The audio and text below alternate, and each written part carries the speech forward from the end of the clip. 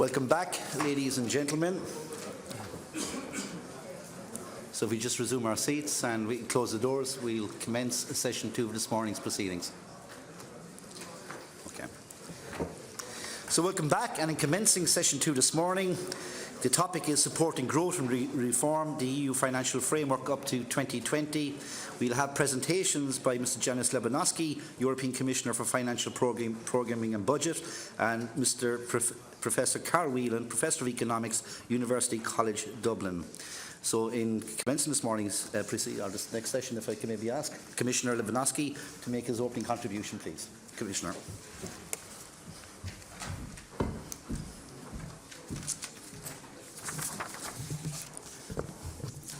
Good morning, ladies and gentlemen.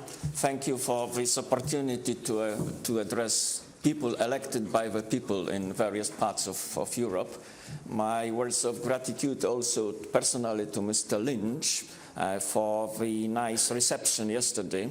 I think the combination of Guinness family tradition with Irish beef and Irish folk dance and song was perfect, and we were really enjoying it. I think that the timing of our discussion over the potential contribution of the EU budget to growth and jobs is a good one. We need to reflect on how to supplement consolidation of public finances working in various countries, as it was presented by Olli Rehn. How to supplement consolidation with prospects for jobs, growth. And this is about investment in Europe. Therefore, a right place a right context to place the European budget in, as the European budget is really about investment. That is investment budget by nature. What was rediscovered in June 2012, with so many political signals coming from various capitals of Europe that consolidation, austerity is not enough, that recession might be and unemployment might be politically risky, there was a clear signal, and the response was so-called growth compact for Europe of June 2012. But when you see the substance of the growth compact, it was mainly about reprogramming of existing structural funds, then project bonds, also connected with European budget, and also they anticipated extended credit capacity or action by European Investment Bank. So it was not so much about new impulses, new incentives, but mainly about reprogramming, proliferation of existing funds rather than adding something new to the European economic landscape. Therefore, the value of this new financial perspective cannot be underestimated. This is an investment budget. We have calculated of how much it makes for the public investment, non-private investment in various European countries, and in South and in East of Europe, that is normally 60 to 70% of overall non-private investment, co-financed via the Euro funds. In some countries, this is almost 100%, and there are several of them with more than 70% of overall non-private investment co-financed with Euro money. That makes a lot, and you cannot find nowadays, especially now, under austerity programs, you cannot find too much of investment money in regional and national budgets. The investment is normally the first victim of the savings, not strongly unionized enough in comparison with the other types of expenditure in the national or regional budgets. Therefore, it is important to launch as soon as possible the opportunities, the new generation of programs, structural programs, rural development programs, research programs, as it is developed now among the governments, but with, I believe, strong improvement via the European Parliament. The agreement over the new financial perspective 2014-2020 was clearly below our expectations. I mean, the expectations and original program proposed by the European Commission, this was by 85 billion less in so-called commitments and even 90 billion less in payments. So this was, for me, the second best. And clearly, with this agreement between the governments, not surprisingly, because we know what is the logic of intergovernmental negotiations. This is mainly about the national envelopes and national net positions. That is clearly logic, not unexpected. And this was also the same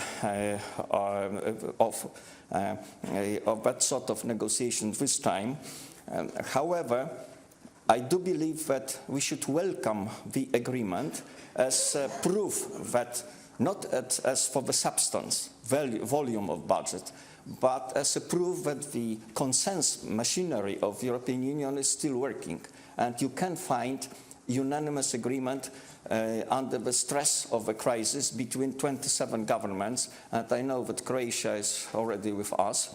Already in my budget for 2013 should be calculated.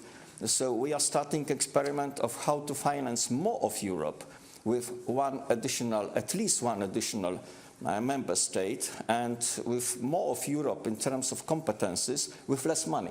It was never like that. It was normally about more of Europe with more money.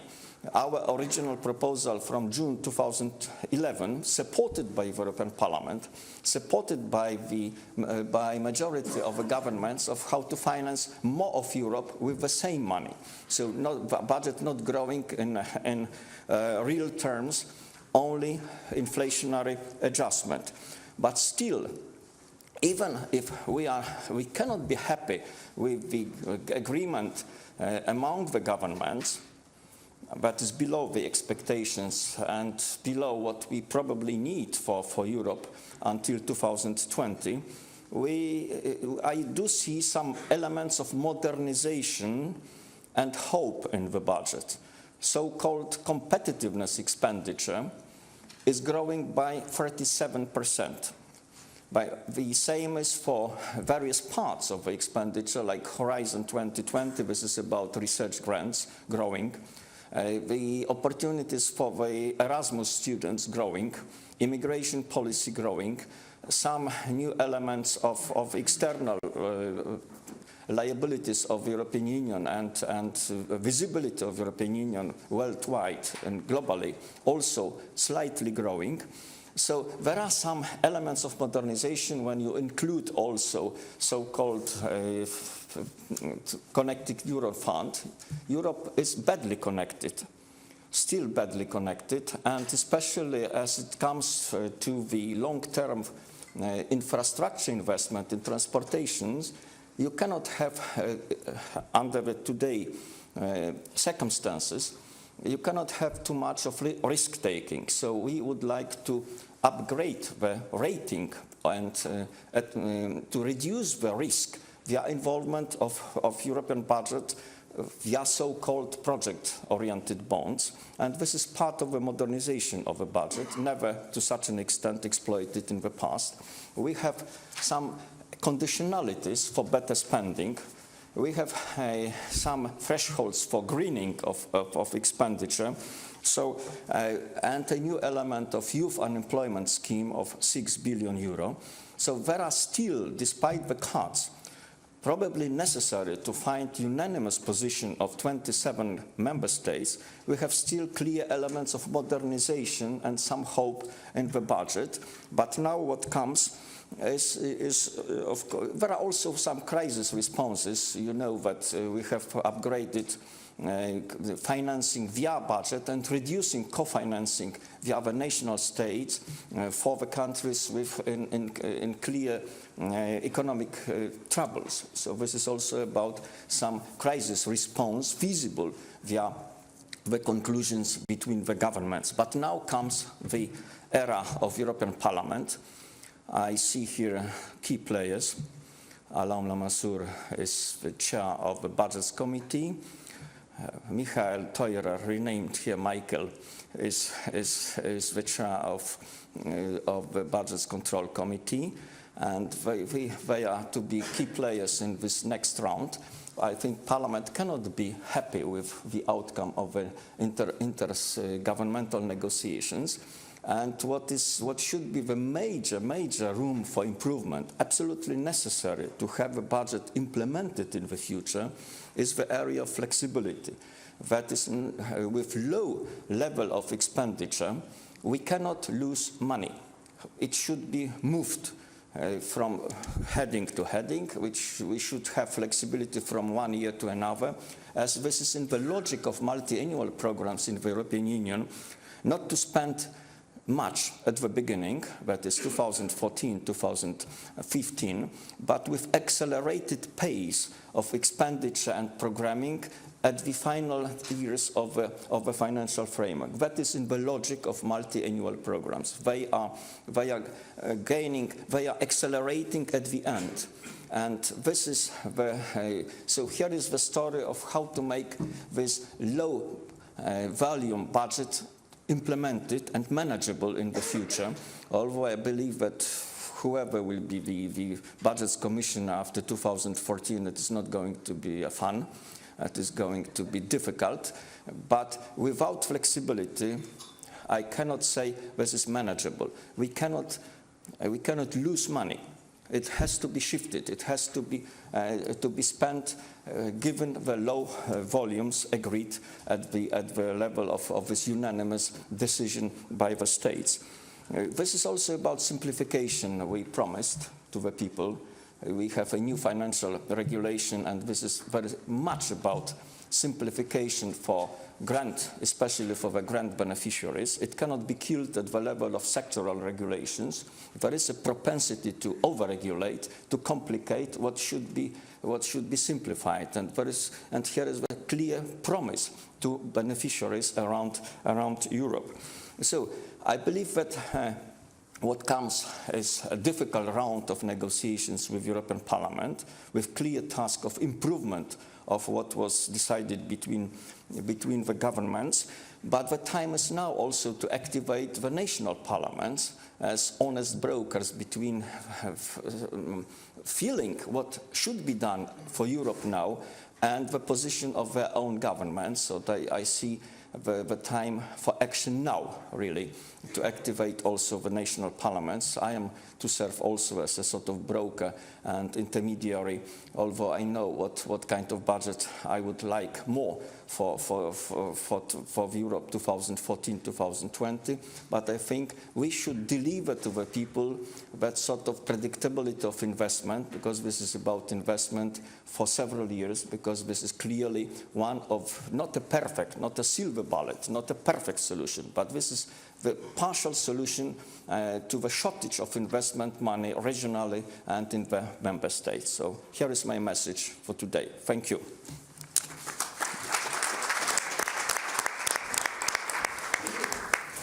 Thank you very much, Commissioner Lewandowski. If I can now call on Professor Carl Whelan to give us his presentation this morning.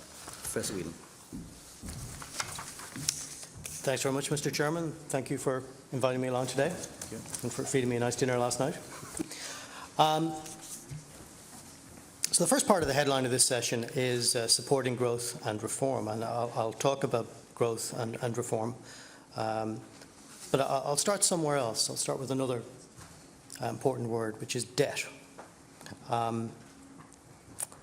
So if you ask senior policymakers around the world what they think their biggest problem is right now, I think a lot of them will tell you debt. They'll say, this is the theme that you see all around the world. Europe has a sovereign debt problem. Many countries in Europe have serious private debt problems. We look at the US, which has very high public debt to GDP ratio, and also quite serious private debt problems. Japan has very significant public debt. And it seems sometimes that the whole world is sort of drowning in debt. Let's take a step back for a minute and think about this. Who is it that the world owes all this debt to? I mean, one possibility is that we've opened up financial dealings with Mars and managed to get into debt to the Martians. But the truth is that the people of the world owe these debts to themselves. And one person's debts are another person's assets. Right? So in the same way as we can say there's too much debt, you might as well say there's too many assets. And viewed from that perspective, there's a similar point to make when thinking about the solution to debt problems. So for many, it's just very simple. If a government's living beyond its means, then it needs to tighten its belt and it needs to spend less than it takes in income. If a household is living beyond its means, it needs to follow the example of the now infamous Swabian housewife and just learn to balance its books. And that's what we should do. And if you believe that, you can add a sort of moral stance to it as well. This is morally the right thing to do. But that sort of simple prescription turns out to be more complicated when you examine it from a macroeconomic perspective. So in principles of macroeconomics, first year macro, one of the things we teach is that in a closed economy, income equals spending.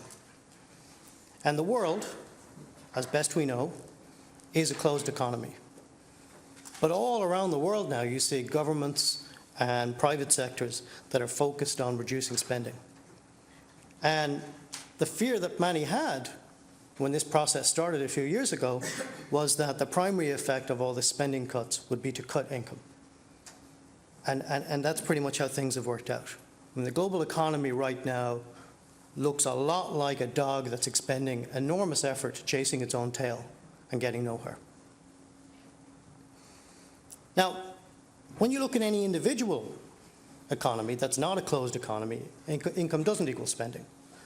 So you could have an economy that as a whole will spend less than it takes in income. And that turns out to be the same identity as saying that they're running a current account surplus. And that's one of the reasons that so many economists have focused on current accounts, which are not the obvious place that when you start thinking about debt necessarily. People look at public debt and private debt. But if you think that people are going to start spending less than their income, in the aggregate in an economy, you're saying that that economy should be running a current account surplus. Now, unfortunately, countries like Ireland, Spain, Portugal, and Greece all started the crisis with pretty sizable current account deficits and pretty significant accumulations of debt.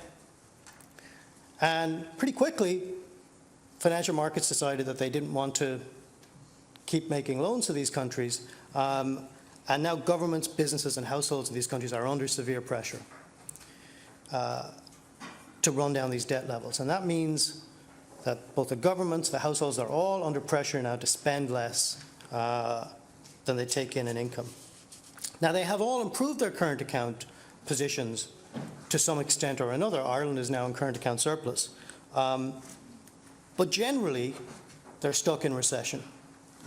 And it's not clear to me that any of them are on a path that would see their debt reduced and the debt burdens go out of the danger zone, and I would include Ireland in that. And that's partly because adjusting to a current account deficit, to running a large current account surplus inside the euro is incredibly hard as the euro is constructed. And again, it's easy to say, well, they should just start running a current account surplus by spending less than they take in income. But in most economies, most spending is local spending. So, policies that focus simply on, well, we'll cut our current account by fiscal contraction. Most of the reduction in spending goes on local goods and services. In general, when you've seen in the past large turnarounds in current accounts, that's been because there's been something that has helped people switch expenditure, both in the domestic country and abroad, away from foreign goods and towards domestic goods. And that tool around the world tends to be the exchange rate. If you can depreciate, devalue your exchange rate, then you become more competitive, at least for some period of time. And that increases the demand for your goods. Of course, that can't be done within the Eurozone. So the Eurozone countries are going to have to become more competitive through cuts in costs, and labor is the predominant cost for most firms. But it's pretty hard in the Eurozone, again, to gain wage competitiveness, because against a background of inflation in the Eurozone going to be about a 2% average, you're only going to catch up in terms of wage competitiveness if you have, well, you're only going to catch up fast if you have outright wage cuts. And nominal wage cuts are generally difficult to implement, and that's not just a fact about rigid labor markets. If you look at labor markets like the US, there's plenty of evidence that firms themselves are very reluctant to cut nominal wages because of the effects that it has on morale. It's also worth noting that if you go this route and try to cut wages to get yourself back to competitiveness, you may help to get yourself back to a current account surplus, but debt burdens are best measured relative to income. And so for a lot of households, falling wages are going to make their mortgage debt burdens, their other types of debt, more unsustainable. So when we look at these countries, we see that public and private sectors are cutting spending. Cost competitiveness is improving, but it's improving very slowly. And the global economy is not doing well. So it's not so easy to export your way to expansion. So where does growth come from? Well, not long ago, we had a story from Europe's leaders about this, and it was that budget cuts themselves would provoke improved confidence from households, from firms, financial markets, and this would itself produce the demand to offset fiscal austerity. Now, experience has not been kind to this story, and I think instead, the evidence tends to favor the traditional Keynesian assumption that fiscal contraction is contractionary.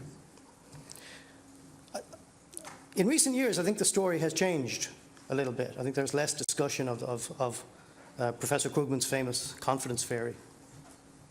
And the story is a little bit different now. I think the story now is that, okay, fiscal contraction has a negative effect, but growth is going to come from implementing positive supply-side reforms. Now, this at least I think is a story that you can engage with as an economist. And I don't have any doubt that there are plenty of Eurozone countries that are in difficulty now that could benefit over time from supply-side reforms in product markets and labor markets. We can all tell our own stories from our own countries about ways in which things don't work well. And there's no doubt those reforms can improve competitiveness and efficiency. But I have to say, until the last year or so, I never heard at any academic economics conference, I never heard professional macroeconomists discuss these policies as the ideal policies to offset austerity. I have some bad news on this front. This is an area I know quite a bit about. And in general, I would say that economists are pretty hopeless at figuring out both the size and the timing of the effects of supply-side reforms. We're just not, we're not good at that stuff. So we may say deregulating labor markets has a positive effect. You try to tell us how positive it will be and what the timing will be and in what sense it will offset fiscal austerity. We don't know, so I'm not quite sure why everybody else is so confident. In fact, I actually think that you could argue that it's possible that in the short run that some of the reforms that are needed could actually make things worse. So one example is reducing firing costs. Right? So this is definitely something that, I've spoken with businessmen that have said, I don't want to employ people in Spain because once I take them on, it's very difficult to get rid of them, and I need to have more flexibility. So, okay, let's go and reduce firing costs in Spain. And in the long run, that'll benefit the demand for labor. In the short run, lots of people get fired. That makes things worse, not better. I think it's also the case that politically, those kinds of disruptive reforms are much more difficult to implement at times when governments are unpopular. And austerity governments are pretty much by definition unpopular. Comparisons are often made these days between the current period and the German labor market reforms of the last decade. And it's not uncommon to hear, and there's something to this, German politicians say, we took our medicine in terms of our reforms and it wasn't very pleasant, and you should do the same thing now. Again, while I would favor labor market reforms, I think that particular view probably reads a bit too much into Germany's experience. I mean, these were reforms that were taken during a period when economic growth with Germany's trading partners was fairly strong. It was not a period in which they restored competitiveness by having large wage cuts. It was rather a period of slow wage growth. And that recipe is not going to work to restore Spain and other peripheral countries to prosperity anytime soon. And more generally, the confidence that people place in the positive effect of supply-side reforms should be balanced against the fact that, since I was in short pants, the EU has been implementing supply-side initiatives, over the past 3 decades. Who could forget the 1992 program, the efficiencies that were going to come from the common currency, competition reforms, Lisbon agendas, other agendas. All worthy things, but actually the following is a big, hard, nasty fact. The core EU 15 economies have grown at a slower pace in every decade since the 1960s. And that just comes back to something that, what I went to graduate school at MIT, and I learned from the great Nobel Prize winner, Robert Solow. And Robert Solow won a Nobel Prize partly for saying growth is very, very hard to predict and understand. And a lot of it comes from efficiency improvements that are not things that can be mandated by politicians. So from my perspective, well, given that we don't have any confidence, and we can't have too much confidence in what the effects of supply-side reforms are going to be, we can start from the big fact that Europe clearly has a large output gap. We have lots of unemployed people. Unemployment at 12% is at an all-time high for the Eurozone. So right now, Europe's problem is not a supply problem. It's not that we need to get supply up. That's a long-term issue. It's that demand is falling very far short of supply. So an alternative to supply-side reforms is for those countries that have room for fiscal maneuver to use it. Perhaps a series of coordinated fiscal stimulus programs in those countries that currently have very low borrowing rates. At present, what we're planning is the opposite. Right? All of these countries that have room for fiscal maneuver are planning further consolidation. I think the clearest explanation, the clearest statement of the policy approach that the euro area's surplus countries have came in Bundesbank President Jens Weidmann's speech last year. He had a speech called Rebalancing Europe. And he said, yeah, Europe should rebalance, but the deficit countries should do all the rebalancing. Germany's doing just fine. There should be no fiscal stimulus in Germany. And instead, what we should all be doing, basically, Weidmann views Europe's route to success as being one where everybody cuts wages and costs, and we go out and compete with the US and China, and the euro area as a whole, we all run big surpluses. Now, again, as an economist, I view that as a sort of mercantilist approach. And you can go back and read in Adam Smith why we shouldn't view current account surpluses as a route to economic success. And the euro area broadly has never run big surpluses, and it's got something like a 1% of GDP surplus now, but it's pretty unlikely that that's going to be the route to success for Europe, partly because Europe has a strong currency and is going to continue to have a strong currency as long as the ECB continues to be the hard money, credible central bank that it's designed to be. So the rest of the world's trading blocs are also playing this game. And they're playing it better than the euro area. So I just don't think that that's a vision of where the euro area is going to rebound from. Now, I know these kind of comments are not going to be well received in many quarters. And there's many people that believe there just isn't any room in the core euro area countries to raise spending or have a stimulus program. The facts are, borrowing rates for countries like Germany are extremely low. There have been times when financial markets have basically been willing to lend money to the German government for negative returns. So there is no sign of financial markets being concerned that Germany is going to default on its debt. And the euro area as a whole has a debt ratio very similar to the US and to other parts of the world where nobody's talking about defaults and so on. And also, importantly, where central banks are willing to purchase sovereign debt. Now, the ECB has been in the sovereign debt purchasing game. Right? The S&P was a program where they purchased bonds on the secondary market. There is nothing in terms of the legalities of this that would prevent the ECB acting as a sort of a monetary backup to a fiscal stimulus program, a coordinated fiscal stimulus program.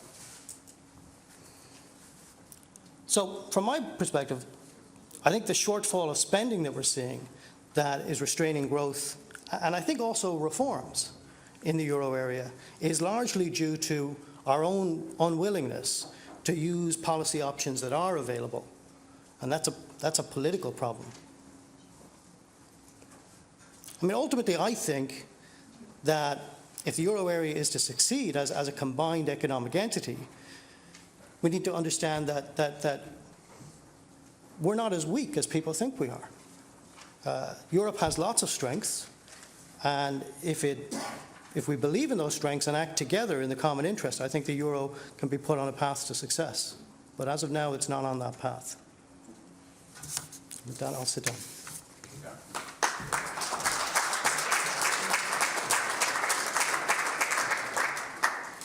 Thank you, Carol. And I think it's a speech that certainly will encourage people, or certainly ask them to examine themselves within their own comfort zone. And I would hope that maybe some of the questions that we will hear from the floor this morning may actually reflect that. If I can commence the question and answer session now, what I'm proposing is that I will take questionnaires in groups of 3. We'll propose that there will be 3 minutes for the interventions, questions or statements or comments that members wish to make. So the first speaker I'll be calling upon is Mr. Arnold Meekes of the Netherlands House of Representatives. Mr. Meekes. Thank you.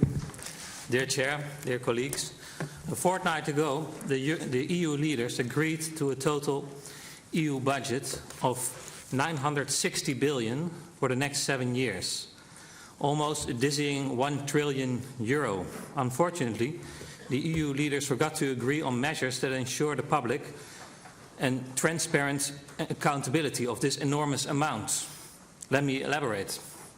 The budget of the European Union is financed with public resources from the member states, and obviously the European taxpayers benefit from proper spending of their money.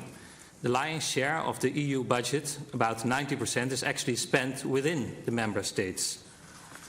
And together with Mr. Lewandowski of the European Commission, the member states are co-responsible for the way the money is spent, managed and controlled. The European Court of Auditors, the institution that carries out the audits of the EU finances, has given a negative statement of assurance for 18 years in a row with regard to spending of EU funds. Another dizzying number. They have concluded year after year after year, still after 18 years, that the degree of compliance with the spending rules is much too low. And dear colleagues, it is on the level of the member states that these errors are made. The member states are accountable.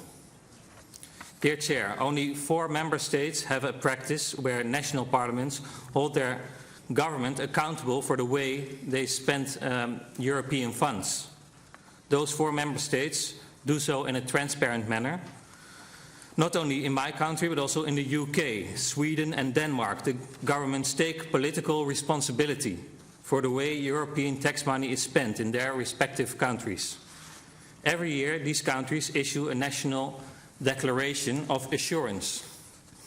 Dear colleagues, the European citizens have the right to know how their tax money is spent. I therefore call upon you, as parliamentarians, to step up to your obligations and to improve the national accountability of the EU spending in your countries. Thank you very much. Thank you very much, Mr. Meekes. Our next speaker is Mr. Alain Lamassoure from the European Parliament. Mr. Lamassoure. Oui, merci beaucoup, Monsieur le Président. Thank you very much, Chairman. Le Parlement européen va avoir à se prononcer sur les conclusions du Conseil européen relatives au prochain cadre financier pluriannuel. And the situation looks difficult. The position taken by the European Council raises a political but also an institutional problem for the European Parliament. Now, the political problem is that the amounts agreed upon by the Council would mean reducing the budget over the next 7 years compared to the budget we have today, and that has never been done before. In terms of payment appropriations in 2020, we would be where the Europe of 12 was in 1987 in terms of GDP. As Commissioner Landowski has said,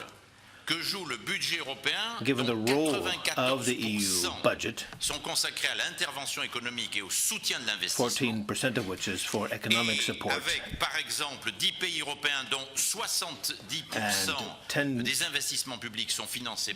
and 10 countries financing 70% of the public investments, this is a responsibility that the European Parliament cannot take on.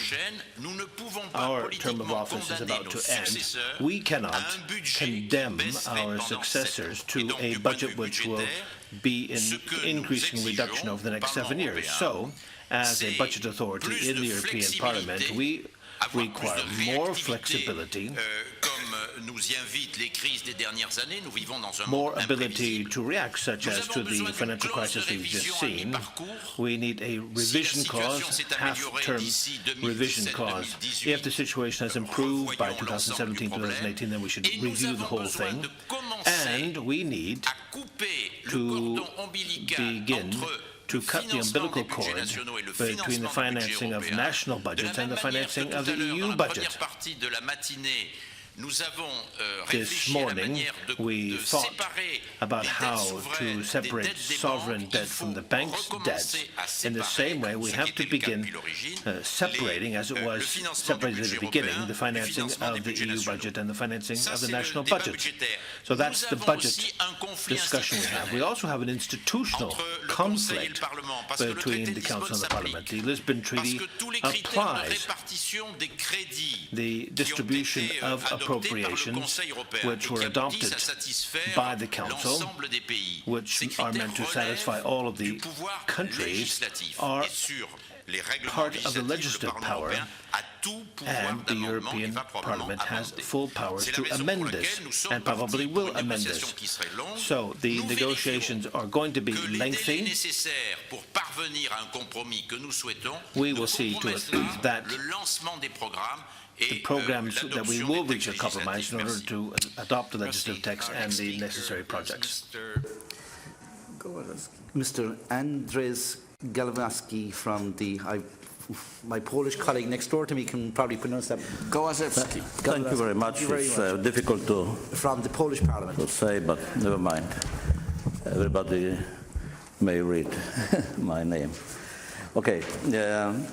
Firstly, I would like to as one comment to my colleague from Netherlands. I think that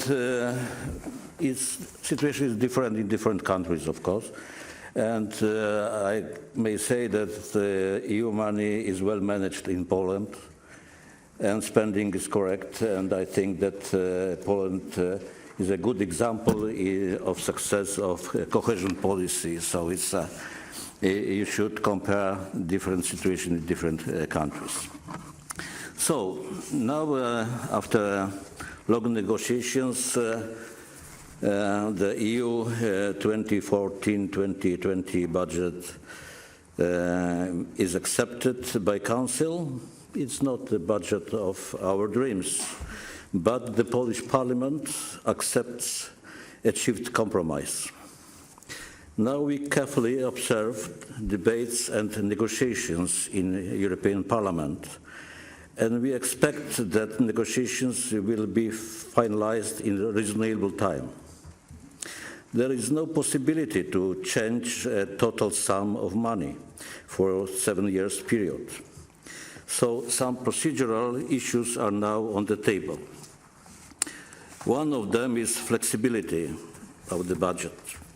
The Polish Parliament accepts proposal of European Commission, and we think that it's a better proposal than division budget of multi-annual framework for parts and starting from time to time with budget negotiations. I think it's waste of time and of our nerves. Now, I may say the Polish citizens, entrepreneurs, self-governmentals are waiting for final decision and do not understand these games which are played in Brussels. It's difficult to explain this. So, finally, we appeal, Parliament, Polish Parliament appeal to European Parliament to be focused on common interest of all member states. Thank you very much. Thank you very much. Our next speaker is Mr.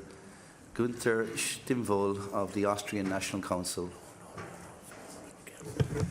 Mr. President, ladies and gentlemen, first of all, many thanks for the Irish presidency to organize this meeting. I'm sure that it will be an important step forward for a good cooperation between the national parliaments and the European Parliament, between national parliaments and the Commission, because I'm convinced that bringing Europe forward can only be done with the active involvement of European citizens and their representatives. And I'm sure that the future of the European Union depends on the political acceptance of European citizens. We must not lose them on our way in the future. For the financial framework, well, I think the agreement was an important signal of confidence in the future of the Union and removes uncertainties which exist. Well, it was a compromise, like all national budgetary negotiations. It was a compromise. But taking all in all, I'm convinced that this challenge, which was similar to squaring the circle, was managed successfully. Therefore, Mr. Lewandowski, you have my congratulations and my appreciation. But now we have the next challenge. This is the consent of the European Parliament.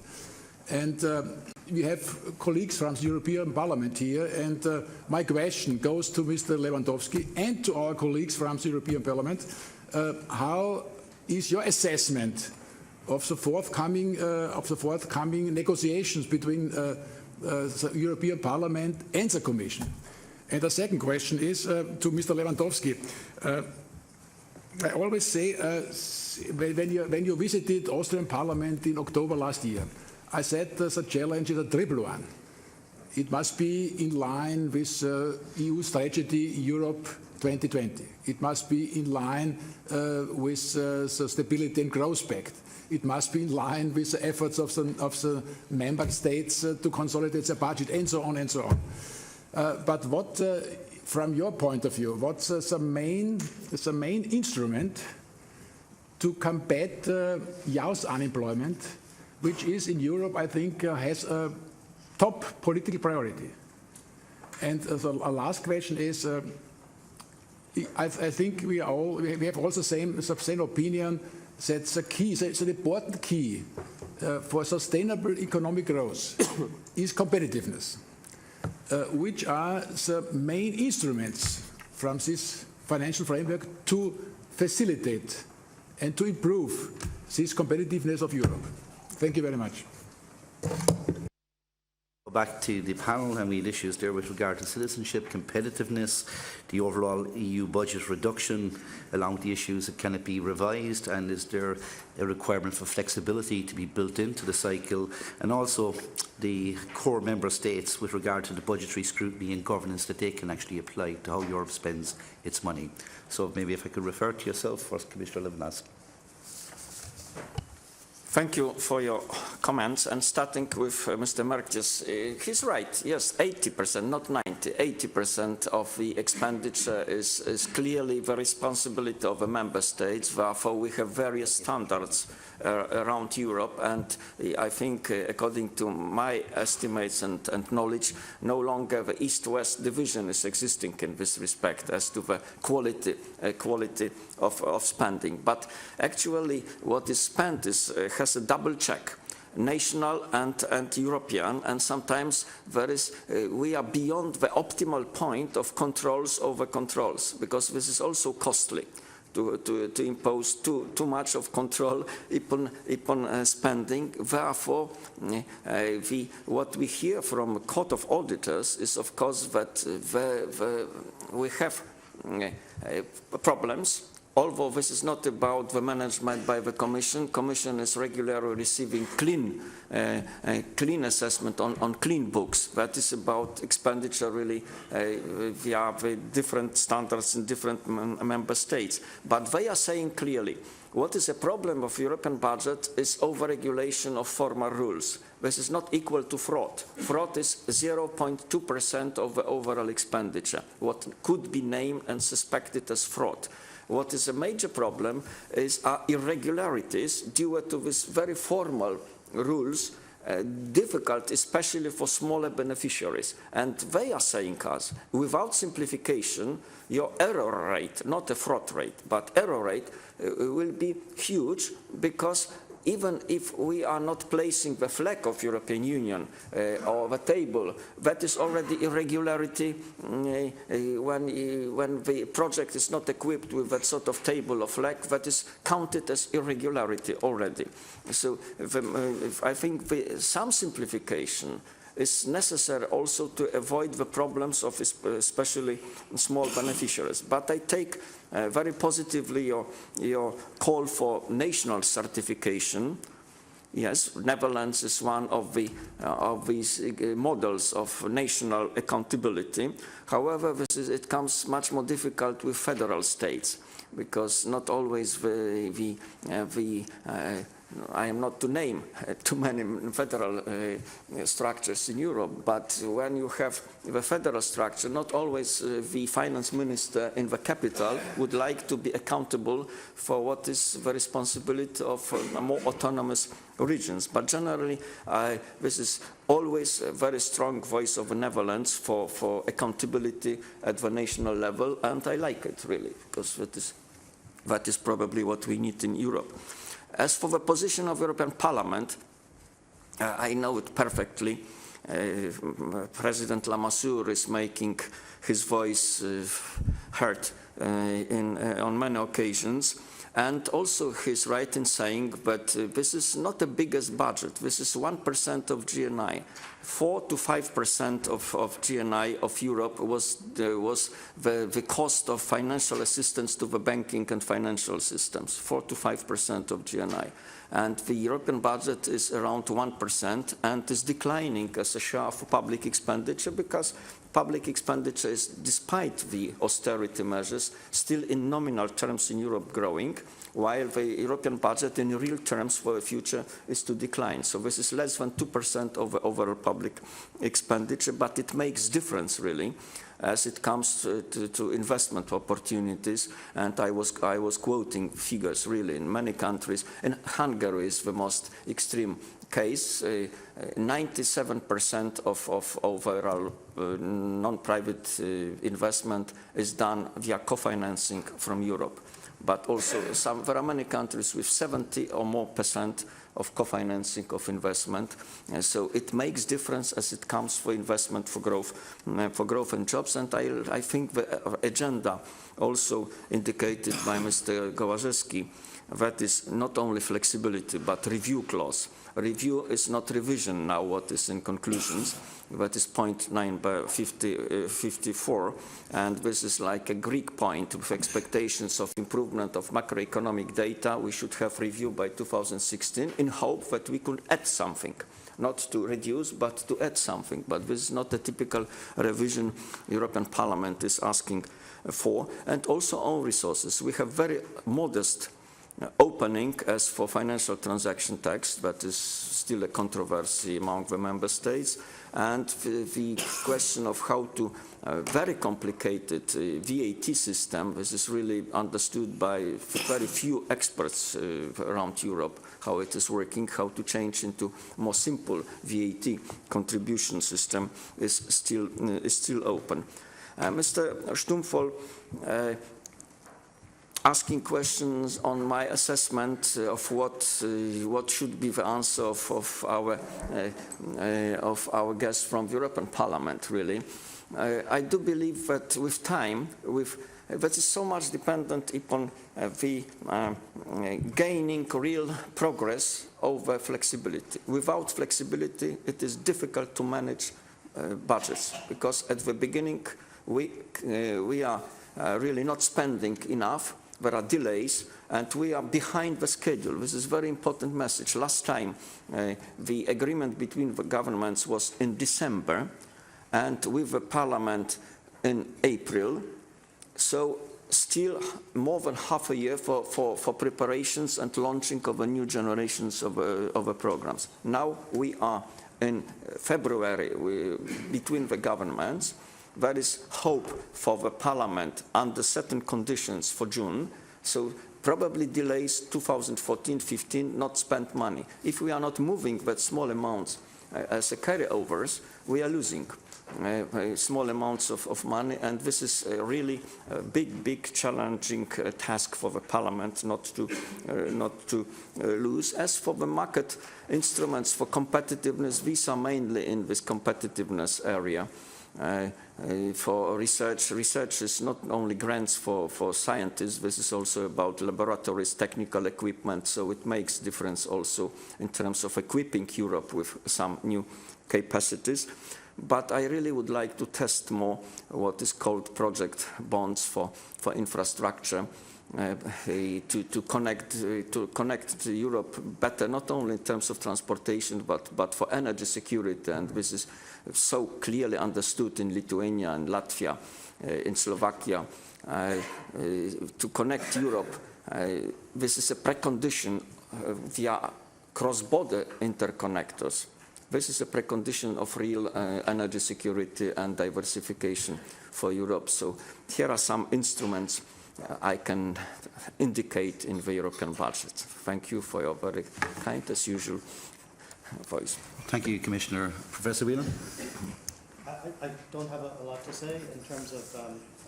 Your mic, special mic. I don't have a lot to say in relation to those questions. I don't want to minimize what are perfectly legitimate debates about the best usage of the EU budget. What I will say is that over the next number of years, with the EU budget fixed at 1% of GDP, it's not a vehicle that combats recession or offsets austerity. You know, there are many things it can do that may help with longer-term growth, which we don't know much about. You know, if we knew exactly what were the right policies to engineer growth, we'd be doing them. So I think these debates are fine, but given that the Eurozone economy is stuck in recession the last year and a half, I think we need to be a bit more focused on the crisis. Thank you very much, Mr. Professor Whelan. Our next speaker is Mr. Georges Gilkenet of the Belgian Houses of Representatives. Mr. Gilkenet. Thanks, Mr. President. I'd like especially to thank Mr. Whelan for his speech. It's a pity Mr. Wren wasn't present anymore to hear his analysis. Je pense que, comme je l'ai dit dans ma première intervention, as I said in the initial comments that I made, I think that fiscal austerity has its limits, given the social consequences, internal consumption in states, the economic consequences, loss of confidence in our system, and over and above that, as Mr. Lewandowski has just explained, you have a fiscal decision which really causes problems. States looking in upon themselves where you need more Europe to respond to the challenges. This disappointing budget with very little investment in the future is disappointing, and I must say I support the European parliamentarians when they resist the Council decision when it comes to the budget. Now, I'd like to look at three aspects, three ways of improving the situation. The first one Mr. Lewandowski mentioned, it's budget appropriations as they've been decided. Could the Commission look at the future as a priority? So research, education, energy, and perhaps move away from other sectors such as what we think, for example, are excessive subsidies to industry, and come back to a more local economy. Then, second, in order to be able to increase the envelope, and I think what's involved in European construction is also the own resources of the Union, in Belgium, we believe that a financial transaction tax, well, there's no consensus within Europe on this, but first it would make it possible to increase own resources and thus improve the construction of Europe, but also transfer the burden, which at present is on employment costs, and shift that to the income of the financial sector, the revenues in the financial sector, because, as you say, this link between the banks and governments. Then, the capacity to invest, it's the way in which the bankers play their role in supporting the real economy. This is the third aspect. You were talking about project bonds. Shouldn't we actually develop that idea, strengthen it, but perhaps consider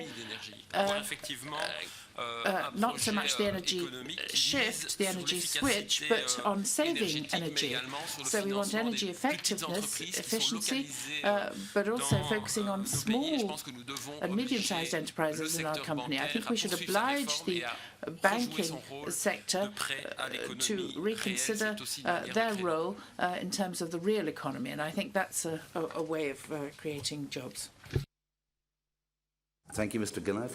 Our next speaker is Mr. Roger Negri of the Luxembourg Chamber of Deputies. Mr. Negri. Thank you, Mr. Chairman. Don't you think that the budget over 7 years in these times of crisis is not too long, too far away? Let's think back 7 years ago. It was in February 2006. Who would have can seen at this time what will happen in 2007, 2008 with the results of now perhaps youth unemployment more than 50% of some of our countries. I think that you must propose a medium validation, otherwise it will not perhaps responsible to give in a certain way a blank check. Thank you very much. Thank you very much, Mr. Negri. Our next speaker is Mr. Antonios Bizas of the Greek Hellenic Parliament. Thank you, Mr. President. The recent agreement upon the new MFF has been a necessary step for EU's further smooth function, taking into consideration the economic period it is currently undergoing. The prolongation of uncertainty would lead to delays in programming new actions, while sending a negative message to markets and the international public opinion regarding EU's capability to decide in a timely and effective manner on crucial issues concerning its future. Nevertheless, even if it is welcomed, the agreement reached does not adequately respond to the EU's needs, especially under the present financial circumstances of recession and unemployment. Given that the EU budget constitutes the most powerful means of financing investments in Europe, the proposed reductions will negatively affect the lives of our citizens. Given negotiation difficulties, together with the initial pessimistic assessments, our country's gains are deemed satisfactory.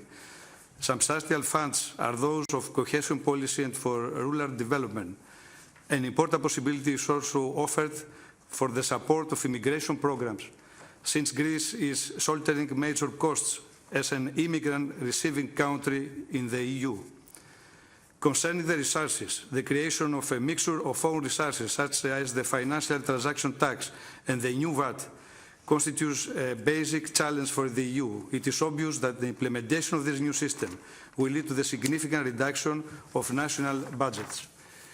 Finally, we believe that the revision clause is a positive measure, as it may bring about additional necessary resources after 2016 for supporting policies for economic development and for combating unemployment in countries where recession dimensions have not yet been fully depicted by the available statistical data.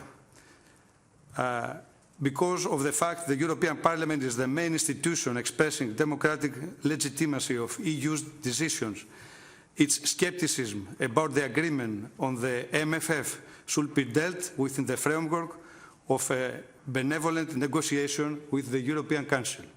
Thank you very much. Thank you very much, Mr. Bazaz. Those three questionnaires just revolved around three issues. We had the very obvious position that where we started in 2006 was not where we ended up in 2013, in quite entirely different place. The issue of the constraints of the current fiscal policies and the economic policies that are being pursued, and how rigid that they actually are in some suggested approaches, and also some ideas with regard to combating difficulties that countries are facing at the moment and putting in place within the budget, and the impact upon the member states with regard to how the budget has actually been reduced. So, Commissioner. Again, thank you. Following the pronunciations of Mr. I would stick to the Anglo-Saxon pronunciation of your name. Gilkinet should be like that in Anglo-Saxon pronunciation. I know that this is probably different from the French pronunciation or the Belgian pronunciation. But your point was partly a question to Mr. Whelan, again discussing this optimal economic mix for Europe. What is the optimal economic mix for Europe nowadays, with lessons also of political dimension on perhaps in 2009 and 10 too much one-sided austerity and not coupled with some measures to produce growth and jobs.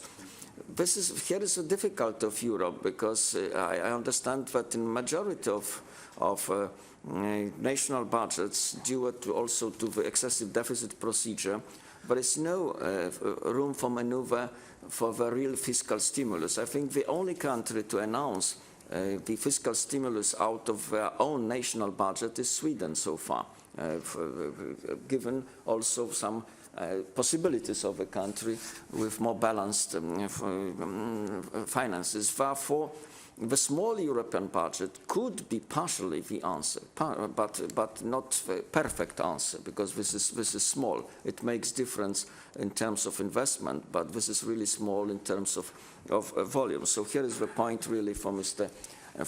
Whelan. But as for the opening towards own resources, you know, the position of not only House of Lords, but UK was very tough on the rebate. Therefore, we are rather conservative on this side, although the position of the European Parliament was for real opening. We have only enhanced cooperation of 11 states on financial transaction tax, which is a sort of taxation, I think, least detrimental to real economy. This is also, to some extent, popular with people. There is a populist, a little bit of punishing bankers, but this is least detrimental to real economy, type of new own resources. But this is a small opening. So we remain with British rebate, and we remained with a long queue of net payers with their own privileges, like reduced call rate, that is for Netherlands, Sweden, Germany, and some rebates for Denmark, Netherlands, Sweden, and also Austria, extending the line of countries, because everybody is observing the position of a neighbor. Therefore, this propensity to extend the list of privileges on revenue side is really long. That is the fact of life. That was the state of affairs at the level of difficult negotiations between the governments. It has to be about unanimity. I think unanimity was precondition for predictability, and not the experiments with annual budgets or something like that, because this is a value of a European budget, to give some predictability for multi-annual projects. Also, in terms of project bonds, our contribution from the budget should be rather modest. It should be 50 billion in our original proposal, but now cut to 30 billion. What remained not so much cut was transportation. That is our assessment, also the member states sharing assessment, that the most difficult part of long-term infrastructure projects is in transportation. You can find more easily, but still very difficult, money for energy networks. And the most promising to mobilize private capital is telecommunication. Therefore, what was cut mostly was telecommunication. Second was energy. And what was left was mainly about long-term projects in transportation. So this is our testing ground for the future, to what extent we can mobilize private capital in area of transportation and energy networks via increasing the rating of the projects via contribution and risk sharing from the European budget. As for Mr. Negri, I can only agree that really, given this long-term prospect until 2020, we don't know what would be Europe like, and by 2020, therefore, some flexibility also in adjusting budgets is necessary. Mr. Bezos from Greece was expressing also my feeling that probably financing 27 plus Croatia, which should be a part of our vision for future, starting this year, because we have provisions, budgetary provisions for Croatia for 2013. That could be not enough given the challenges of Europe. But here is again a reality of today's austerity in Europe, that we have only some provisions for crisis-affected countries.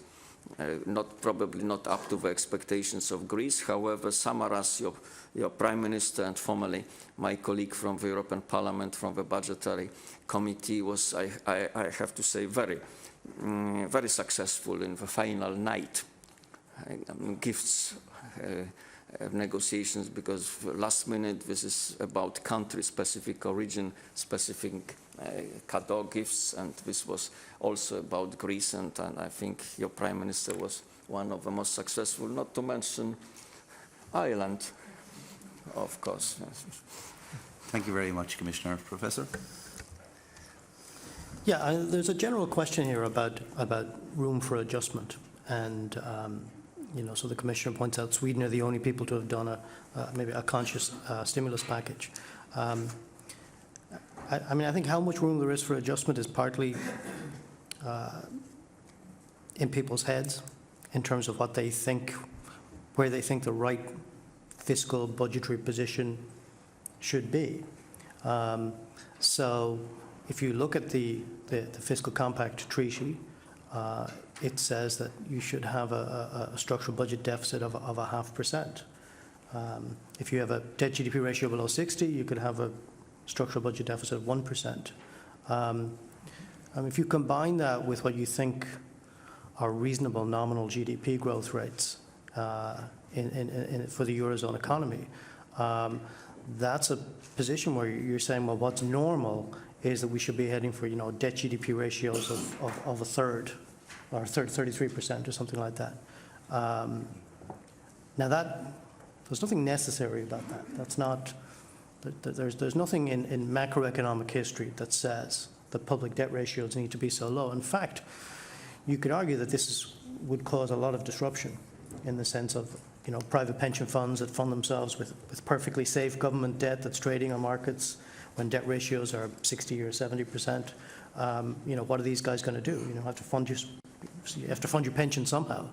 But if that's people's notion of the norm, then of course, you know, Germany and other countries are going to say, well, we have to make progress towards this 0.5%. And if people are going to believe this housewife story of that a macroeconomy has to balance its books, then you're going to think that you have no room. But, you know, financial markets are, in a sense, a good arbiter here, right? Financial markets are looking at Germany and saying, we think you're perfectly safe, and we'll lend money to you for almost next to nothing.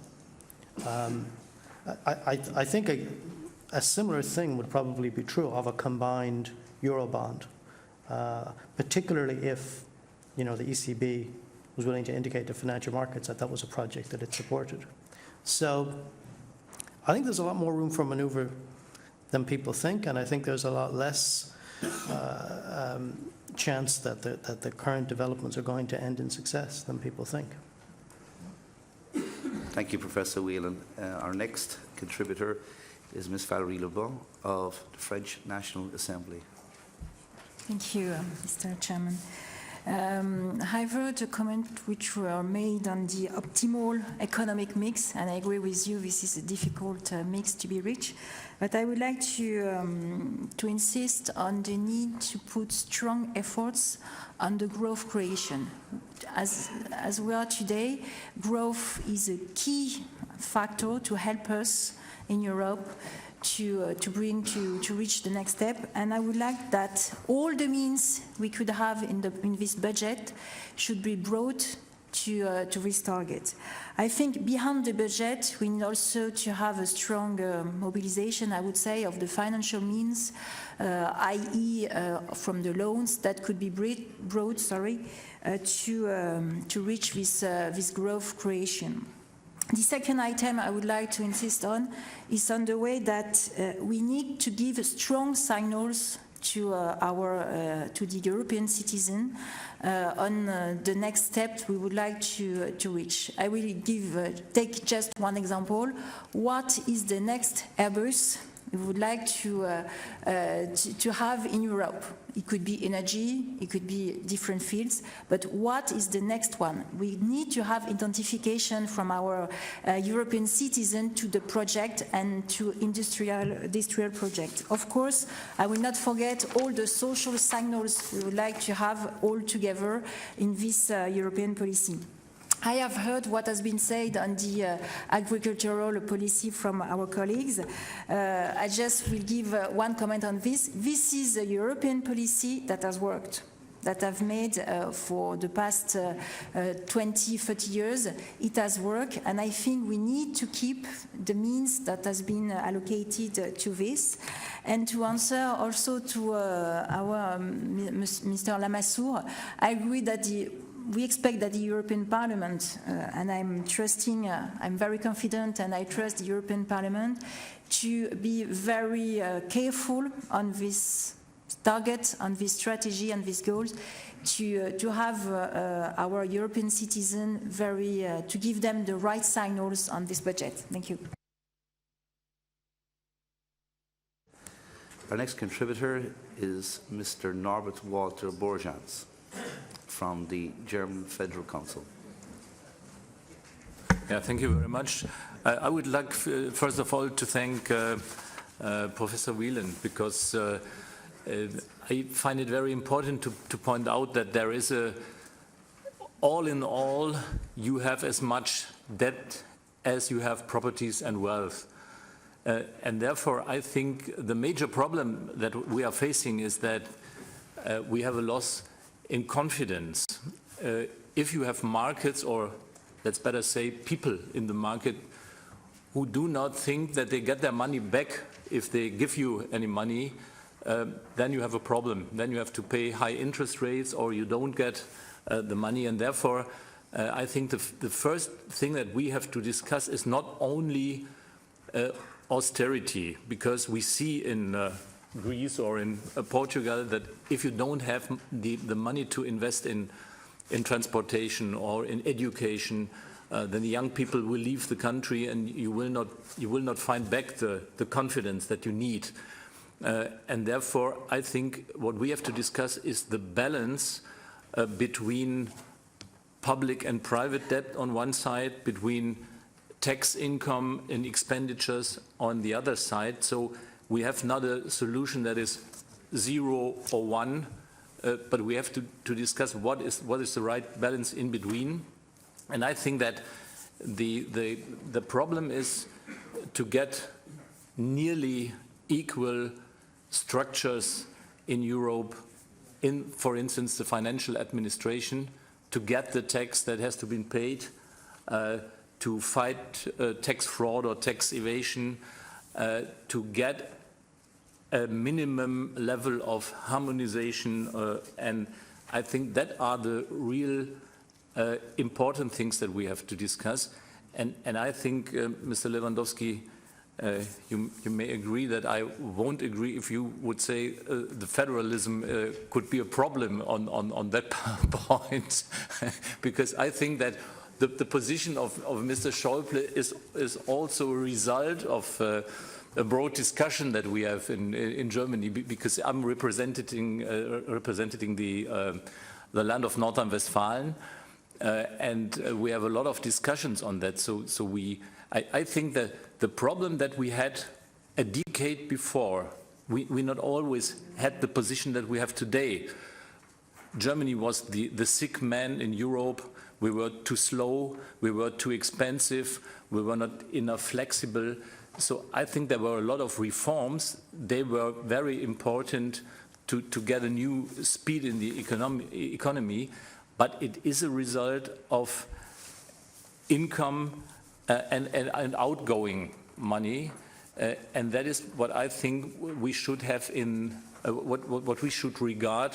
Because if we only see the debt and we only see cutting expenditures, then we would have a problem in solving the problems that we have now in Europe, in the European countries.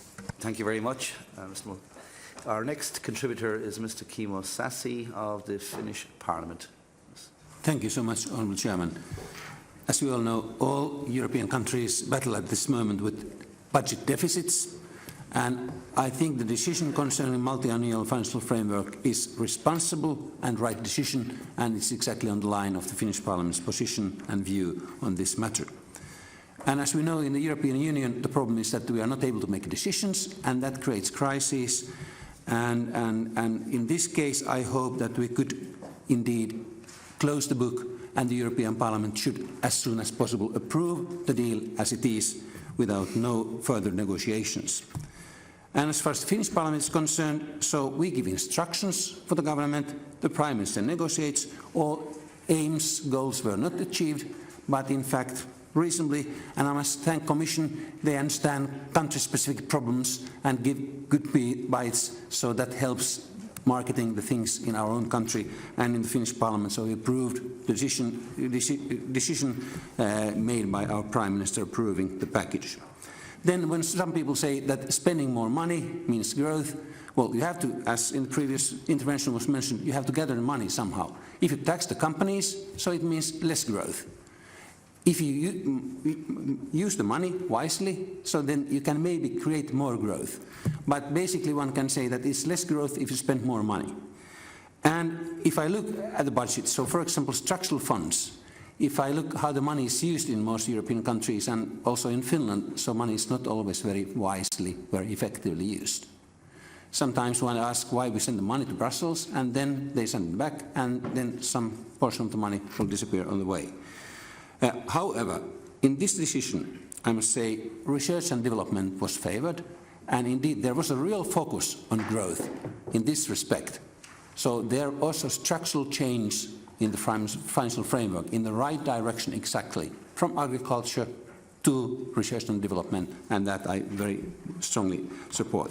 So once more, so I plead to the European Parliament, please don't negotiate just to prove, okay, if you want to make some remarks for the next negotiation round, that's fine. So that will be taken into consideration, certainly. And if I may say what democracy is, in democracy, we give instructions for our negotiators, they negotiate it, and if you trust in the negotiators, so the result, then it's fine, we are happy, and then we close the book. I think that's true. Then I have one question, because I understand we have to put questions as well. So actually the transparency of the negotiations. So the Commission does not publish the net payments of different countries. And in fact, in Finland, we have huge discussion because the government has different figures than the Commission's leaked figures. Would it make sense that we could compare the net payers between each other, how much we pay, that we would publish the figures, what the net payment of every country is? Okay, it's difficult to interpret. You have to make assumptions, but however, I think that would be very helpful. Thank you so much. Thank you very much, Mr. Sassi. Maybe if I can begin this time by inviting Professor Whelan maybe to make his remarks. Okay, you're passing. Okay. Commissioner. Well, this was mainly about comments that are really more for Professor Whelan, so I very willingly leave it to him with only two short remarks. Yes, that is good that we are now more sophisticated in our policy mix. That is the remarks of Madame Rabot and Mr. Walter Borjans. That is good that we are more sophisticated now in elaborating policy mix for Europe than in 2009, 10 and 11 when austerity was the mother of all politics in clear contrast with what was on the other side of Atlantic, neglecting the problems with debt and with deficits. So this middle ground and more sophisticated position, that is what I welcome. I was not criticizing at all Minister Schäuble.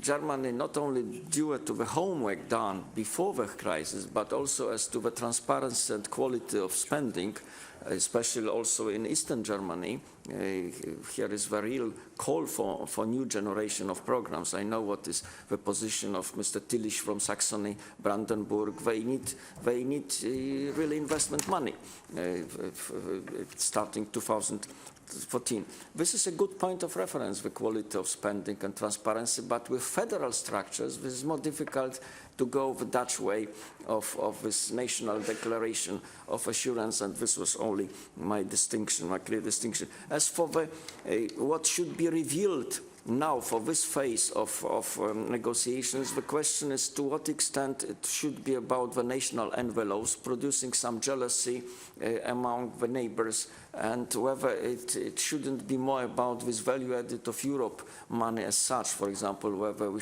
have enough for Erasmus, for COSME, for middle and small size companies, which is not allocated nationally. Net positions are very well known. Given the rules of the game and gifts of the last night, calculators in all the states are ready immediately to calculate the net position. This is not a big trouble for experienced men and women in 27 countries, and they know really what is the position of Finland vis-à-vis Sweden, because always this is a question of neighbor. Denmark watching Sweden, Sweden watching Denmark, Germany, Austria, and this is more among the neighbors than overall picture what is a point of reference for the success or fail of negotiation. And I know the strong position of Alain Lamassoure to reveal everything now for this defining round. I am rather for this what might be the Europe's value added to add to what was agreed between the governments after the marathon of 24 hours as the national envelopes. Here is my position.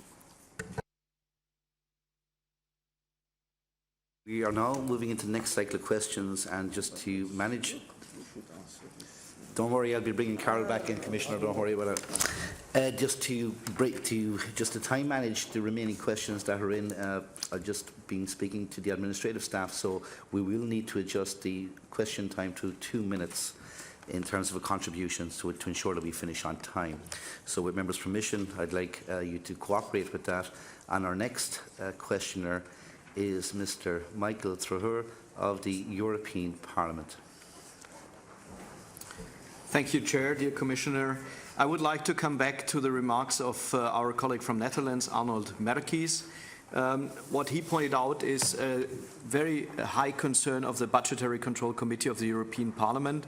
In fact, 80% of the EU budget is managed in shared management by the member states, and 60% of the irregularities could and should have been detected by the member states' management and control system. So I think we have to increase the control system, reinforce them, and we would like to have the management declarations to increase scrutiny. Second point I would like to mention or come back to what Professor Whelan said. You argued that those countries who have an ability to lend money should use that money to create a stimulus. But I think we have to discuss about where this money will be spent. As a euro can only be spent at one time at one place, it should be spent in a good investment. If you look at the work at the budgetary control, there are special reports by the European Court of Auditors. I don't want to name the country, but there were funded airports with no airplanes landing, and ports with no ships arriving, and toll roads with not enough cars on it because there's a toll-free road aside. So I think we should agree that we should not use EU money for misinvestments. We should use it for growth. And therefore we have this crowding out effect. And from my point of view, there is clear evidence that we should shift the money in the EU budget to research, to innovation, to close the technology gap, to open the EU so that we can participate in the global growth markets, which will definitely not be most probably in our own country, in our own EU. So we should make major shifts in the EU budget according to a better spending approach. And our next contributor is Mr. Dahi McKay from the Northern Ireland Assembly. Certainly we have some major concerns about the 85 billion shortfall in the budget, especially coming from our perspective, the huge cut we are facing in terms of peace and reconciliation funding, and it does not sit easy with me that this is a budget that is focused on stimulus or affecting the prospects for growth. I think there does need to be a major focus from Europe on the situation regarding youth unemployment. In my own area, we have an unemployment rate of less than 10%, but the youth unemployment is over 20%. And of course, those figures don't take into account the problem that we have here in regard to immigration. So you have a situation where young people are coming out of universities and going to places like Australia and the United States.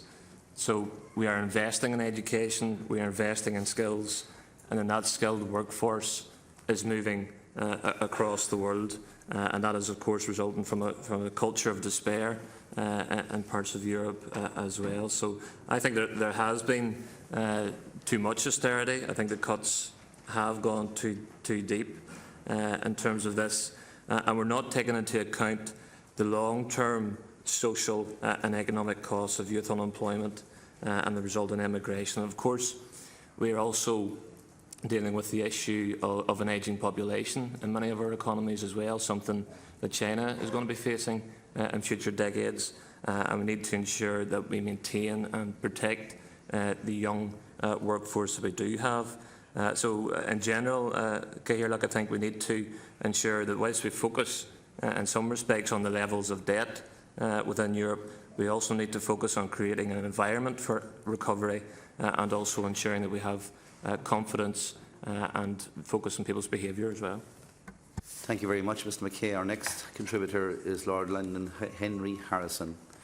Lord Harrison. Thank you very much, President. It is true that the House of Lords did indeed want a standstill budget, but still the current budget emphasises the common agricultural policy too much, despite a balance within the CAP towards innovation. But what I would like to suggest is that the House of Lords have also said in 2020 that there ought to be a more radical reassessment of what is European added value, and in that it would be useful to add a further idea that we ought to concentrate the budget on helping those countries who lag behind being part of the single market, to help them.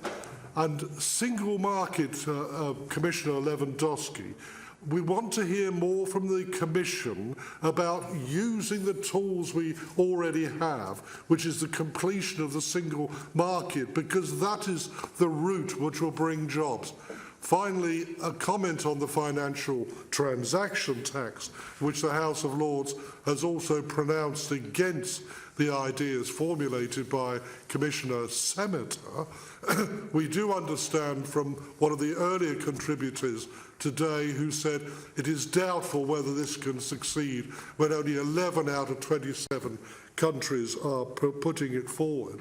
And secondly, Commissioner Lewandowski, it's no good saying that this is a popular tax. It is, but in the popular mind, it's about helping third world countries elsewhere. It is not about what is proposed currently by the Commission of contributing to the euro budget as part of own resources, although they have the one additional aim of also dampening down speculation, which is valuable.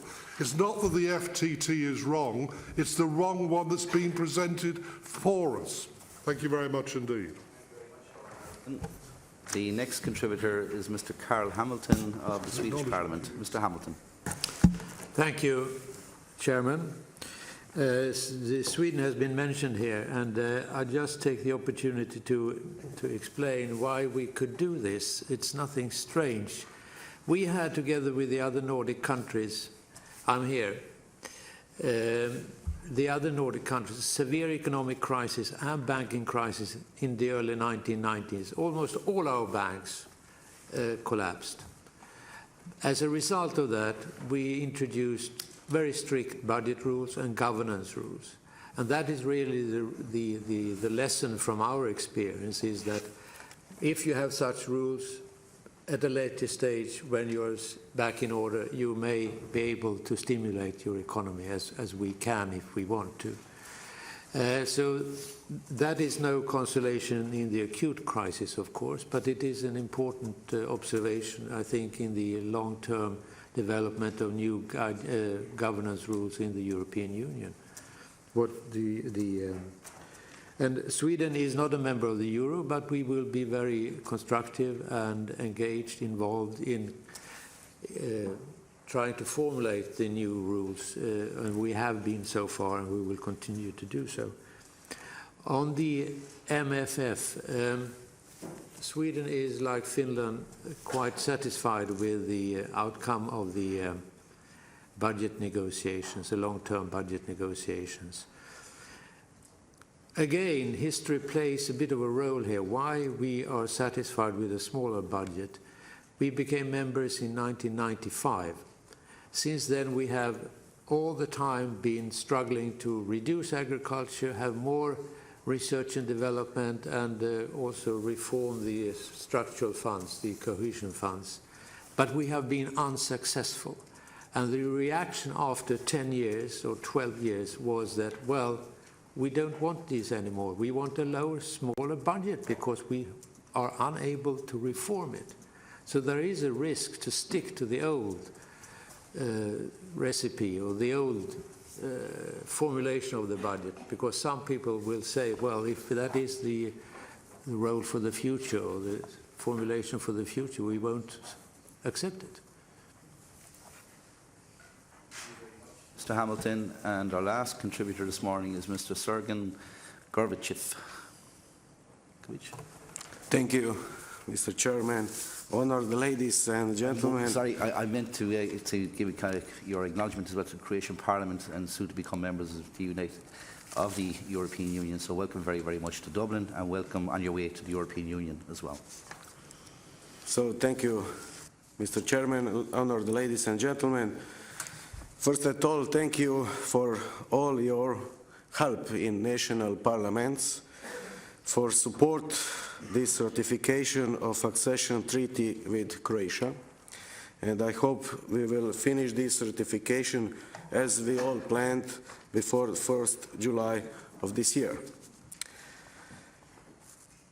Yes, Croatia is part of a new financial framework, as we heard, and we are satisfied especially in part of cohesion and agriculture. Discussion about supporting growth has two keys for us.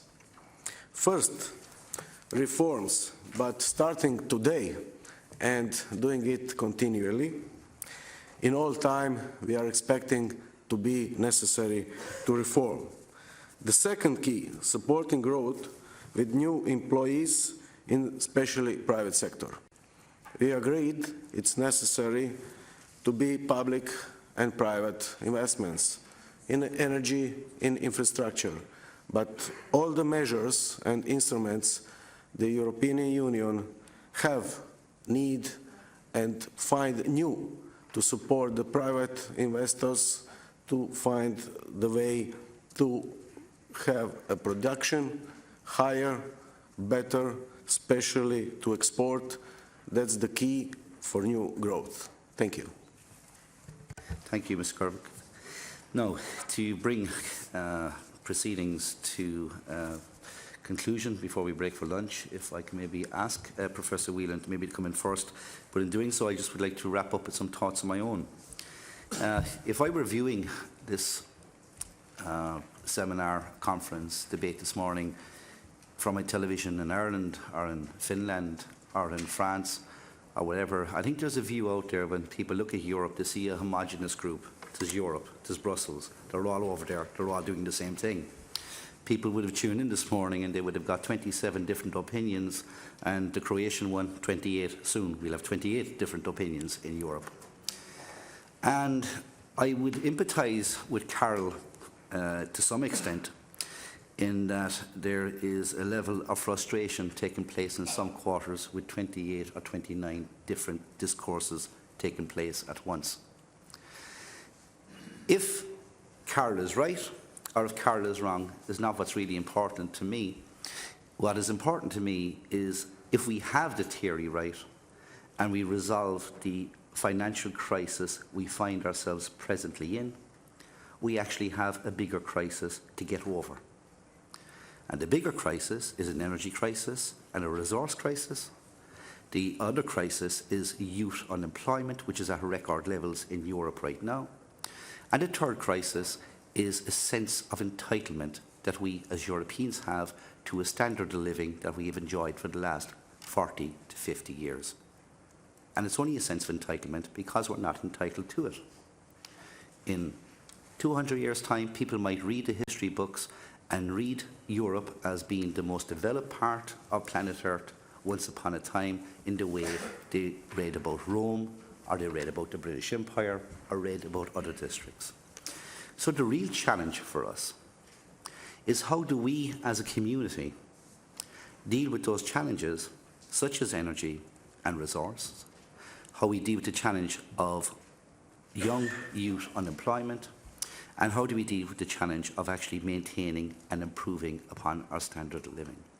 And that is only something that we can do together. And it is, one of the things I'm hearing this morning is with regard to the innovation strategies that are in the budget. They're there, but are they enough? And I think the acceptance is that they're not. The second thing is that the strategies to deal with youth employment, while €6 billion might seem a significant sum of money, we do need to actually prioritise this more than what it is. And I think the question is valid, that if the budget isn't working, it has to be looked at again. As the gentleman said earlier, when we began in 2006, we were in a different place. I would love to have a 2006 wage packet in my pocket right now. I don't. Everybody in this room would. So worse today. And it's got worse today, exactly, Carl. So with that said, maybe if I could pull things to a conclusion and maybe invite Professor Whelan first to give his wrapping up marks and to respond to the questions, and then likewise with Commissioner Lewandowski. Okay, thanks. Yeah, I'll specifically respond to Mr. Thur from the European Parliament and Mr. Hamilton from Sweden, because they raise good points. I said that I think it's feasible, and there's different ways that it could be done for there to be stimulus either on a Euro-wide level or within certain countries that have the capacity. And I mean, yes, of course, everyone is in principle in favour of spending on good projects and not on bad projects, and growth-enhancing projects as opposed to projects that don't. But you know, if you go back to Keynes and you remember, you know, paying people to dig holes and fill them back in again is still aggregate demand stimulus, right? So you know, don't underestimate that the first thing is to spend the money. And then in terms of where we actually are relative to where I'd like us to be, instead of actively designing a stimulus program, the first thing that I think we need to look at is that the spending cuts and tax increases that are actively being contemplated in countries like Germany, that they could be put on hold. Right? So that's a stimulus plan relative to the outcome that we're going to pursue. That's a stimulus plan already designed for you, right? And it's not about spending on empty airports. It's about hold off on deliberate, conscious fiscal consolidation that isn't necessary. And lastly, in terms of Sweden, I've no doubt that certainly we in this country probably have a lot to learn from the Swedish experience about putting the right institutions in place. But in terms of the points I was making earlier, I'd note that Sweden is running current account surpluses of something like 7% of GDP. And that might be working well for Sweden, but for the reasons I've talked about before, that you know, we're not all going to be running huge current account surpluses in Europe. That's not really going to be a recipe for that everybody else can follow. In fact, quite the opposite. If the countries that have surpluses and so are spending less than their income would consciously ease up on those for a number of years, then that would help. So, while Sweden to be congratulated, I don't think the lesson quite translates as much as many people think. Thank you, Carol. Commissioner? Thank you for this last round of your comments on Herr Theurer. There is a gradual shift towards new types of expenditure, gradual. But it's not a revolution, but it's evolution of the European budget. And really, we should have less and less for agriculture as a share of a smaller budget and less for cohesion. But there is not only the innovation gap in Europe, but there's still infrastructure gap. And I have a witness here. Mr. Lynch was trying to travel between the Polish city during the Euro Football Cup 2012, and he knows what does it mean to travel from Poznań to Gdansk. And that there is something to be done still as the infrastructure gap especially in Middle and Eastern Europe. The only country that is now about agriculture and its share, the only country consistently asking for reduction of the agricultural budget for many years is Sweden. Even Great Britain enjoying rebate on agriculture. We cannot forget that the British rebate is on agriculture also. So officially, the official position of Great Britain was not so much against agriculture. The only country to ask consistently that this is too much as a share of the European budget was Sweden for several years. This is a paradox of agriculture not contributing much in terms of employment, but or share of GDP, but really very strongly represented in this international negotiations over the shape of European budget. But this is the only federal policy of Europe. This is the only federal policy of Europe, with majority of money coming via the European budget. Almost 80% of what is coming to agriculture in Europe is via Brussels. And research, that is 7%. That is still a national policy. And we have a lot of national politics, and this is good. but we have one almost federal policy that is agriculture, strongly defended as a part of European budget. But I can only agree very strongly with Lord Harrison as to that sort of supply type of economics exploiting the potential of single market, not fully exploited. But for this, we need Great Britain in the European Union as a strong Anglo-Saxon voice for single market, much weakened if there are different scenarios. That is more or less what I wanted to answer in this last round, not responding to Mr. McKay, Mr. Hamilton,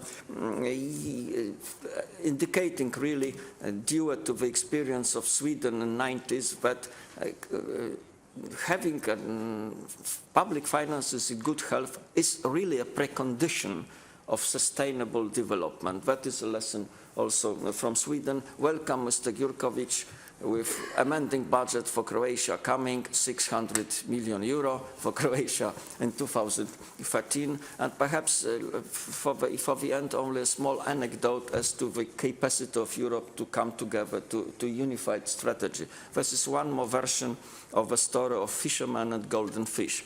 As usually, golden fish was ready to fulfill all the wishes of a fisherman, and the first wish was, with Obama now asking for free trade zone, we would like to build a motorway across the Atlantic. But for golden fish, this was rather stupid wish. So what is the next wish of a fisherman? And the next wish, you know, we are 27 countries, soon 28 in Europe, and we would like to have common strategy for the future. And the golden fish, let's come back to the motorway against Atlantic, because it seems, how many lanes would you like to have? So here is the story of 27 with common strategy. Thank you very much, Commissioner. I'd now like to bring session 2 to a conclusion, the session supporting growth and reform in the EU financial framework up to 2020. And in doing so, thank Commissioner Lewandowski and also thank Professor Whelan for the contributions here this morning. We are now adjourning until 2 p.m. We will be returning at 2 p.m. after lunch to recommence for the afternoon, and hopefully we can finish earlier in the evening to let people leave early. Okay. Thank you. Bye-bye.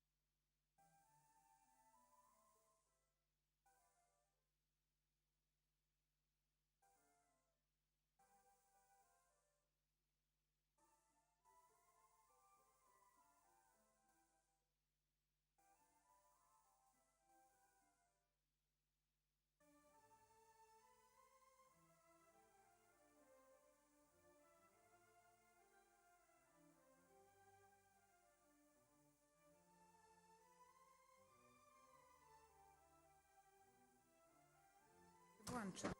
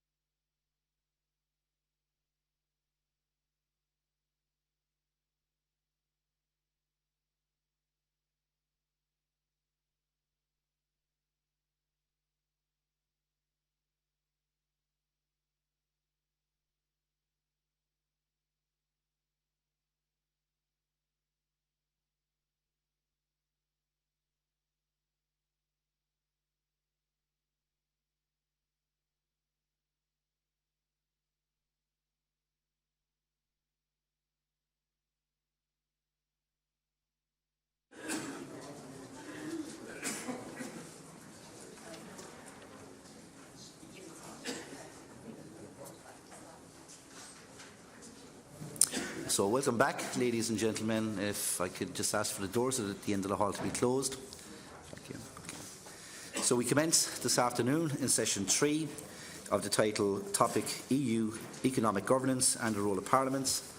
And in commencing this session this afternoon, we're joined by Mr. Minister Brian Hayes in place of Minister Brendan Howlin, and Brian is Junior Minister for State at the Department of Public Expenditure Reform and Department of Finance.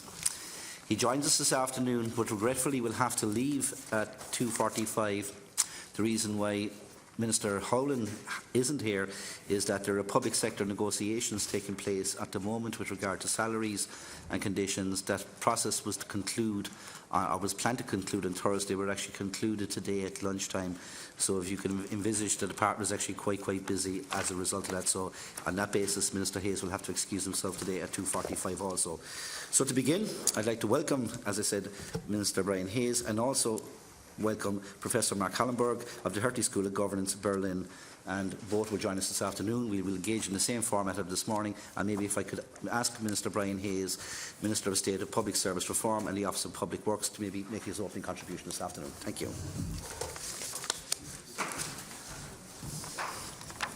Kieran, thank you very much indeed for that welcome, and ladies and gentlemen, on behalf of the Irish Government, can I welcome you all to Dublin and Dublin Castle in particular, for your important discussions, which I understand took place yesterday and today. And I want to thank you very much for being here. Obviously, the whole question of financial oversight is a crucial issue right the way across the European Union right now. And as parliamentarians, as members of the respective national parliaments across the European Union, and indeed as members of the European Parliament, parliamentary scrutiny in overseeing national finances and in bestowing legitimacy and authority upon all of the budgetary actions across government is absolutely crucial to the work that we're all trying to do. Today, the work of parliamentary finance committees is a fundamental and routine part of a country's annual and multi-annual procedures.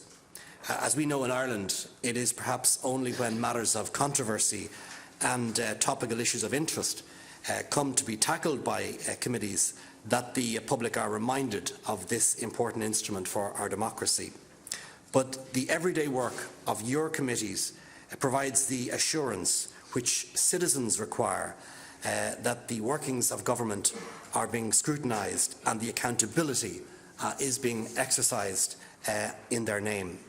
In my own view and my own experience, both as a member of Ireland's Parliament and as a Minister of State of Government, there are several ways in which the work of parliamentary budget committees can be and should be enhanced. I'd like to take the opportunity this afternoon, ladies and gentlemen, to reflect upon the many budgetary processes that are reforms that are underway both at European and at our domestic level.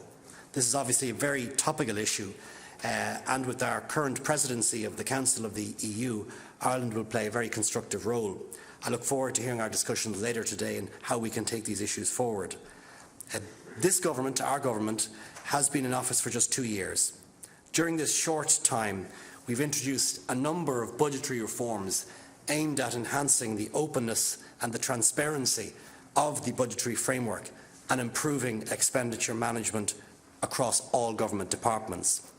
In order to promote well-planned, sustainable and efficient spending, we introduced a medium-term expenditure framework in the Comprehensive Expenditure Report 2012 to 2014, which was published in December 2011.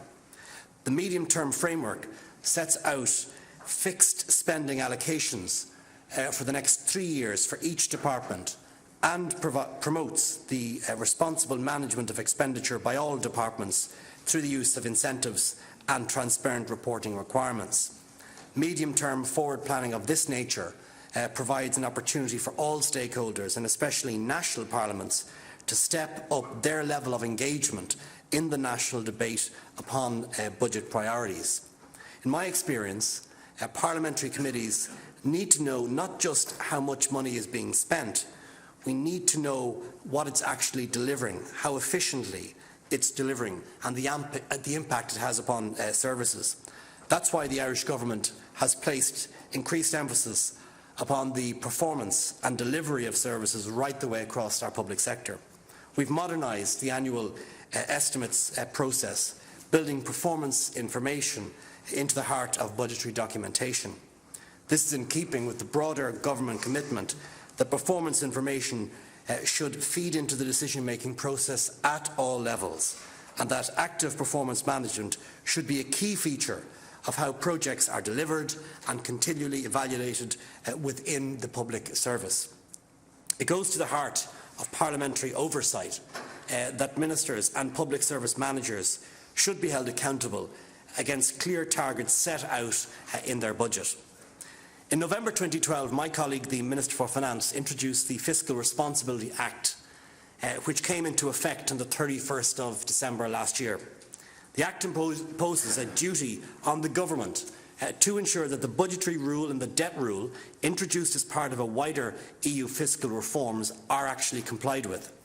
The Act also puts the role of the Irish Fiscal Advisory Council on a statutory basis. The Council has been assigned the monitoring and assessment functions required of an independent national institution under the Fiscal Compact Treaty, and going forward, macroeconomic forecasts must be independently endorsed by the Council. The report of the Independent Council provides another useful perspective for the parliamentary committees in assessing how well the government is managing public finances.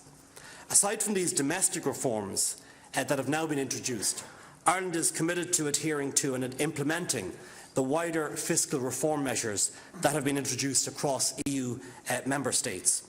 In particular, and in reference to today's topic of discussion, let me turn to the recent introduction of the European semester and the importance of this reform for national governments and parliaments and for the Union as a whole in the context of the economic challenges that we all face, and I know something that you've been discussing this morning. In January 2013, Ireland commenced its seventh EU presidency. This year ushers in a new phase in the European Union's drive for recovery. The crisis revealed how closely linked European economies are and how much we all must work together to face our common problems. We in the European Union must ensure that we structure our framework to match the reality of our increased interconnected economies. Furthermore, we must seek to strengthen our governance and invest in growth and job creation. Ireland will bring in its sixth-month term in office our experience in securing fiscal and economic stability, and we will play an active part in driving a pro-growth and pro-employment agenda across Europe. Equally important to the Irish presidency is the establishment of more durable foundations for European economic and monetary stability, including the further development of the European semester process. As you're aware, the European semester was first proposed by the European Commission in 2010 as a response to the economic crisis and was introduced across all member states the following year, 2011. The aim of the semester is to coordinate the annual cycle of economic policies across member states and to ensure that discussions regarding fiscal policy, macroeconomic imbalances, financial sector issues and growth-enhancing structural reforms take place before governments draw up their draft budgets and submit them to national parliament debate in the second half of the year. The semester process has been in place for just over a year now, and while the 2012 process has worked well, improvements could be introduced to enhance it. The Cypriot presidency prepared a synopsis paper on the lessons learned during the semester based on the discussions with various council formation. The Irish presidency has taken into account the findings of the report and has prepared a roadmap for 2013 and for this semester within 2013, which was presented to the General Affairs Council on the 11th of December last year. A number of key procedural improvements were identified in the roadmap, including the need for the greater involvement of parliaments, both at a European and national level, as well as other relevant stakeholders. During our tenure as President of the Council, Ireland will seek to implement the roadmap and to act in accordance with the recommendations that are carried out in the report. It's also intended that the Irish Presidency, working in cooperation with the Council Secretariat, will prepare a new report following ministerial discussions at sectoral councils regarding the annual growth survey and the delivery of Europe 2012 programme. This will be presented at the Spring European Council and will provide an opportunity to focus attention on actions that need to be taken by the EU and Member States to support economic recovery in Europe, together with the jobs and growth agenda. The two-pack, which has just been agreed at EU level, reinforces the European semester process and introduces a common budgetary timeline for all euro area member states, both in relation to the publication of the national budget and the enactment of the legislation. Under the terms of the two-pack, member states will be required to publish their national draft budgets no later than mid-October each year, and the corresponding legislation must be passed by the 31st of December each year. The precise implications of this arrangement for Ireland's traditional budgetary process are now obviously being examined. All of these EU-wide governance reforms will mean little unless they are accompanied by stronger vigilance and oversight at national level. It's crucial that both the national and European parliaments are involved in order to ensure that further integration is conferred with democratic legitimacy and accountability. The President of the Council, Mr. Herman Van Rompuy, has correctly identified democratic accountability as one of the 4 pillars of economic and monetary integration. The European Council, in its December conclusions, also highlighted the importance of ensuring democratic legitimacy and accountability throughout the process of reform. The conclusions stated that at the national level, moves to further integration of the fiscal and economic policy framework would require member states to ensure the appropriate involvement of their parliaments. This approach is one which the Irish government is strongly committed to. We've already introduced reform initiatives to step up the involvement of Oireachtas committees in the annual estimates processes. In December of 2011, my colleague, the Minister for Public Expenditure and Reform, Minister Howlin, announced a new whole-of-year budgeting process as a key component of the new medium-term economic framework. As part of the framework, multi-annual expenditure ceilings are set out for each minister and department, and these ceilings form the basis which the estimates process proceeds each year. On the 28th of September last year, 2012, the government published the Ministerial and Secretaries Amendment Act 2012, which will put the ministerial expenditure ceilings on a statutory footing once it's enacted.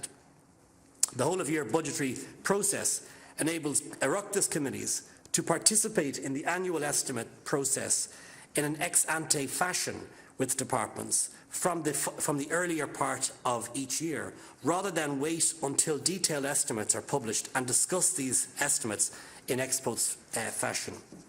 Committees are now in a position to engage with ministers and the departments to exchange views on how the fixed allocation for future years should be allocated to best effect. These perspectives can then be taken into account by government as the estimates allocations are considered over the remainder of the year.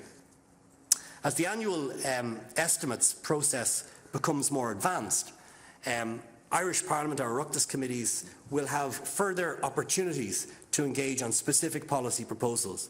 The committees will be informed by the range of value for money reviews and focused policy analysis generated on an ongoing basis as part of the government's new spending code. The estimates for the coming year will then be published as part of the annual budget process, having been informed by the input of the Oireachtas committees from the previous year. So I think the issue there is that there should be clear lines of accountability between what a government wants to spend, an envelope of expenditure over a period of years, and proper engagement in how that money is to be spent by the members of the committee. And that, of course, involves not just an acute assessment of how government wants to spend money, but also looking at proposals from members as to how we can spend it better. And that, of course, places huge responsibilities on members of committees to act in a way which is consistent with the envelope of funding which has been proposed and approved by Parliament over a 3-year period. A core principle running through the reforms that our government has recently introduced is that in a democracy, better decisions are made when policymakers are held to account and when the public policy making process is subject to parliamentary oversight, analysis and participation. This new whole-of-year budgeting process is in keeping with the evolving EU economic governance framework, and I will continue to actively encourage the engagement of all our Oireachtas committees throughout the annual budgetary process. The overall package of reforms introduced in Ireland, including the medium-term framework, multi-annual expenditure ceilings, fiscal rules and independent fiscal advisory council, will complement the new EU economic governance framework. Naturally, processes and procedures are not a substitute for political decision-making. Governments right the way across Europe will still have to introduce difficult decisions in the short term in order to secure our longer-term prosperity, and budgetary reforms will make these decisions no less difficult and no less painful. Nevertheless, the budgetary correction process is a national endeavour, and collectively we can make the most rational and well-considered choices when all the perspectives in the national parliament are focused upon this objective, when economic issues, social impacts and matters of equity are brought into the open and debated. That is my view. That is the real benefit of the budgetary reforms we have put in place, and it is something that I think we all need to learn from each other right the way across the 27 member states. I'm conscious, however, that in the presence of the distinguished chairpersons of parliamentary committees right the way across Europe, and indeed distinguished academics, and I've no doubt that your experience and your expertise can shed further light upon the future directions from reform in this area. If I can conclude on this remark, ladies and gentlemen, it is this. We in this country and across the European Union have come from the worst, the most deepest, the most divisive fiscal crash that has been seen in any generation since the 1930s. And how we respond as parliamentarians in our national parliaments and across the European Parliament, as I did last week when I was with my colleague Mr. Tour and his committee in Brussels, is of absolute crucial importance. We have got to learn from this crisis. And I can make one point, and it is this. Unless we learn to scrutinise and to have greater budgetary oversight and control on how we spend money on behalf of the public, we will have learned nothing from this crisis. Yes, of course, we need to see better regulation of the banks. Yes, of course, we need to see a change in political decision-making in terms of sustainable economic development and sustainable economic growth right the way across the European Union. But crucially important for parliamentary oversight is the role that must be played by ordinary members of Parliament in their work on behalf of the taxpayer. And that requires an engagement not just, as I said earlier, in looking through what a government is proposing to do, but putting forward realistic, costed alternatives as well. There is very little point turning parliaments and budgetary committees into some kind of gigantic Punch and Judy where the theatre of politics is played out, rather than having a real proper engagement given the financial envelope that would exist over a 3-year period. And I think once we can come to some agreement on where that expenditure needs to be, it is absolutely right and proper that we do change the role and the significance that is given to members of Parliament nationally and in the European Parliament in terms of monitoring budgets. Not just important to see how budgets are spent, but crucially important to have within those budgets whether or not we are achieving those objectives. I made that point in Brussels last week in front of the committee, which Mr. Tour is chairman of. It is crucially important on behalf of EU taxpayers that we assess whether or not we are achieving our objectives on expenditure. And unless we can do that and demonstrate to the public that we have done that in terms of achieving our objectives, there is very little point in having enhanced scrutiny and enhanced control. So I leave you with those remarks. I very much welcome you to Dublin. I very much hope that your deliberations will be part and parcel of our discussions at a council level, and I'm very confident that the new accountability and new procedural changes that need to be made will make a difference in ensuring value for money and much more efficient use of taxpayers' money. Thank you very much.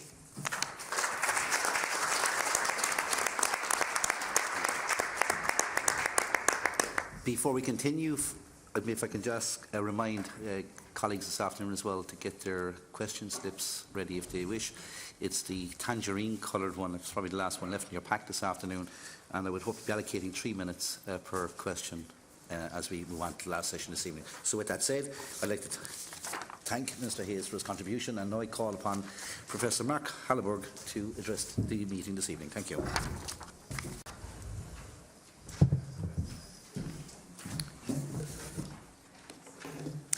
All right, my comments are going to go very much in line with Minister Hayes in terms of focus on process, really, because this morning we talked a lot about policy in terms of a lot of the inputs. For me, it's a focus really on what can national parliaments do, what should national parliaments do under the European semester.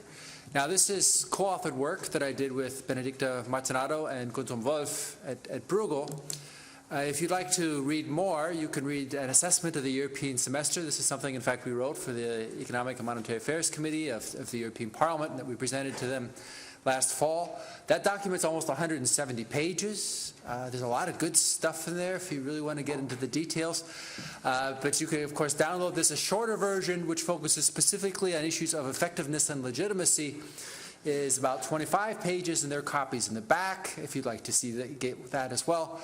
But I'm going to focus today really on role of parliaments. The broader report thinks about how has the European semester functioned through 2012.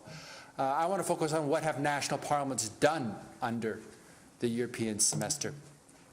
And the premise I'll have, it's probably not a controversial one to this audience, but it is simply that more national parliamentary involvement is needed. And the question really is how and why. Well, if you take this as a basis, there are a couple of reasons why this is the case. Of course, Mr. Hayes mentioned, if you think about the role of simply accountability, that the Parliament is often the place where you hold public servants to account. You should start with the idea of thinking about what can national parliaments do. I'm going to give you a more functional argument to say that when the two-pack indeed kicks in 2014, he also mentioned this. Well, this will mean that at least for the Eurozone countries, of course, there will be a time in the spring where you talk about your stability program. There will be a time in the early fall where you write your budget, and then the Commission will come and will look at what you wrote and say, well, is your budget consistent with what you promised us in the spring that we're seeing now in the fall? And if it's not consistent, well, there's a problem here. We may hold up a so-called yellow card to say, no, this isn't what we expected in terms of how things are set. The one question I would have is, do national parliaments know what the governments promised, you could say Brussels or the European Union, in their stability programs? Were there hearings, were there discussions in Parliament about what are in these documents? And perhaps just as importantly, when recommendations come from Brussels, was there debate and discussion in national parliaments of what those recommendations were? And so the hope, this is going to become something that will become hopefully rather routine. And the question is, are these things put in place in national parliaments to evaluate both what a government's sending to Brussels, and when things come back from Brussels, what are in those? All right? And of course, the general goal of this is to increase overall legitimacy. We need to talk about what Mr. Van pointed out, was this idea of democratic legitimacy. Often it seems to be sort of the fourth item or something that I'm not criticizing him directly, but the idea that this seems to be almost an afterthought. The hope is that, no, this becomes very much part of the European semester. Well, in terms of timeline, and I apologize, this is the one slide that for whatever reason got kind of fuzzy when it got sent and across over to Ireland. But this is it's just a summary anyway. Many of you may know this, and it's on your packets. That's why I indeed asked that this be handed out now. The basic idea is just simply to think about the timing of different things, about what the European Commission does, the Council, the European Parliament, the European Council, and Member States. And the focus here is really on two different time periods. That is, if you think about the preparation of stability convergence programs as well as national reform programs, and keep in mind the national reform programs are focused more on the micro level reforms, whereas the stability and convergence programs are going to say much more about the macro. There are different time periods where the national parliaments could be involved. They could be involved when the national government is preparing things. They could be involved as well when you get recommendations that come back from Brussels. What we did is we conducted a survey, and I have two comments here. One is to thank many of your staff members, because, of course, it was your staff who gave me the answers. If you disagree with where your country is, I can tell you who gave me the information.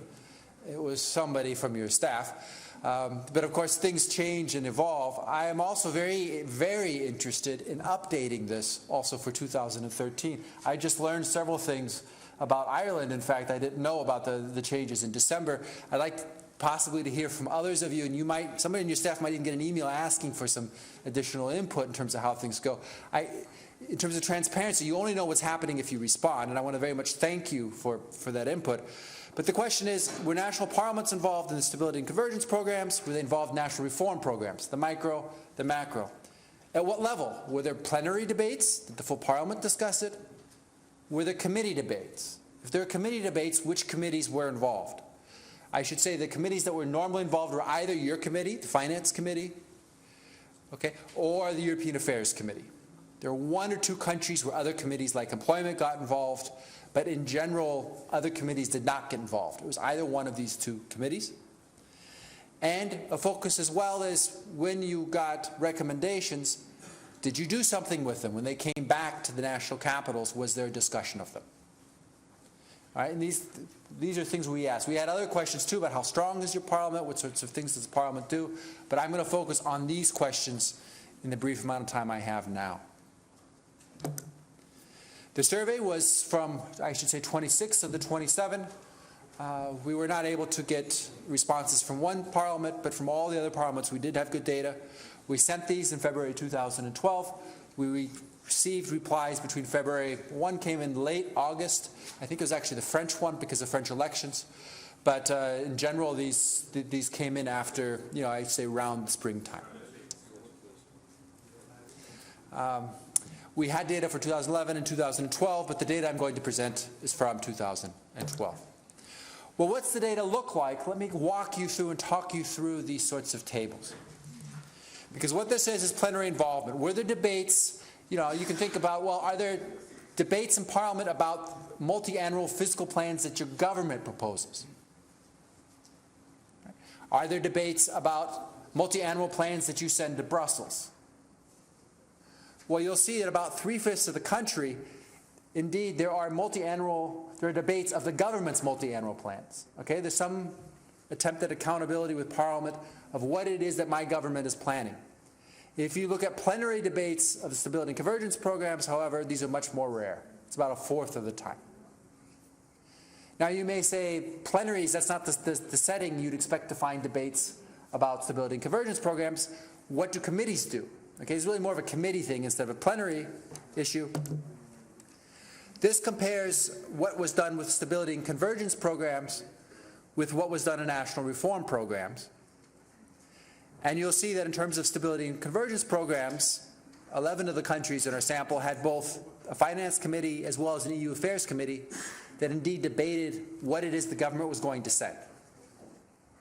All right, in 10 countries, neither committee debated this, and there are a few countries where it was only the finance committee. So there was some debate. I should say my prior coming into this is that it would take some time to establish this, and I actually found 11 to be a fairly high number. But at the same time, and what I'm hearing as well is that Ireland may be moved in 2013 from where it was in 2012. But nonetheless, you do see this sort of either both committees were involved or no committee was involved. If you look at the national reform programs, however, you'll see that the involvement, to the extent it was there, was actually the European Affairs Committee. So who's debating labor market reforms, for example, things that might be promised in a stability or a convergence program? It's the European Affairs Committee. Okay, it's not an employment committee, an economics committee, it's not the finance committee, on average. The national reform programs are much less discussed in finance committees. If I think about ex post monitoring, and I say, okay, well, there was, what happened? You got recommendations from Brussels, they come back, was there a discussion? Well, you'll see a few things. I should say, to understand this, the black is Stability and Convergence Program. The red in this picture are the national reform programs. Okay? And what you see again is that the EU Affairs Committee is the committee that's discussing the national reform programs in particular, and is much more likely to discuss what comes back from Brussels. There are some finance committees that discuss these, but there are fewer of them.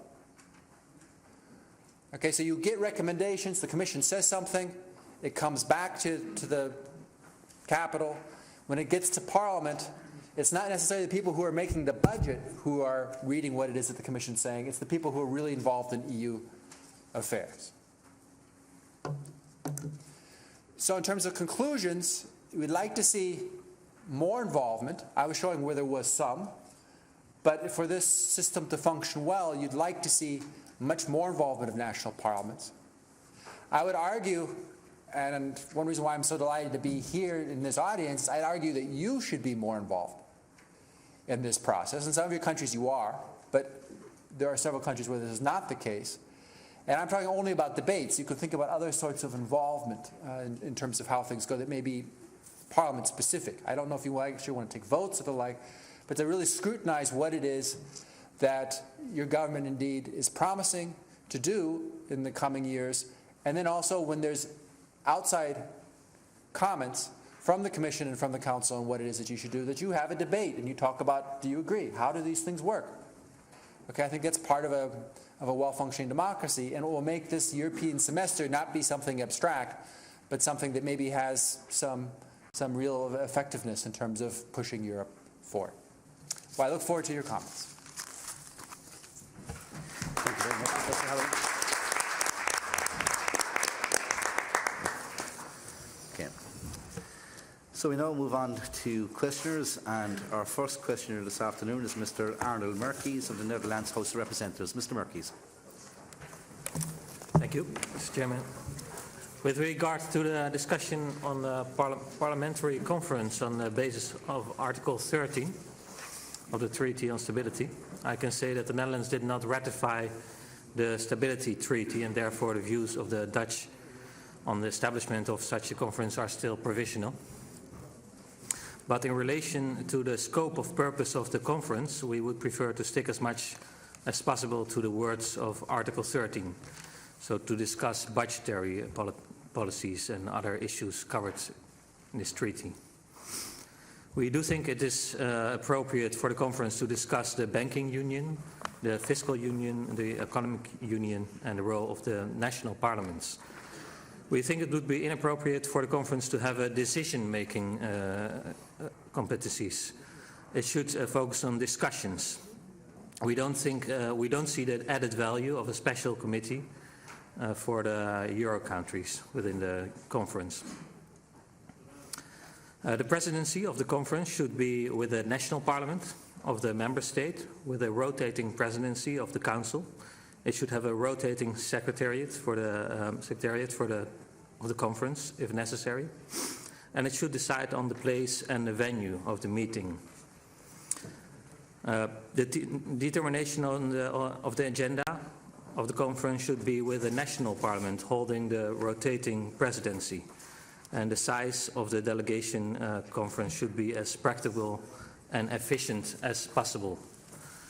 And I see that I still have 1.5 minutes. That leaves me some room to ask another question with this European semester.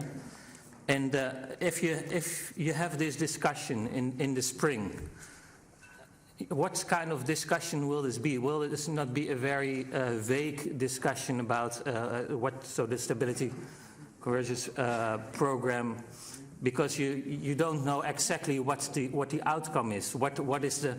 Isn't it only about financial, so that you can only look where you go financially? And what, we have this discussion in September, and then you can really see what are the consequences of what you do. Thank you very much, Mr. Merkies. Our next speaker is Mr.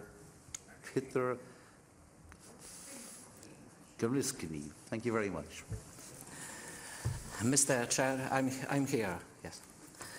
Distinguished guests and dear colleagues, I really appreciate this unique opportunity to share my opinion with you on ongoing crisis and the role of the national parliaments in preparing and implementing a rescue program for Europe. The crisis exposed the fundamental problems and unsustainable trends in the majority of member states, including Eurozone. We have discussed the outstanding problems for a long time, sometimes openly, sometimes behind the closed doors. So many words were said, so many commitments were undertaken, but the progress is still far from citizens' expectations. We strongly believe that better economic policy coordination will help us to address these problems and boost growth and job creation. However, we are racing against time. We realize that Europe is now at the crossroads. Conscious of our responsibility to the citizens and future generations, we should launch or support others' ideas and actions for better economic governance. We need enhanced cooperation, but always with respect for a level playing field. Europe is still a big family, and we wish to be as such in the future. We are strongly against any forms of division, discrimination, or nationalism. The integrity of the European Union is a matter of life and death for us and our descendants. It's time to join our forces under a common European flag in the interest of peace, freedom, and wealth of our citizens. Thank you for your attention. Our next speaker is Mr. Philippe Marini from France. Merci, Monsieur le Président. Je voudrais remercier tout particulièrement. Thank you very much, Chairman. I would like in particular to thank Professor Mark Hallerberg, whose presentation was very concrete, practical, and if you apply what he said in his presentation to the case of France, I can tell him that given the Stability and Growth Pact, because of these, we hold discussions within the Finance Committee, and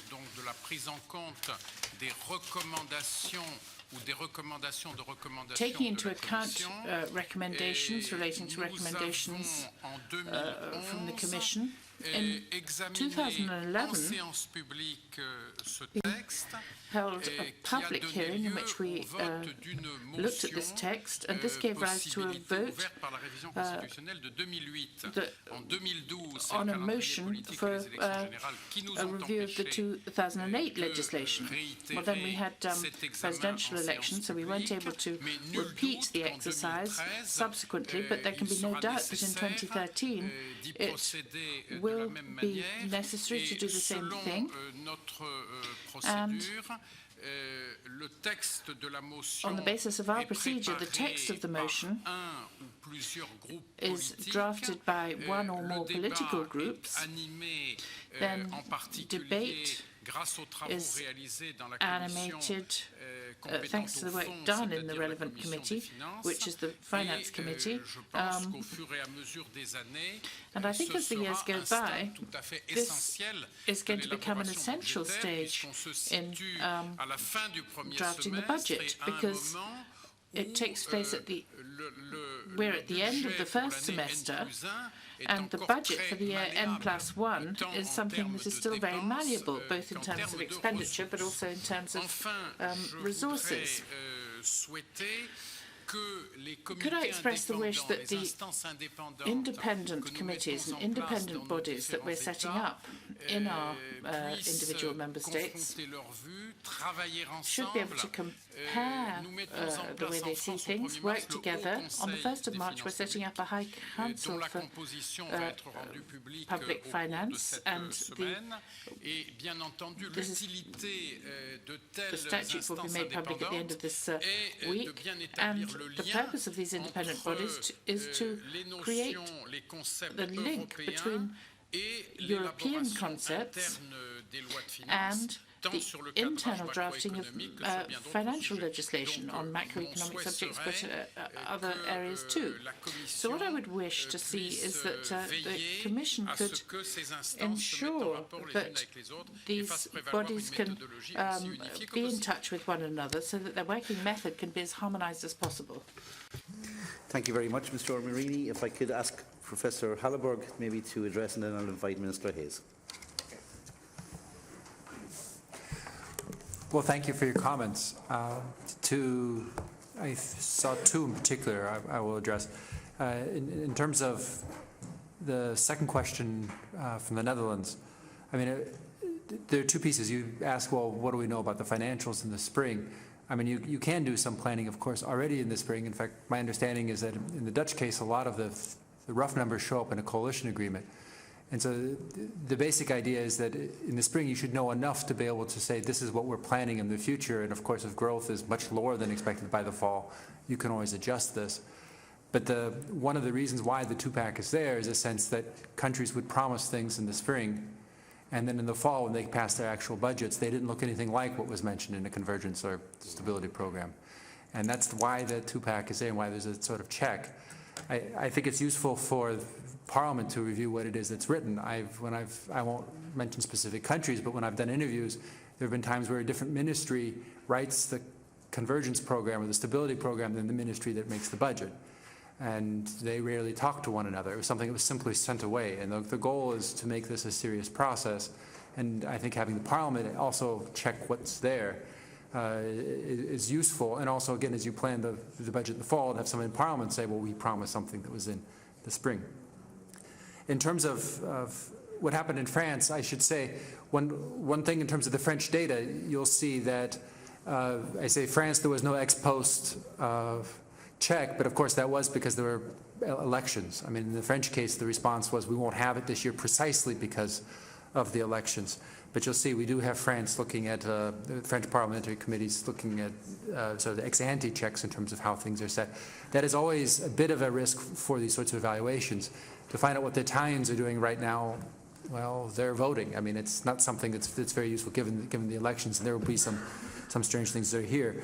But I think you put your finger on what is really key, which is indeed to connect the different institutions. I very much like your discussion of the independent fiscal councils and what role they should be playing and how they would perhaps interact both with national parliaments as well as with governments. And that's something that wasn't in the survey, but something that you should consider in terms of, do you invite them to testify? Do you invite them to present evidence? And do they do this on a European level? Should they coordinate European-wide, not just within specific countries?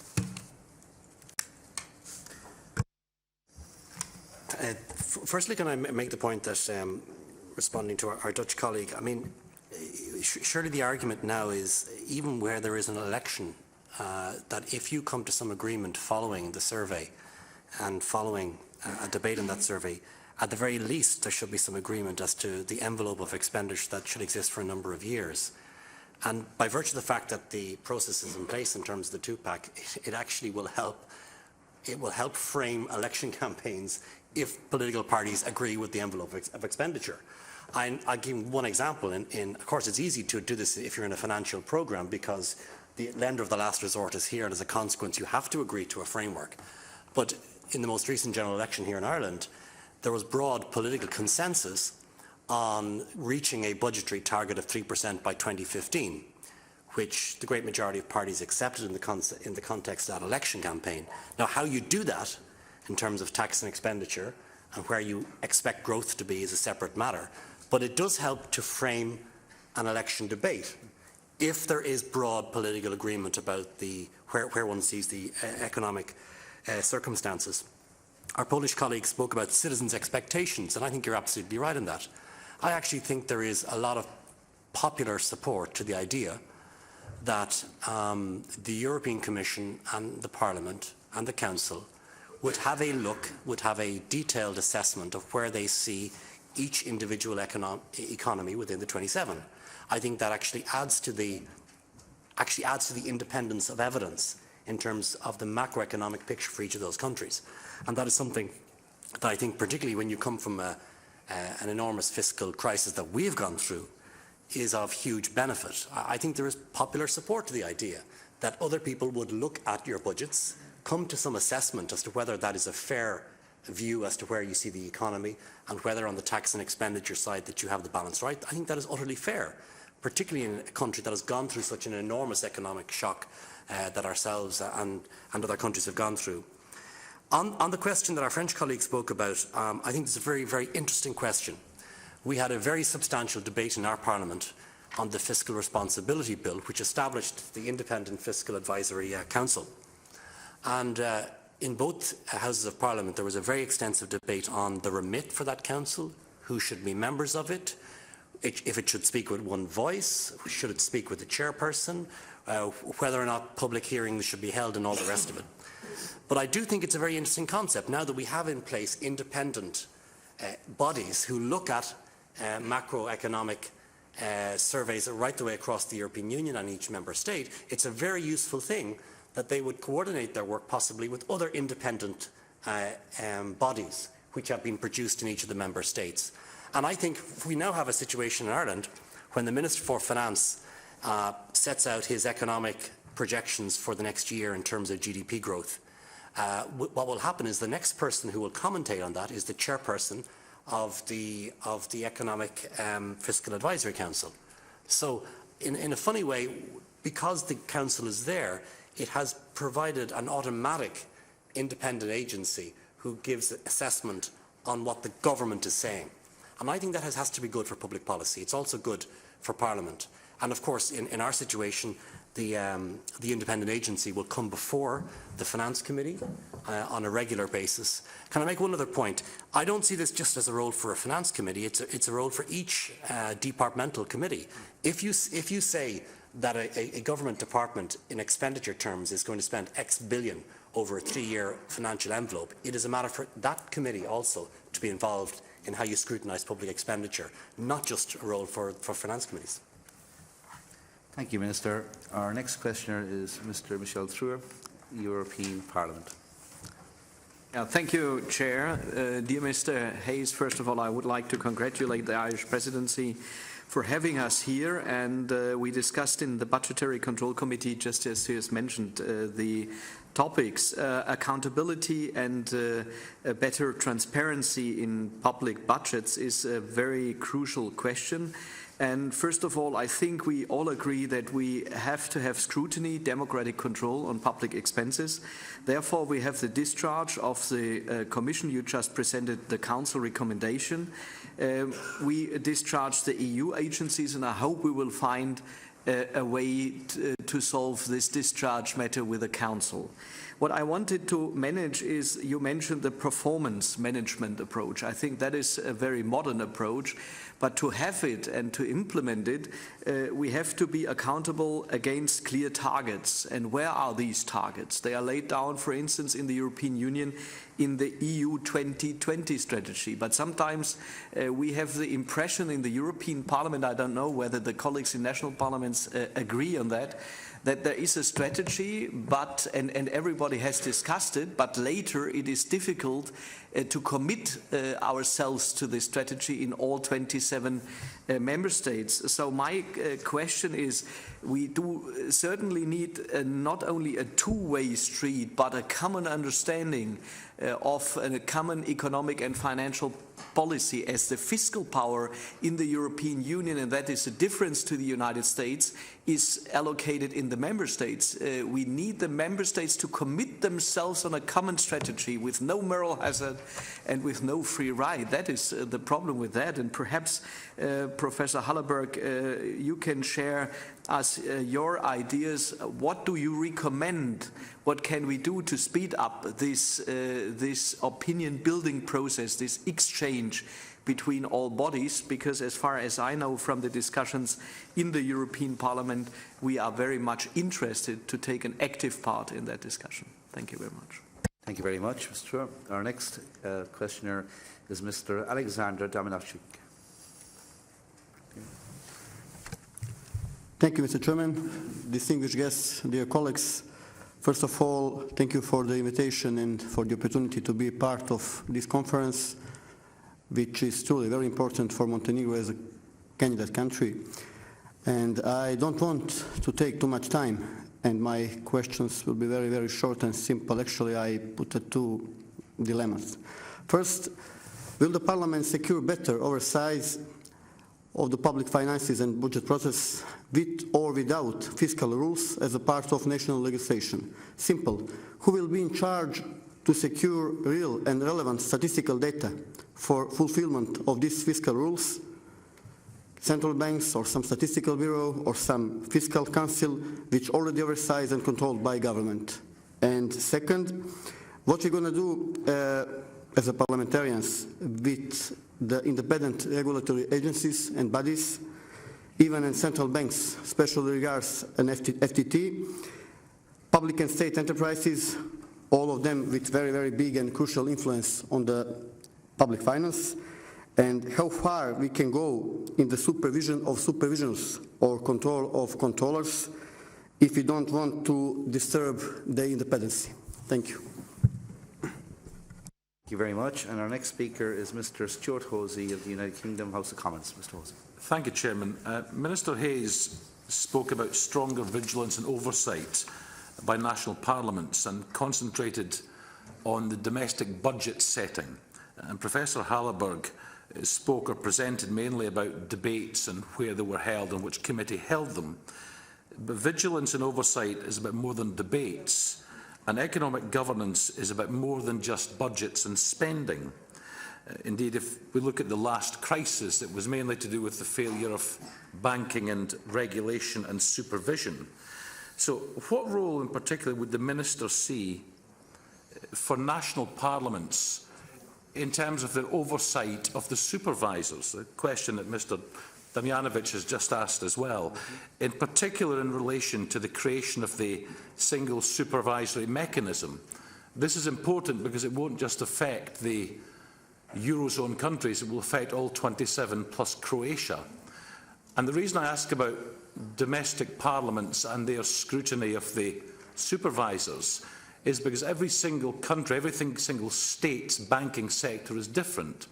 Larger, smaller, retail investment, the financial services sector extremely wide, some with a high preponderance of pensions or life assurance, other states with none at all. So this cannot be left to a central body, given the specific needs to guarantee the actions of the supervisors and indeed the regulatory framework itself is, at least to some extent, state-specific, notwithstanding the overall Basel III rules which will be put in place. Thank you very much. Can we have one morning? Okay, if I can invite maybe Minister Hayes first this time and then Professor Hallerberg. Can I just come to Mr. Tour's contribution, and thank him indeed for our discussions last week in Brussels. You asked a question about performance management. And I mean, in the recommendations that Council set out, we very much agree with the very strong need to attach performance and how we spend money to actually what we spend it on. Now, your distinct role as Chairman of the Discharge Committee is to make sure that we minimise the error rate and make sure that what we spend is actually what we spend and we get the actual benefit of it. I think we do need to see advances. One of the things that I set out in your committee last week in Brussels was the fact that where a country has a third-party agency which spends EU funds for the purposes as set out, we now will see an annual audit strategy as part of that agency. And that's crucially important because that means that that agency will be spending in a context that people, that they're actually accountable for. And we need to see further improvements in that. That's the only way, ultimately, to reduce the error rate, which is still unfortunately high at 3.9%, although we are seeing some improvements in some areas. So I think that is very important. We need to see more suspensions. Where suspensions emerge, that should be followed up. We need to see greater checking at the national level. We also need to see a greater consistency. And we also need to see less bureaucracy.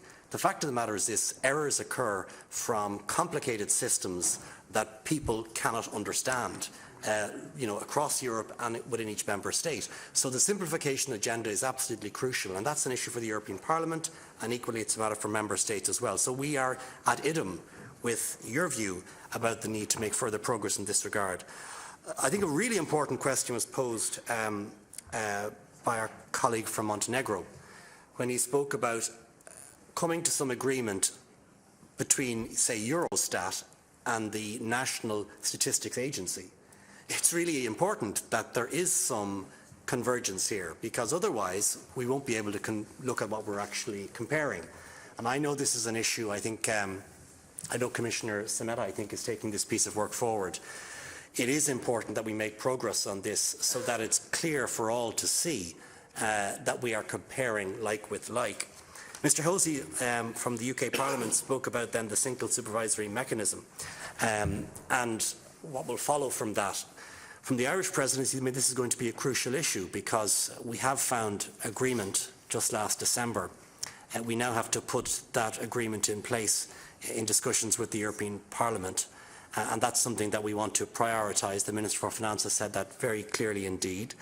The other two elements of that is how do you come to an agreement in terms of some deposit insurance scheme, and ultimately then how do you agree to resolve a banking issue where that bank creates a difficulty for the national state or indeed for the European Union. We are making progress here. Will this lead to further integration? Yes, is the straight answer.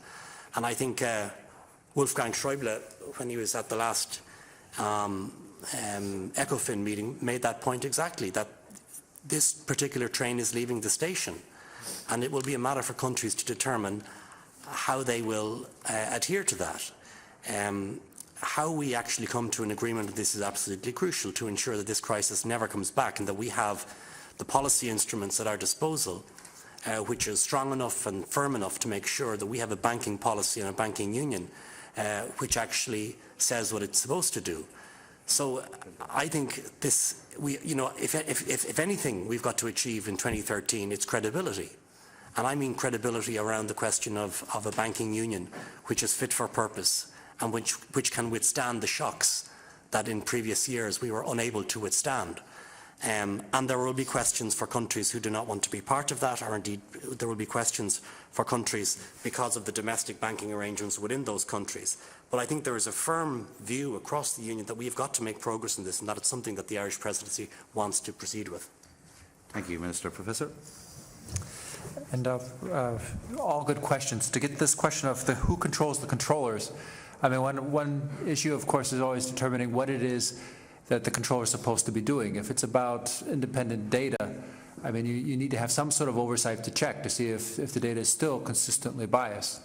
I think in terms of how you do this, I mean, in some member states, that's where the European level has been very useful, because the European level at least offers another level of information of what is happening in specific countries and can help to improve some domestic agencies. I think it goes the other way around. I mean, some of these independent fiscal councils may turn out to be quite useful to think about what it is that the Commission is doing. And in fact, that is something that hasn't been on the table here, but I often wonder is who's checking the Commission, as the Commission has become a much more important player in the most recent reforms. I've always thought that the European Parliament should be doing much more on that, and that you should be holding hearings to check what did the Commission recommend last year. Were there any biases? Were certain countries that have elections not leaned on as much as they could have been? What did they do in terms of follow-up? This is maybe more of a checks and balances type system, but the idea that the Parliament could come and say, well, but how did that other player who's up here at the European level, what exactly did they do, and who's checking them? So, I think you need to take advantage of the different levels of government and use these sorts of proposals where possible to ensure that sort of the controllers, again, are indeed controlled. That's a partial response to your question, too, in terms of what it is that you can do. I would say specifically, at least at the parliamentary level. Thank you very much, Professor. At this moment, I need to excuse Minister Hayes. Thank you very much, Mr. Hayes, for receiving. Thank you. We now proceed on to our next round of questioners, and the next questioner is Mr. Peter Essers of the Netherlands Senate. Sorry, my apologies. It's Mr. Carl Hamilton from Sweden, of the Swedish Parliament. Mr. Hamilton. Thank you very much, Mr. Chairman. I'd like to talk a bit about Article 13, and in particular there is a French proposal to have a standing committee of a considerable size. Sweden is not a Euro country, and the French proposal would include all Euro countries and European Parliament, and some of us would be outside. That, of course, is not acceptable to us. But I think but I want to underline what I said before, that although Sweden is not a Euro country, we are very interested and very keen to make sure that the Euro area functions and works as well as possible, because that is very important to us. Now, on this type of standing committee, we have a parallel construction between foreign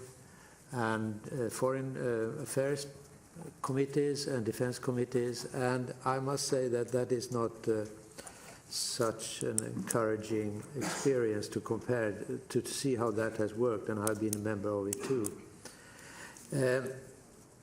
I think it is very important that we do not construct new elaborate bureaucracies in terms of committees, standing committees, but rather that we take as our point of departure today's needs, and no excessive number of meetings and size of meetings and number of people involved. It is our needs now and in the coming years that should be decide the format, rather than trying to have a kind of master plan for a longer period. So informal and demand-driven cooperation, that would be not only mine but the Swedish Parliament's views. We have discussed this. Thank you very much. Mr. Peter Essers of the Netherlands Senate. Mr. Essers. Thank you, Mr. President. Dear colleagues, I would like to comment on the role of national parliaments in the EU economic governance, and especially on the role of the Article 13 meeting.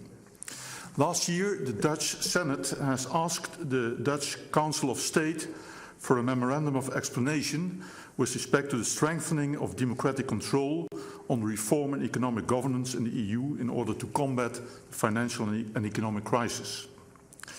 In this memorandum, the Council of State stressed the need to strengthen democratic legitimacy and strengthen the involvement of EU citizens. According to the Council, the position of national parliaments in the EU decision process needs further attention. And Article 13 might lead to an improvement of the position of national parliaments. However, if Article 13 only leads to meetings of members of national parliaments and the European Parliament, in which they only exchange view without any consequences, this will not lead to a strengthening of democratic control. It might even lead to more democratic alienation. It is important that national parliaments are taken seriously by national governments with respect to decisions on an EU level that affect the national budget. This needs consultation of national parliaments by governments in an early stage, a stage before the negotiations with the Commission start. In this way, these governments can take the view of the national parliaments into account in these negotiations. In this view, the Article 13 meeting could be seen as an opportunity for members of national parliaments to report on this process in their own country. In such a meeting, they can evaluate the decision-making process in their country and the role of the national parliament in this process. It could also lead to a better position of the national governments in the negotiation process with the European Commission. But it could also lead to a weaker position if they seem not to take national parliaments serious enough and they do not look for any support of these national parliaments. And I'm looking forward to the view of Ms. Halleberg in this proposal. Thank you, Mr. Essers. Next speaker is Ms. Kristina Skowronska. Thank you, Mr. Chairman. European Union is changing rapidly. Since the outbreak of the crisis, we are taking serious actions to strengthen the economic governance, reduce public debts, improve competitiveness in Europe. This process leading to the deepening of the integration of the monetary and economic union needs to have a proper democratic legitimacy.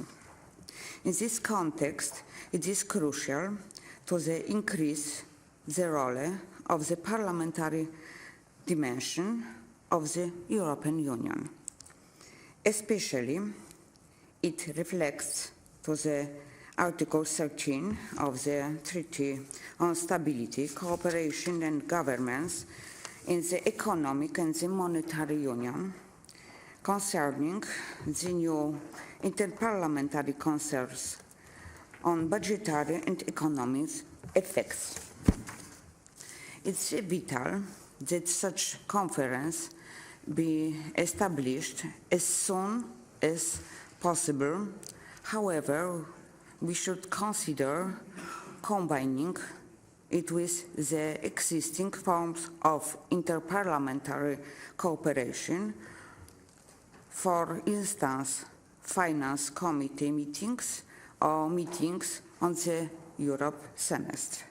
I hope we could reach a compromise on the matter of the conference, and I look forward to the conclusions of the Speakers' Conference in April in Nicosia, where Article 13 will be discussed. Thank you for your attention. Professor.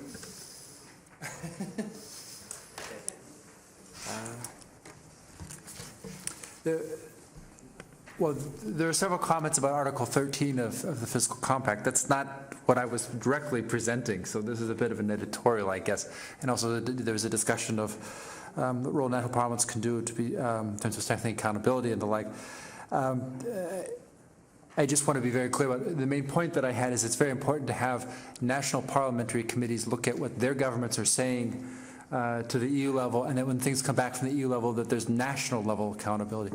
What happens in terms of Article 13 when this big committee gets formed, of course, this is something that still has to be decided among you and among others in terms of what this thing ultimately has to look like. So it could be part of it, existing interparliamentary meetings, it could be part of other things. I just have one concern, I guess I would express to the gentleman from Sweden. I mean, to the extent, and this is all hard to predict, but to the extent that the Eurozone develops further, I'm always worried about, well, who's holding some of these institutions to account? And if it's the full European Parliament, there is a question of, are they really truly being held to account? There have been proposals to have sort of Eurozone members of the European Parliament deal with some Eurozone issues that should at least be thought through further. You referred to something, it sounds a bit more informal, to already take that step. That step you suggested looking at today, you can't do that yet today. I guess I am talking a bit more in the future, but to the extent there are more things that happen under, for example, in terms of how the two-pack procedure is used, who's going to hold that procedure to account? There needs to be someone. And I guess I'm always worried that if the discussions are, well, there's the ins and the outs, and therefore we're not going to do anything, that the default is the status quo, that nothing gets done, that level of accountability won't be provided. And that doesn't benefit anyone, as you yourself pointed out. You know, everybody benefits from a healthy Eurozone. And so there has to be some way, indeed, to hold the two, you know, these sorts of procedures to account, and that may end up being a subset rather than the full set of members. But that's more of an editorial, not based on what I presented today. Our next question here is Ms. Valerie Raboul. Thank you, Mr. Chairman.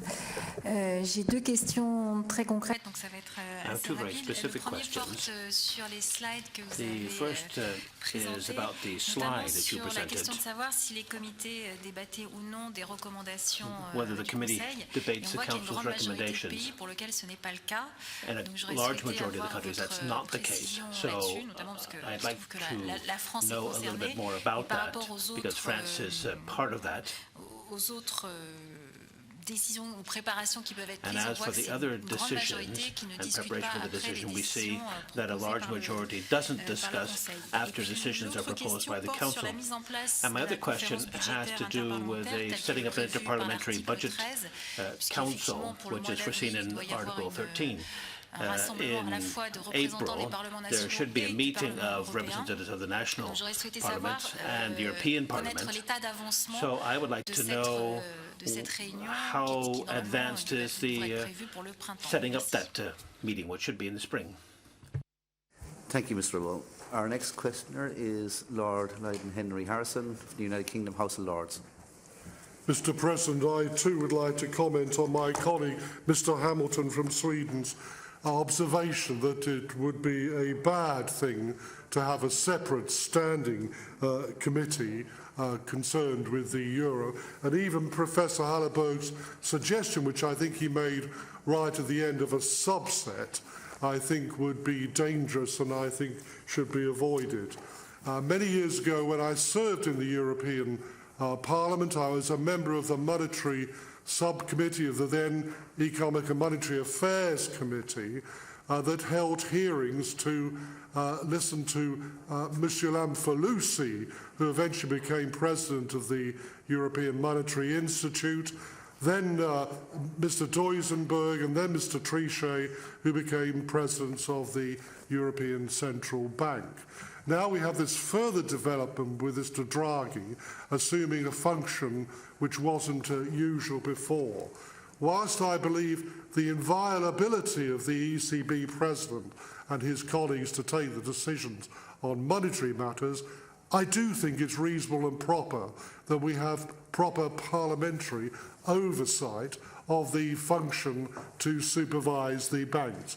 I'm very pleased to report that Dr. Constantiou, who's the deputy to Mario Draghi, came before my committee to discuss the European Banking Union. Not only was he there for 1.5 hours to be very frank to us about developments, but also he showed a very commendable readiness to come back and speak again to the national parliament, which was in this case represented by the House of Lords.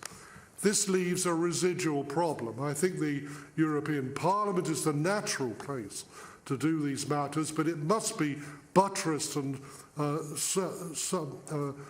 helped by the national parliaments as well as to help the European Parliament.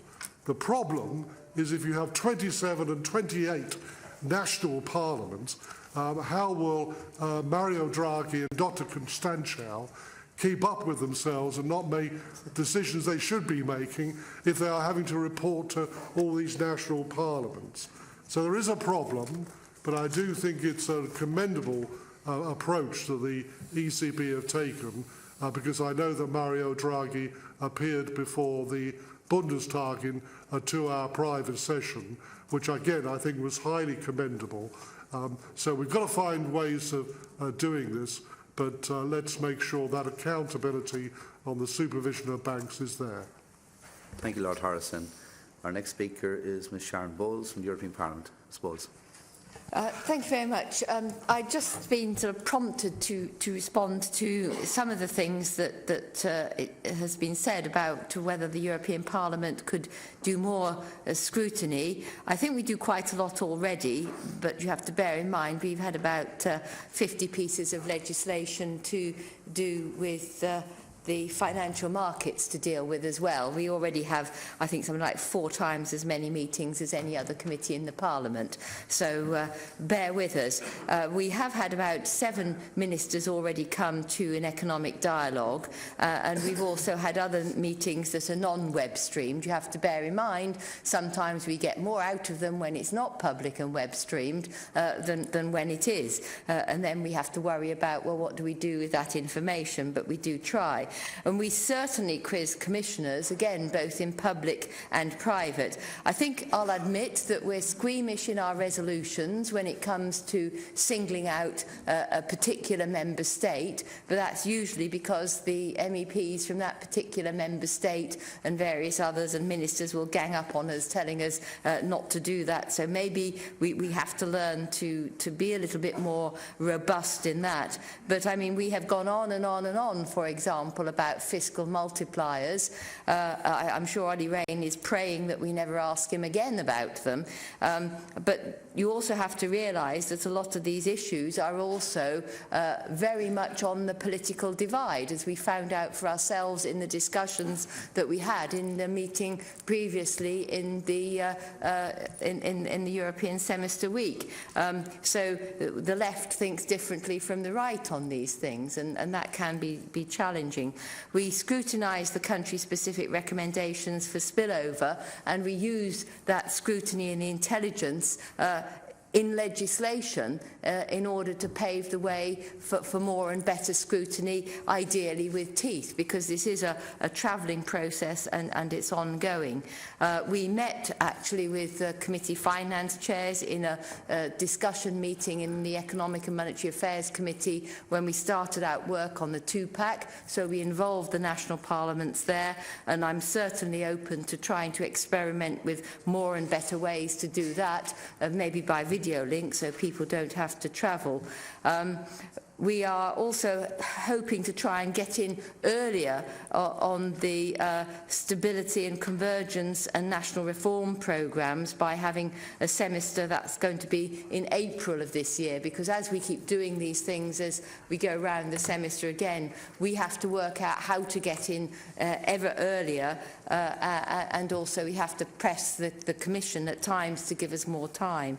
And finally, in the two-pack, which we did settle last week politically, we have extended the concept of the Bureau of the Committee having confidential briefings. We have this from the European Systemic Risk Board. We've now established that principle in having confidential briefings with regard to programme countries. I mean, this is not done to political coordinators, but it is, we are pushing the boundaries as far as we can, but all suggestions welcomed. Thank you.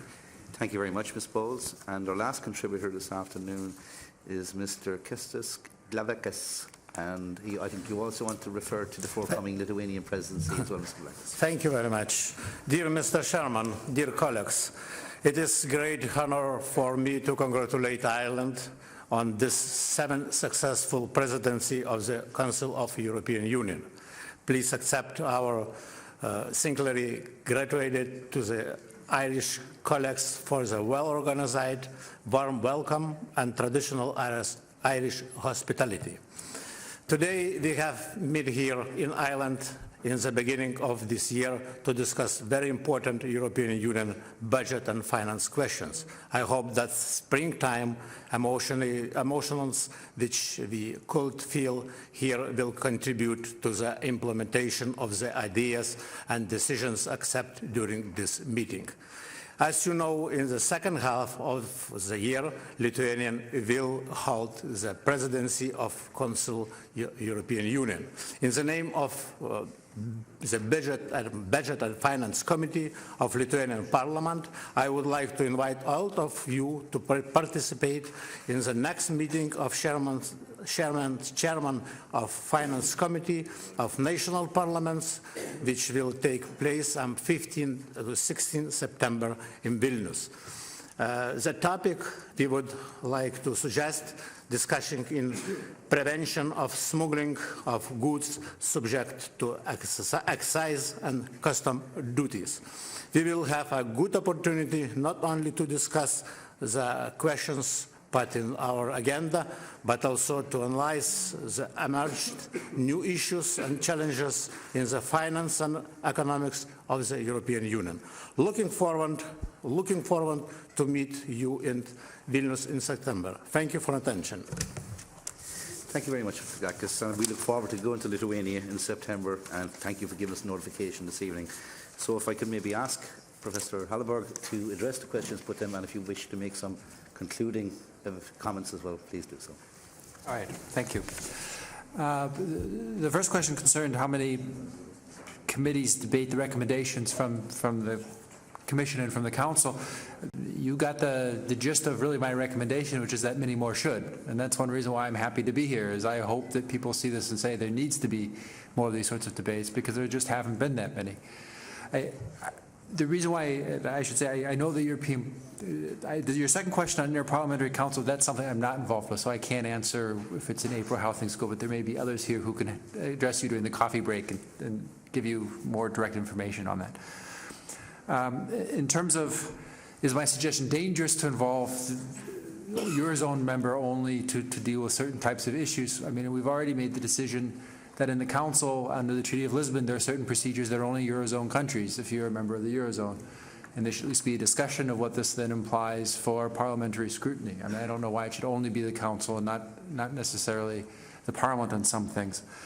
In terms of the role of Parliament itself, yes, I know it does a lot of things. I mean, if anything, the concern always is you have academics come and say, well, now do another 20 things. And you say, yeah, but how many days of the year do I have? I mean, there's only so much that can be done. Having said that, I think one of the ways of thinking about this is, again, more of a checks and balances sort of perspective. That is, and this comes from some research I did, I looked to see what the Commission had recommended over a 10-year period and what the Council had changed. And in about a third of the time, the Council had weakened what it is that the Commission had recommended. And the question is Parliament checking these things, what the Council is doing, what the Commission is doing, and thinking about how the overall procedures work. The excessive imbalance procedure. I've heard a lot of complaints from member state finance ministries about how this has functioned, that the Commission has not been tough enough. Well, that's a member state complaint. Shouldn't there be a European perspective on, is it too tough? Is it maybe too lenient? I mean, these sorts of things. And what I'm suggesting is that there's a role for a European level Parliament to be asking the questions about how effective the European level framework has been. I ended up on many topics that were more European level, but again, just to conclude, to get that first recommendation is think about what role your national parliaments can play in this process.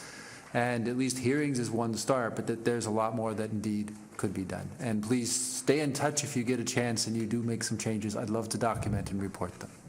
Thank you.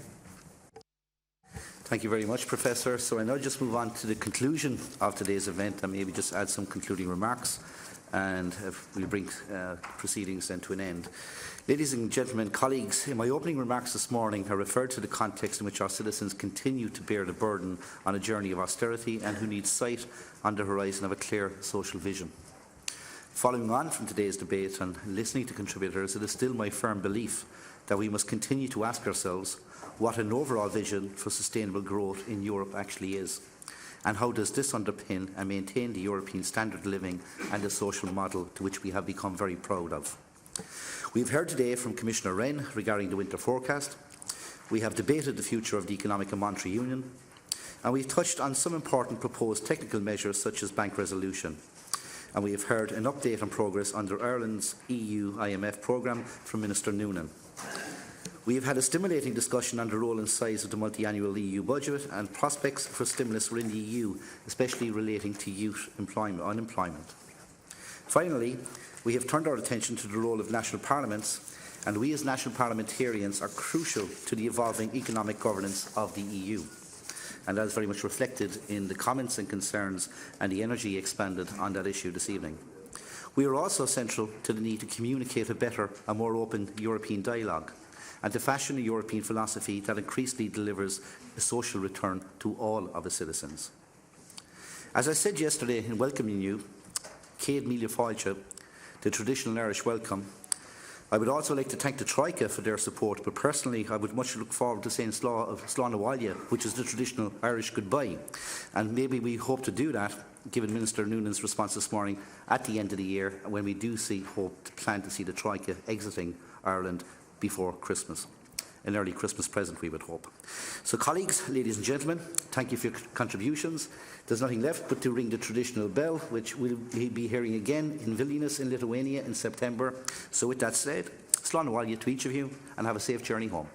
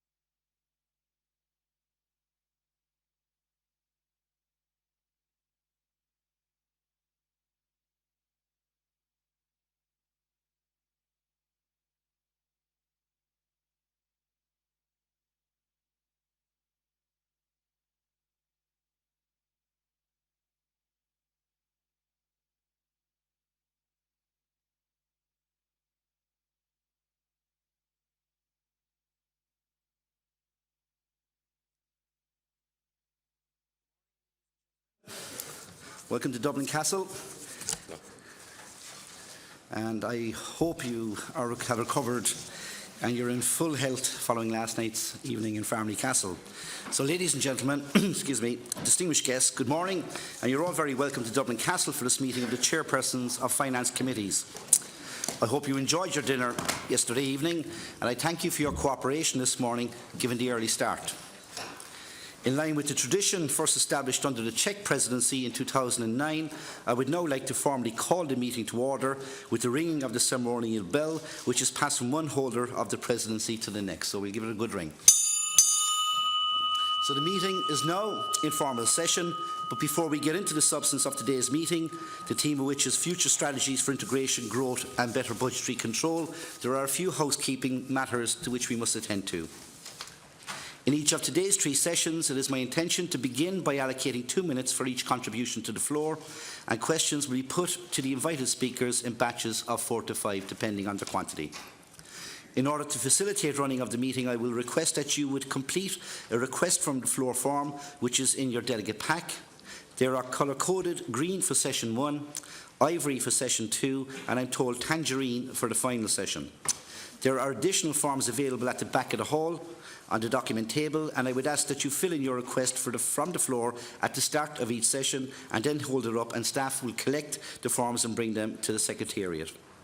In a couple of moments, I will ask your attention while we play a brief health and safety announcement. And directly after the announcement, I will briefly suspend the meeting, and I would like to invite you and the chairpersons from each chamber to join me in the lobby for the family photo. So maybe those people at the front of the hall will exit through the door here, and those people towards the back of the hall exit towards the back, and just head to where the flags are in the lobby outside, and we'll get the family photograph done and dusted with, and we can get on with the main business of the day. So thank you for your cooperation, and I now call for the health and safety clip before we commence proceedings. Ladies and gentlemen, may we please have your attention for this public safety announcement. This is the main conference hall. The conference hall has 3 emergency exits. Exit signs will remain illuminated at all times. Please take a moment to check the exit nearest you, bearing in mind that it may be behind you. In the event of emergency, you will be asked to proceed to the exit and move up the stairs to the assembly point located in the lower castle yard beside the church. For your convenience, restrooms are located outside the main entrance to the room. Please ensure that mobile phones are switched to silent while in the conference hall, and remember that Dublin Castle is a no-smoking building. If you are using headsets, we would request that you return them to where you found them when you have finished. Welcome to Dublin, Ireland, and at its heart, Dublin Castle. For over 800 years, Dublin Castle has been at the centre of Irish political and cultural history. Please take time during your visit to tour around the castle, see Ireland's past in pride of place and memory, and enjoy the breathtaking art, furniture and decor. Thank you for your attention, and enjoy your time in Dublin Castle. Thank you. So if the chairpersons would care to join me in the lobby, and we'll gather for the family photograph, and then we'll come back and start proceedings and the business of the day. So thank you.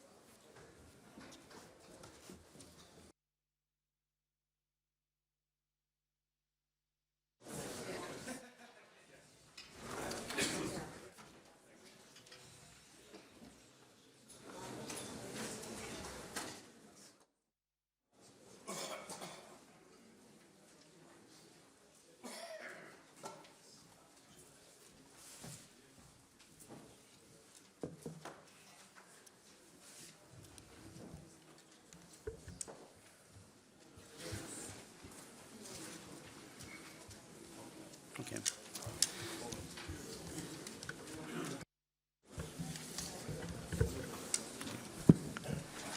Colleagues, ladies and gentlemen, welcome back. And having dealt with the procedural matters on our agenda, we can now turn our attention to the main themes for discussion today. As chairs of finance and budgetary committees, we live in interesting times. The recent changes to economic governance in the European Union and the Euro era are welcome.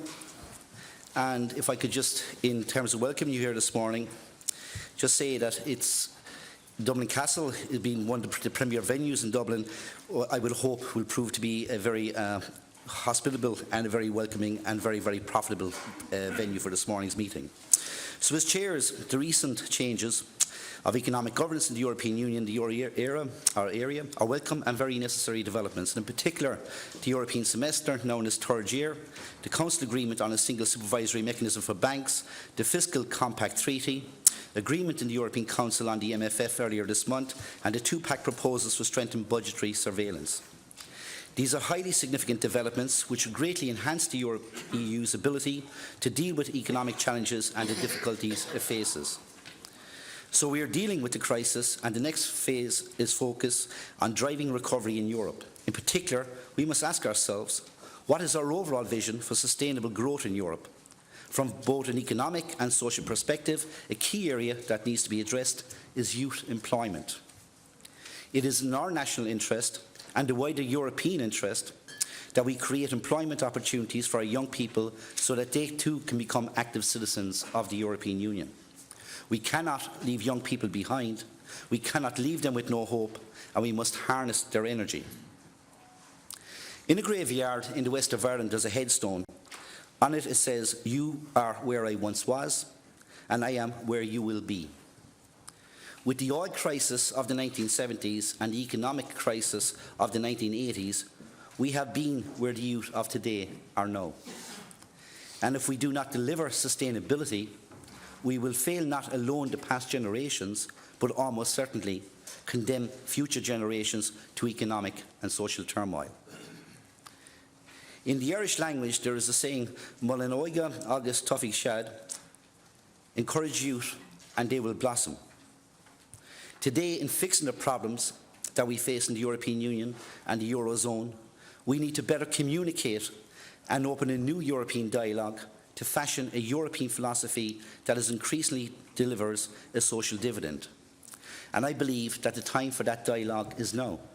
And further, we as national parliamentarians are central to that. We only get one opportunity to make a first impression, and our duty, in the words of Julius Caesar, Capri Ding, is we must seize the day and change philosophy and give leadership to Europe in its current difficulties. As I said last evening, today's meeting takes place during what is a critical juncture for the European Union. Difficulty, but necessary steps taken towards fiscal consolidation in recent years have hit our citizens hard. While many technical elements designed to avoid a repeat of the financial crisis are now proposed or are now in place, we need to communicate the end result of this process. An overall vision for sustainable growth in Europe needs to be central to today's debate. We must begin to move beyond the language of consolidation and austerity and to the language of growth and prosperity. Europe must deliver. It's that simple. Europe must give hope. It must give direction and a roadmap for the future in a way that seeks to consolidate all that has been achieved by the European project to date. And it's no coincidence, or it's no small thing, that in winning the Nobel Peace Prize in Europe, that is as a result of the European project and the European model, and into the future we must not rest upon that, we must now move forward from it. So in beginning today's meeting, I would like to acknowledge that it builds upon the excellent work undertaken by the Cypriot Presidency. I wish to congratulate my immediate predecessor, Mr. Nicholas Papadopoulos, for his initiatives under the Presidency of Cyprus. And I look forward to the debate with Minister Noonan and Commissioner Wren on the future evolution of economic and monetary union. In the second session, I look forward to hearing from Commissioner Lewandowski and Professor Carl Whelan as we debate supporting growth and reform, the EU financial framework up to 2020. And finally, I am particularly pleased that the Irish presidency will include a focus upon parliamentary involvement in the European semester and to what both Minister Howlin and Professor Mark Hallenberg have to say as we debate EU economic governance and the role of parliaments. It will be interesting to continue that dialogue on the role for parliaments in the creation of a real economic union, and I'm sure that will be reflected in some of the contributions we hear both this morning and this afternoon. I greatly value the opportunity to chair this meeting. I look forward to an interesting debate, and I hope that by conducting the proceedings in this opening fashion, we will provide the citizens we serve with a window into discussions and debates between European parliaments as we see greater economic stability and the European Union's economic recovery. Thank you.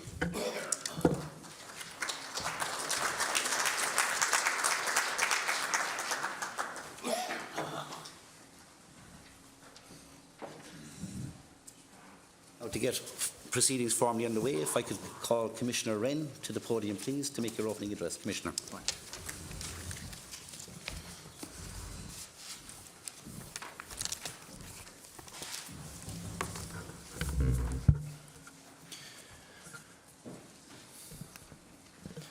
Good morning, ladies and gentlemen.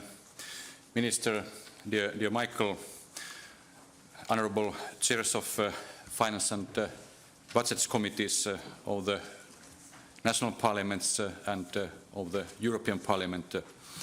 Dear friends, first of all, thank you for the invitation to this meeting of chairpersons of Finance Committees, on Finance and Budgets Committees.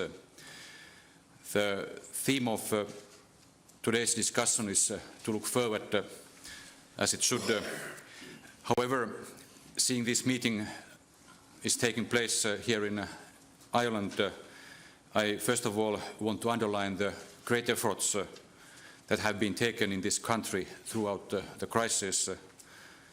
Thanks to the unforeseen measures and dedication of the Irish people, Ireland will in the end of this year be able to exit the programme and fully return to market funding. The hard work is paying off, and you can see this also in the light of the recent deal on the so-called promissory note. Market conditions for Irish bonds have steadily improved, with confidence growing, and as I said, Ireland is now on track to exit from the EU-IMF programme as planned. In this context, the major steps taken by the Irish authorities regarding the promissory notes should further boost confidence and help to facilitate a successful outcome.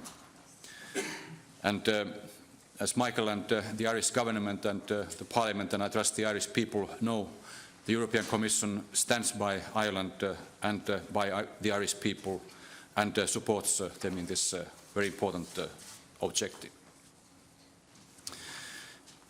As the debate on the future of economic and monetary union should not only focus on institutional issues, therefore let me anchor it into the real world, or at least into the real economy. And let me give you an overview of where we stand at the moment in the European economy on the basis of our very fresh forecast, the winter economic forecast, which was published by the Commission only on Friday. It is a dualistic picture of the European economy. We have bad news, we have some better news, and in any case the forecast shows signs of improving sentiments concerning confidence indicators. We have somewhat better confidence, somewhat better data from the confidence indicators in the recent 2 months or so, so that both the Commission's economic sentiment indicator is improving since the end of last year, and so is the Purchasing Managers Index, the composite output index, which are seen on this graph. So you can in fact see the deterioration of confidence somewhat less than a year ago, when we had the situation when Greece was heading to new elections. There was plenty of turmoil on Greece, and the discussion on the breakup of the perception on the breakup of the euro was at its highest point in spring and summer of last year. And it took its toll on investor and consumer confidence, and it required quite some efforts by the Eurozone member states as well as the European Central Bank to turn this tide. And we are now coming from this very difficult period towards a somewhat improved period. Then concerning credit conditions, we have a clear improvement as regards financial markets, especially sovereign bond markets, which you can see on the left chart, so that we have seen since, in fact, since the beginning of last year for some countries, while for some other countries, since the beginning of the decision of the ECB's outright monetary transactions, we are seeing an improvement of bond yields or interest rates of government securities, which has continued up until today. On the right chart, on the right-hand graph, you can see that the credit conditions are still rather tight. In the ECB bank lending survey, we can see that there has been a certain easing, but it has remained relatively stable, and we know that there are extremely tight lending conditions, especially in the countries of Southern Europe for the moment, not only in Southern Europe but also in some other parts of Europe. And for instance, in Spain, the real bottleneck to growth today is the excessively tight lending conditions, which is a bottleneck for the small and medium-sized enterprises. In a situation where the country's exports have grown by 20% in the past 2 years, and the export volume is higher than ever, at the same time we can see that the credit conditions are curtailing this rebound and recovery of export growth. At the same time, the current hard data is or I would say was disappointing concerning the last quarter of last year. The recession deepened at the end of last year. Compared to the previous quarter, GDP declined by 0.5% in the European Union, and this is also carrying it over. This is carried over to this year, which means that the starting point is lower. And therefore, this year we see overall zero growth of GDP in the European Union. Although this hides the fact that the quarterly developments are likely to be more dynamic over the course of the year. And as you can see, our forecast, our projection is that from the second quarter we see pickup, which will become somewhat stronger from the third and fourth quarters of 2013. As the recovery begins to take hold more firmly in 2014, growth in the European economy should amount to around 1.5%, 1.6% in the EU, 1.4% in the euro area. Inflation is expected to fall to below 2% this year and decline further to 1.5% next year. The major risk to the forecast would be to lower our guard on the necessary reforms to bring back growth and job creation. How about public finances then, which is the core business of most of you? Europe has made progress with the necessary fiscal consolidation, which you can see on this slide. For last year, 2012, we expect the headline deficit to have declined to 3.8% in the European Union and 3.5% in the euro area.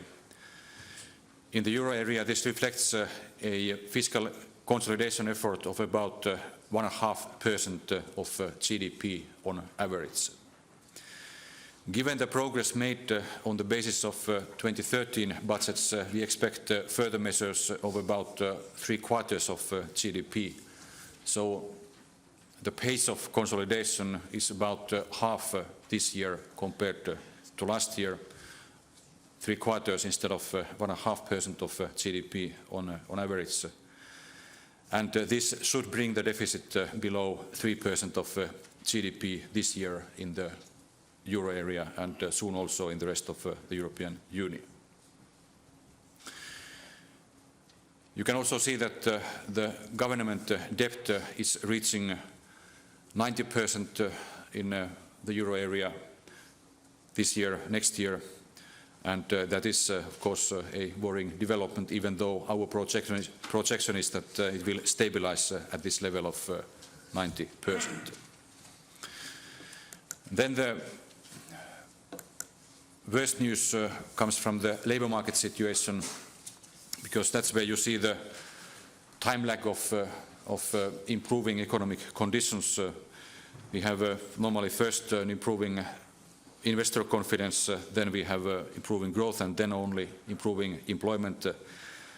And this slide shows that the unemployment rate in the EU has climbed to 10.5%, and in the euro area 11.4%.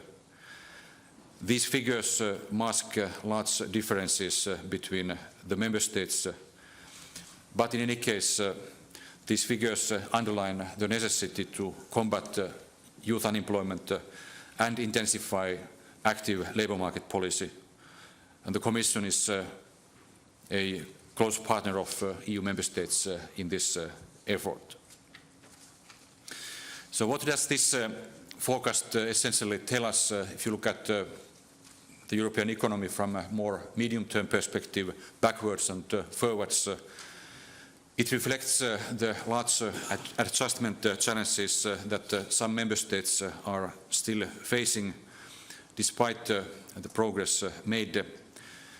The process of rebalancing of the European economy after the credit-fueled boom has made headway and is underway, but it will continue to weigh on growth and public finances still for some time, especially in the highly indebted and more vulnerable countries.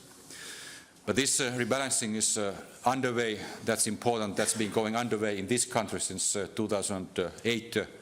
In many other countries since the beginning of 2010, when the debt crisis hit Europe with full force. And it will take still some time before the large and unsustainable macroeconomic imbalances that accumulated in the first decade of the euro will be completely overcome. So, ladies and gentlemen, the forecast makes it clear that the work is not finished yet. We have major challenges ahead of us, especially unemployment and stronger recovery. And therefore, the debate on the future of the economic and monetary union cannot be limited to institutional issues only, but we must focus on sustainable growth, job creation, and on the competitiveness of European industry, how to save the industrial base of Europe, at least with the same vigor and energy as we approach the institutional issues. And we face three overarching challenges which were part and parcel of the annual growth survey we presented in the end of last year, which is the basis of the work for the European semester, which is currently underway and where you play a key role. First, we need to find a solution to the challenge of sustainable growth and job creation. Second, we need to continue with the ongoing efforts to meet the challenge of fiscal sustainability. And third, we have to meet the challenge of rebuilding the economic and monetary union. The first challenge, sustainable growth and job creation, calls for us to reverse the trend of European losses in global competitiveness. Most of all, Europe needs more entrepreneurs and businesses that are hungry and able, both hungry and able to grow and create prosperity, create jobs in the European economy. This implies tackling the bottlenecks to growth by creating an entrepreneur-friendly business environment with better access to finance and more efficient business administration. We need to focus also on boosting productive investment, both public and private, as the credit conditions in the private banking sector are not yet normalized. Public banks, such as the European Investment Bank, have an important role to play here. And the capital increase of the EIB and its lending capacity agreed in the end of last year by the member states is a very concrete example of this. This 10 billion increase of the capital of the EIB will facilitate 60 billion euros of lending, and according to the normal co-financing rates, it's expected to stimulate altogether 180 billion euros of investment in innovation and infrastructure in Europe. And this is not only theory, this is already practice, because this is part and parcel of the lending mandate of the EIB as of January this year. So it is a work in progress already now. At the same time, we must not forget that private investment is the prime driver of growth. To unblock private investment, we must complete the repair of the financial sector to restore the flow of credit to households and enterprises. And dear friends, it's not about bailing out bankers. It is about letting the credit flow and create growth and jobs. Public and private investment is not contradictory. Both are indeed crucial to restore growth in the European economy. We must also look beyond our borders for growth by embracing a forward-looking and proactive trade policy. In Europe, about 30 million jobs, or more than 10% of the total workforce, directly depend on sales to the rest of the world, with, of course, strong impact to the rest of the economy and job creation. The decision the other week by the European Union and the United States to initiate negotiations on a groundbreaking, comprehensive and deep free trade agreement is of enormous growth potential in this respect for Europe. Successfully facing the challenge of sustainable growth is indeed critical. It is essential if we are to raise our living standards and service the debts that we hand down to future generations. With the future in mind, growth must indeed be sustainable, not only in economic terms, but also in terms of its impact on the environment and climate. And that's why green growth has great potential both in environmental and economic terms, and should remain a top priority in the EU. The second challenge, fiscal sustainability, calls for staying the course of reform and consistent fiscal consolidation. I'm fully aware that there's been a lively and intensive debate on this matter in most parts of Europe, with different angles and sometimes different conclusions. Public debt in the European Union has risen from around 60% of GDP before the crisis 5 years ago to around 90% of GDP today. And on the basis of serious and empirical economic research. I'm referring, for instance, to Carmen Reinhardt and Kenneth Rogoff, the sequel to the book, This Time It's Different, the sequel in 2011, their study on public debt. We know that when public debt rises above 90%, it tends to have a negative impact on economic dynamism, which translates into low growth for many years. Nevertheless, as I said, in the context of our economic forecast, the public finances in Europe are gradually improving, not with a hasty speed. We still have a deficit of 3.5% last year, almost 4% in the European Union as a whole. But they are improving thanks to, on the one hand, the enhanced EU economic governance, and on the other hand, determined efforts by governments and parliaments of the member states.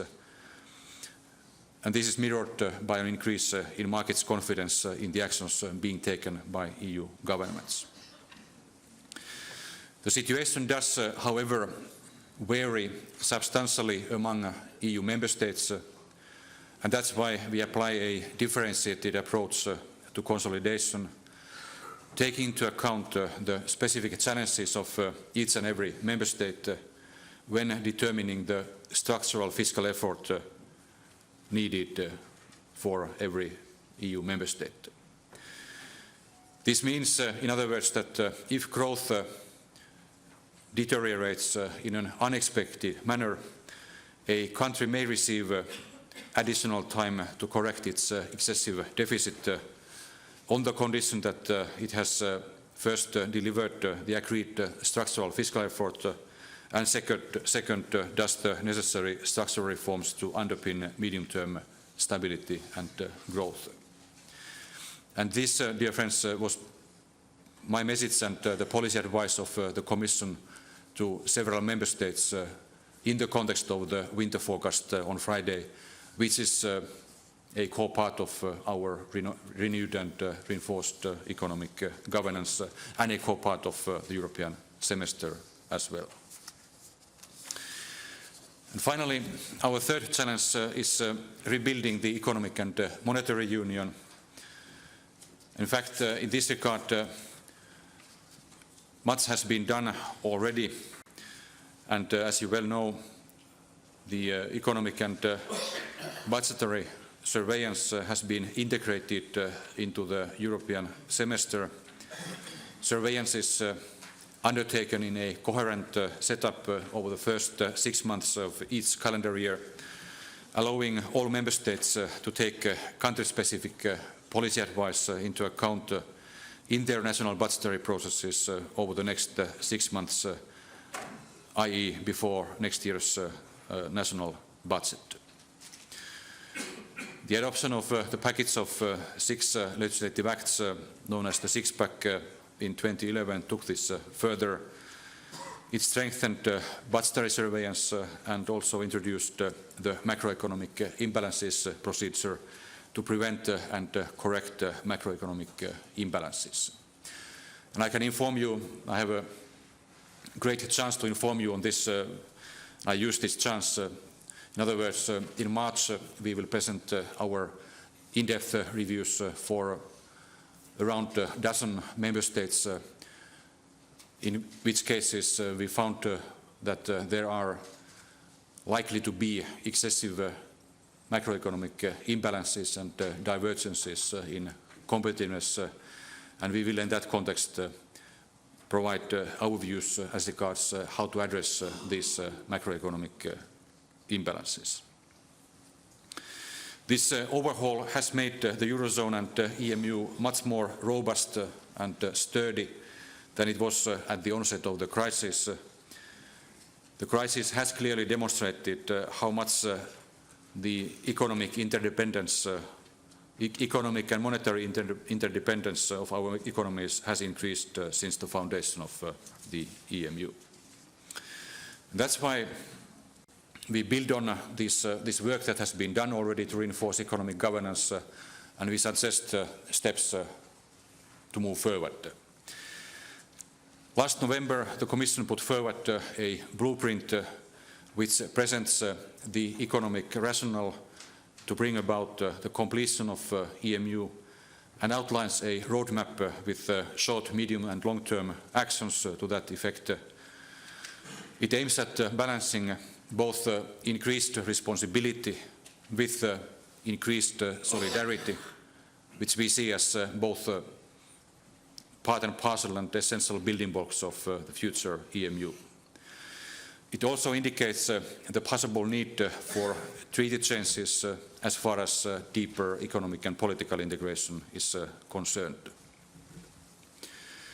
Throughout the measures proposed, ensuring democratic legitimacy is at centre stage. As representatives of national parliaments and European Parliament, you all know very well that parliaments are the places where legitimacy and accountability of policy decisions vis-à-vis the citizen are realized. I know it as a former member of a national parliament and of the European Parliament that that's the place and it is to you that citizens turn for answers and this great responsibility requires finding the best ways and means to move forward through an open debate and discussion. The blueprint builds on the community method by allowing non-euro area participation in the new arrangements wherever possible. It also ensures convergence between the current and future euro area member states. For the short term, from 6 to 18 months, we envisage proposals within the current treaties, starting with the banking union, which is underway. The agreement on the single supervisory mechanism reached in December was an important step in this regard. Next, we will develop a European resolution mechanism. And in parallel, we will come up with proposals for increased prior or ex-ante coordination of major economic reforms.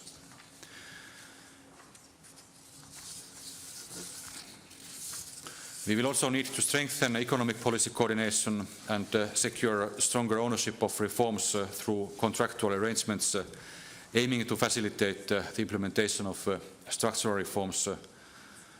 They will define the more detailed measures to which the member states commit themselves and to which they can expect financial support from a Eurozone solidarity mechanism. In the medium term, that's from 1.5 to 5 years, we envisage further integration involving treaty changes. Our guiding principle in rebuilding the EMU is that any step towards increased solidarity and mutualization of risk would have to be combined with increased responsibility. That is, with a further sharing of budgetary sovereignty and deeper integration of decision-making, especially in the Eurozone. So, Chairman, ladies and gentlemen, let me conclude. The challenges ahead of us will not be resolved without hard work and without serious political efforts. There is no time for complacency. In the end, what we want to achieve with all of this is a competitive and inclusive economy capable of sustainable growth and high level of job creation, while maintaining our European social model and ensuring a sustained rise in welfare. But this requires such an institutional setup that supports these policy objectives. That's why rebuilding the economic and monetary union is indeed essential for our long-term welfare and for the sake of sustainable growth and job creation. Thank you very much for your attention.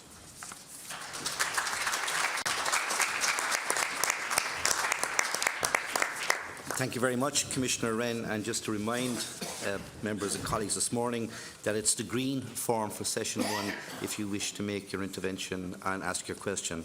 So with that said, I'd now like to welcome to the podium Mr. Michael Noonan, TD, Minister for Finance. Minister.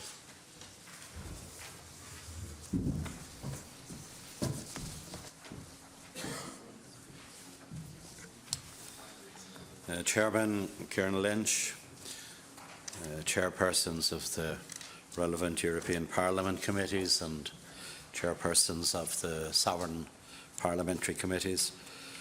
You're all very welcome here, so good morning everybody. I'm happy to be here for this session on the future of economic and monetary union in the European Union. This is an important topic during Ireland's presidency, and I look forward to the discussions and the debate. I want to thank Commissioner Wren not only for his clear words just now, but also for the good work that the Commission has been doing over the last few years in relation to the challenges facing the economic and monetary union. The economic and financial crisis has demonstrated that the architecture of the economic and monetary union is not perfect. Cracks in the system became all too painfully obvious when it was tested by the enormous strains of recent times. And over the coming years, the Union will have to develop the ways and means of strengthening and underpinning of our shared currency.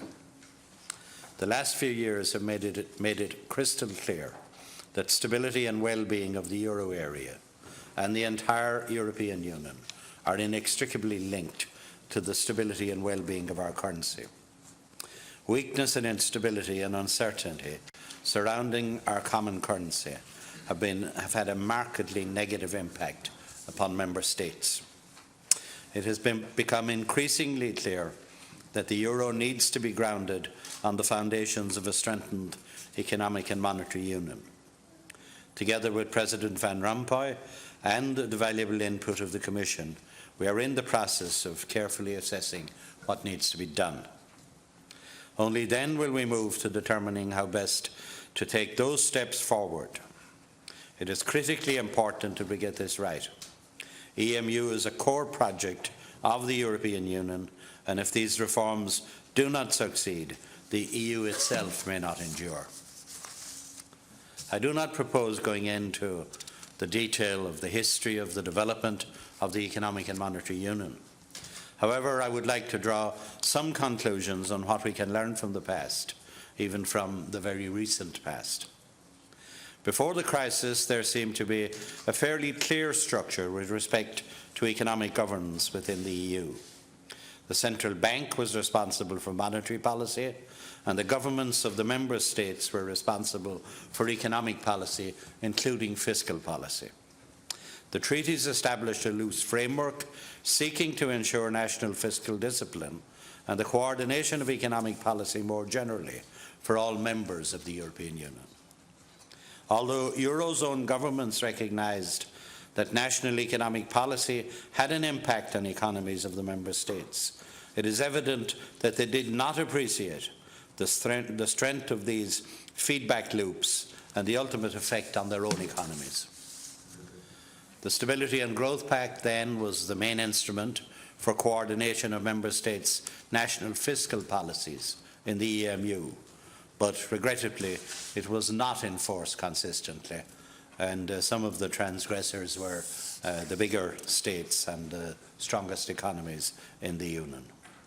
Furthermore, the system of economic governance did not give adequate regard to preventing large fiscal and economic imbalances building up in individual member states. And not only that, but essential structural reforms were postponed in a period of growth for many member states, resulting in weaknesses which now need to be addressed. The EU has often been criticised for its slow response to the crisis in terms of introducing improved economic governance measures. In my opinion, this is an unfair criticism. The scale and depth of the crisis was unprecedented and required remedies that would have been practically inconceivable at other times. In terms of institutional reform, we have a European Union of 27 member states, soon to be 28. In addition, we cannot forget the role of the European Parliament in the governance process of the Union. Change has to be agreed. It cannot be imposed, and implementation takes time. If we see that reforms are needed, we all want to have them implemented swiftly. We want a quick overall solution. However, the changes that have been adopted have political consequences for all member states, both long-term and often immediate. And political and public agreement of them is absolutely essential. There is a crucial job to be done by all ministers to convince their citizens of the need for change. For example, we have to have external oversight of their budgetary process, where none may have existed previously. These are important and, for many countries, difficult changes, and they need to be recognised as such. So, contrary to the criticism of many, Europe is acting across a number of fronts in response to the crisis. We have set up the ESF, the EFSF and its successor, the ESM, to help member states in difficulty. There have also been various important and targeted interventions by the European Central Bank. And we need to deliver on what has already been committed, to break the vicious circle between banking and sovereign debt. Our focus continues to be on delivering what was agreed by the heads of state and government, including the decision made on the 29th of June 2012. These commitments are vital in giving certainty to the markets and are important to the credibility of Europe as a whole. As I have already briefly touched on, the previous economic governance system was inadequate in that it was too narrow in its scope and did not lead to the identification of emerging problems and imbalances in time to head off the crisis and reduce its effects. It is only when we look to the governance structures that were in place before the crisis that we can see how much has been achieved, particularly in the past 18 months. The EU and its member states have taken a series of important decisions that will strengthen economic and budgetary coordination for the European Union as a whole, and for the euro area in particular. These reforms have been multifaceted in nature. The main reform process began with EU 2020 and EU's growth strategy for the decade, which aims to make the EU a smart, sustainable and inclusive economy. This was followed by the European semester, to which was added the Euro Plus Pact and the so-called Six-Pack, which came into effect on the 13th of December 2011. The effectiveness of the Six-Pack has also been bolstered by the Fiscal Compact, which requires contracting parties to ensure convergence towards the country-specific medium-term objective, as defined in the Stability and Growth Pact. The Two-Pack, on which political agreement was secured by the Irish Presidency last week, is a significant and welcome further enhancement of the economic governance architecture for euro area member states, and is in many respects a natural extension of the Six-Pack. Agreement in this dossier has been a priority for the Irish Presidency, following the mandate from the December European Council, which called for the rapid adoption of the measure. The agreement will now go forward for formal approval by Member States' ambassadors, and the regulations will subsequently be formally agreed by the European Parliament and the Council before being adopted by Member States. Effective management of the European semester is also an important element of the Irish Presidency, and our implementation of the Presidency roadmap for the 2013 semester will help us to ensure that the process will be both effective and efficient. Perhaps the greatest development in response to the economic and financial crisis has been the move towards banking union. We need effective banking supervision at the level of the Eurozone and the European Union. We need deposit insurance, and we need a bank resolution scheme at a European level. We need agreement on the Capital Requirements Directive, the so-called CRD4. The Irish Presidency is giving absolute priority to all files relating to the promotion of the banking union, along the lines of the priorities outlined by the European Council. The first real step to a European banking union to break the link between sovereign and banks was in December, when finance ministers reached an important agreement on the creation of a single supervisory mechanism. This is a major step towards ensuring financial stability and thus facilitating growth. Political agreement now needs to be reached with the European Parliament so that the overall agreement can come into force. This is being pursued vigorously by the Irish Presidency. We are also working hard to ensure that the remaining next pillars, Capital Requirements Directive, that's the CRD4, and harmonised resolution and deposit guarantee schemes are put in place as soon as possible. Proposals for a single resolution mechanism are also to be developed by the Commission. Once full banking union is in place, the direct link between the sovereign and the banking system should be fully broken, thus ensuring a more stable euro area in the future. But this is one important element of a wider effort.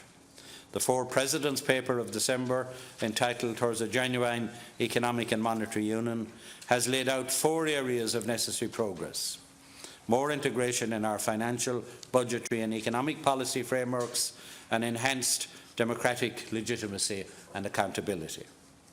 Thoughts on the way forward were also helped greatly by the Commission's blueprint, which was published around the same time.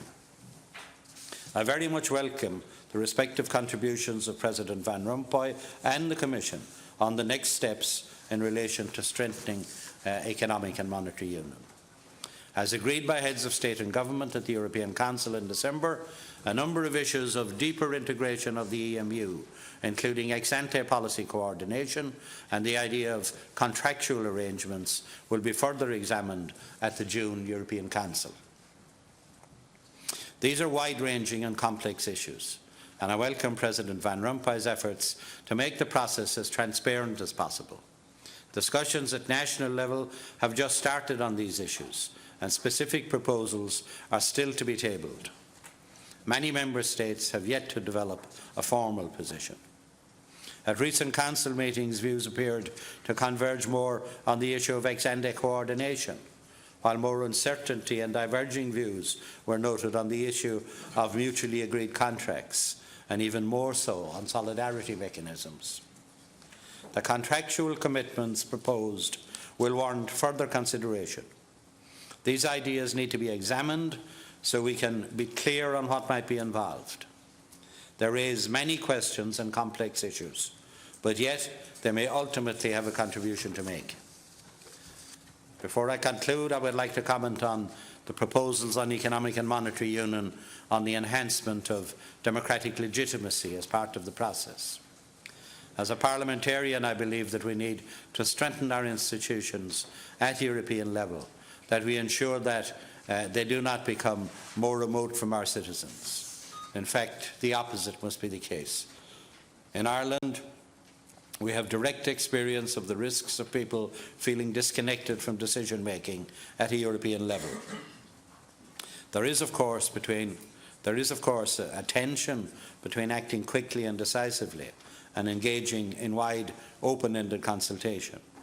But democratic legitimacy and accountability cannot be an afterthought. They are part of our shared European values, but they are also a crucial underpinning of the long-term stability of the whole system.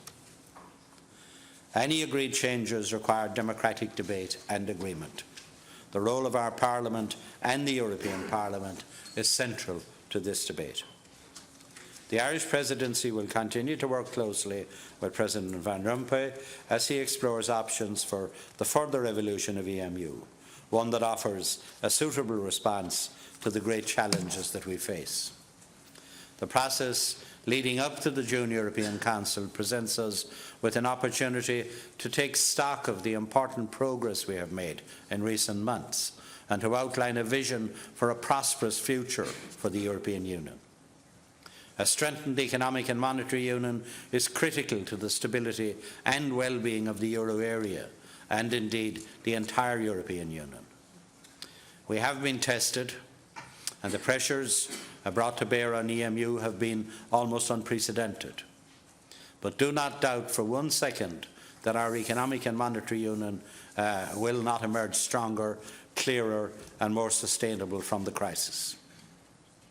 The challenge now for European leaders is to put in place the policies we have already agreed upon and those that are still urgently needed to ensure that the confidence which has returned in the euro area will remain well into the future, and to put all member states, large and small, on a stable trajectory towards growth and prosperity in a closer, more solid, more balanced union.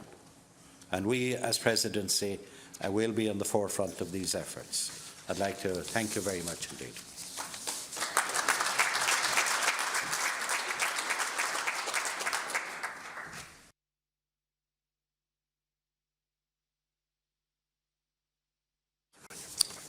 Of this morning's session.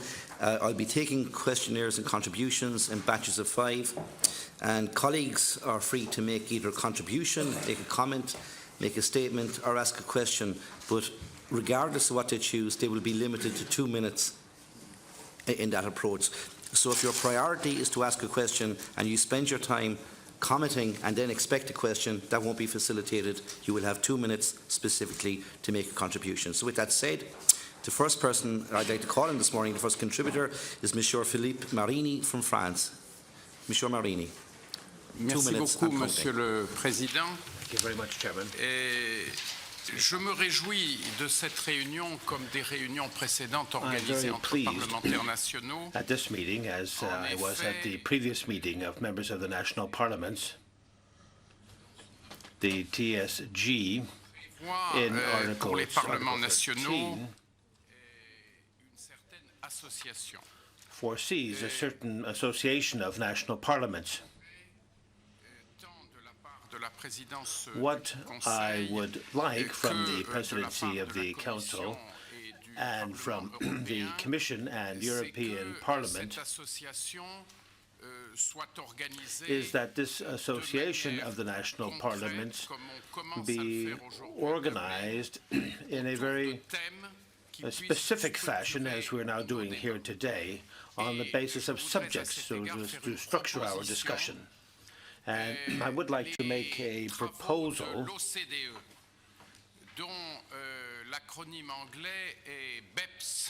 the Basis, Evasion and Profit Sharing or Shifting me semble nécessiter des échanges entre parlementaires nationaux. Ceci en vue de comprendre et en vue de prévoir lorsque l'on évoque le besoin d'une intégration croissante. Just a half a minute to wrap up, Mr. Marini. Yes. Pour être très concret, je propose que dans de futurs échanges au cours du semestre irlandais, on veuille bien traiter de cette question spécifique entre parlementaires nationaux. Est-ce que demain ou après-demain, l'impôt sur les sociétés disparaîtra de nos finances publiques?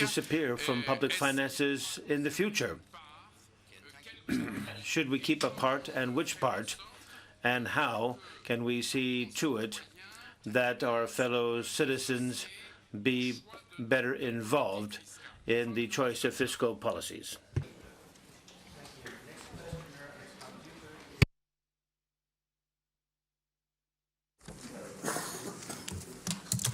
Merci, Président.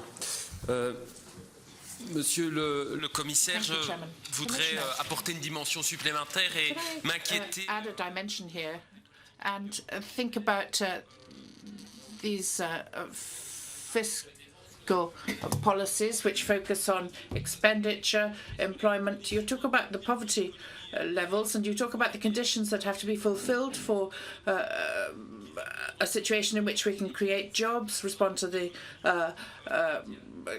climate challenges, work in terms of the world economy and look after the needs of the poor. Now, of course, we have to have flexibility given the different situations in the different countries. You also have to have a capacity to invest in the economy of the future, in research and development, in training training workers, energy issues, and this fiscal consolidation that we're seeing now means that we can't necessarily make progress on all of that. Also, social progress when it comes to the Union, and also combating poverty. We have to think about the whole generation being sacrificed. The chairman talked in his introduction about the phenomenon of youth unemployment. We think we have to preserve social models and get the social partners involved in a democratic manner in the whole discussion. Now, when it comes to banking, we talk about banking supervision, and we have to regulate the banking sector and reform the banks, because in our countries, as in others, there's a form of credit crunch, so it's impossible for businesses to get financing because banks prefer the financial markets to the real economy. Now, I'd also like to talk about fiscal coherence between our member states. They're in competition with one another, and so they're trying to get companies set up. And then I would finish by talking about revenue, for example, the financial transaction tax. Then you talked about exports, but we're also the victims of imports, which are taking place on the basis of a social and environmental criteria, which are less ideal than our own. So how can we protect ourselves from that too?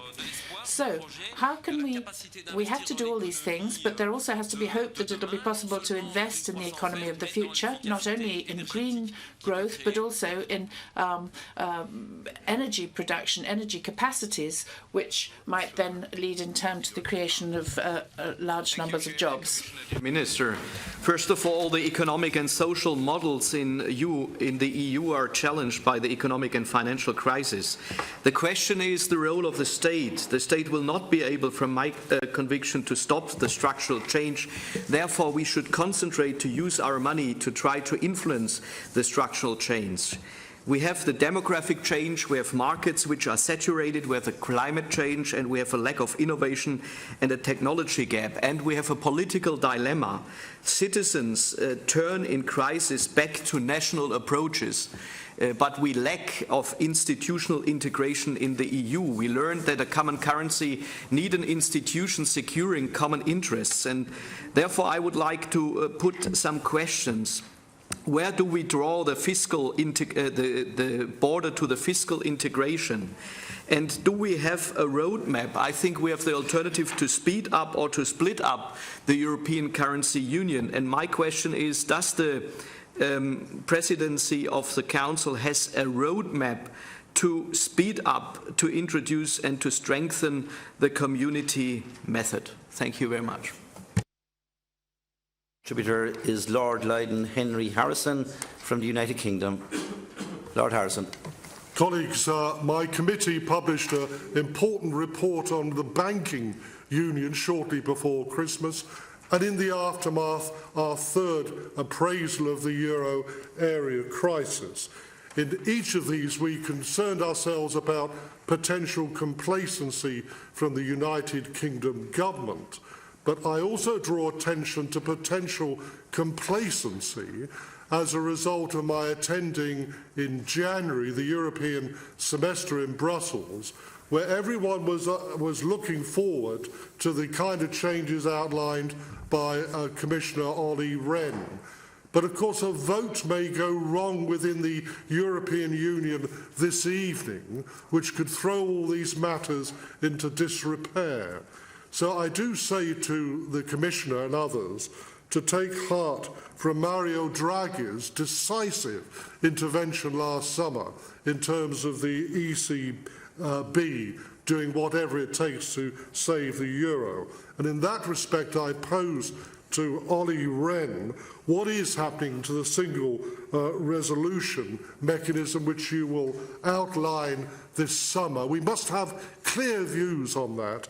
And to Mr. Noonan, who talked about the deposit insurance, but this falls far short of the original common guarantee scheme that was promised.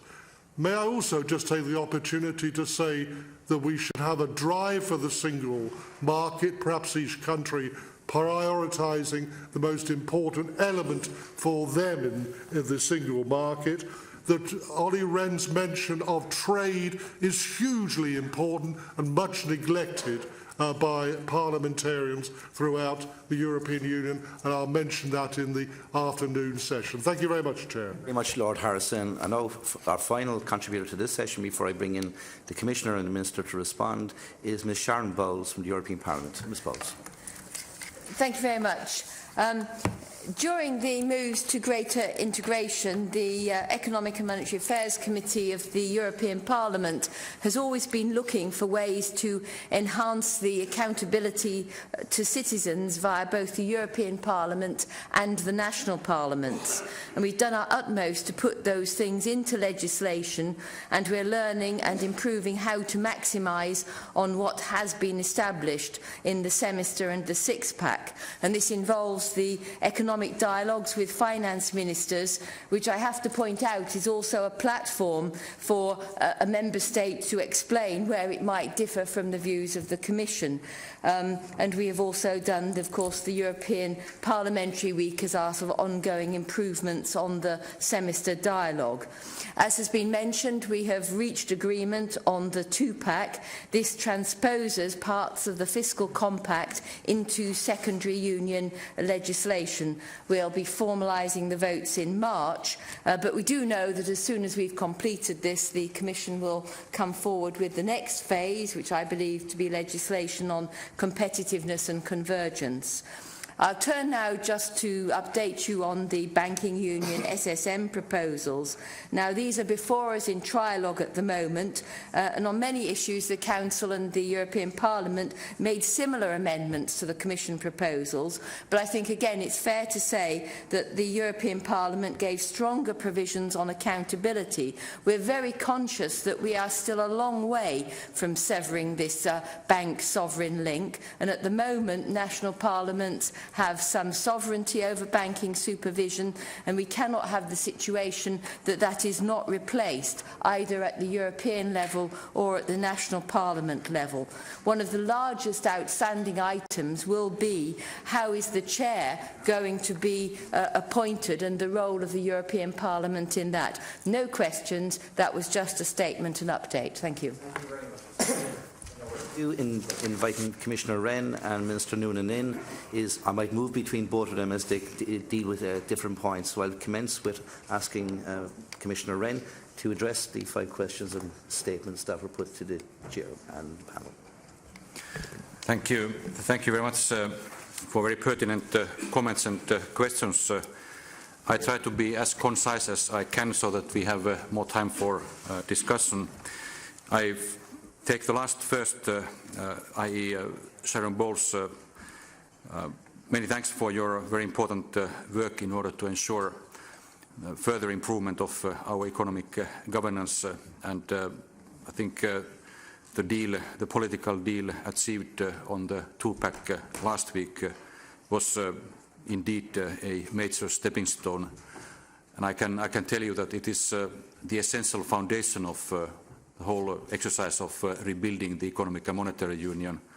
Without the two-pack, we could not have moved forward on the rest of our roadmap. So I want to express my gratitude to both the European Parliament, to the Irish Presidency, and to all Member States who have in the Council very constructively contributed to the adoption of this important piece of legislation. Deuxièmement, quelques comments pour l'intervention de Monsieur Marini. Reply to Mr. Parini. Je pourrais répondre en français. I could reply in French because the Figaro said that at the summit, Mr. Wren speaks a rather clipped French, but still in English, at least still today. So I'll do some further training and I'll come back in French then. So I think your point on the OECD report on base evasion and profit shifting is very important. I can tell you it was introduced in the G20 ministerial and governor meeting in Moscow last weekend. And I'm very much looking forward to having a serious debate on that, both in the European institutions and in the context of G20.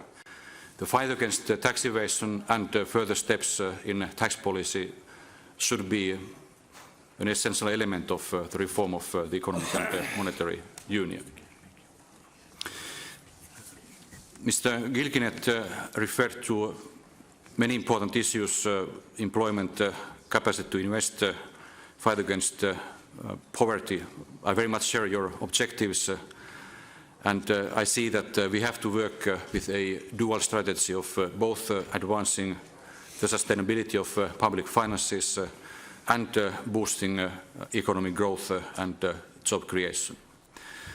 There is obviously no silver bullet, and as regards investment, which was the main issue in your question, it's essential to conclude the repair of the banking sector and financial industry with consistency and urgency.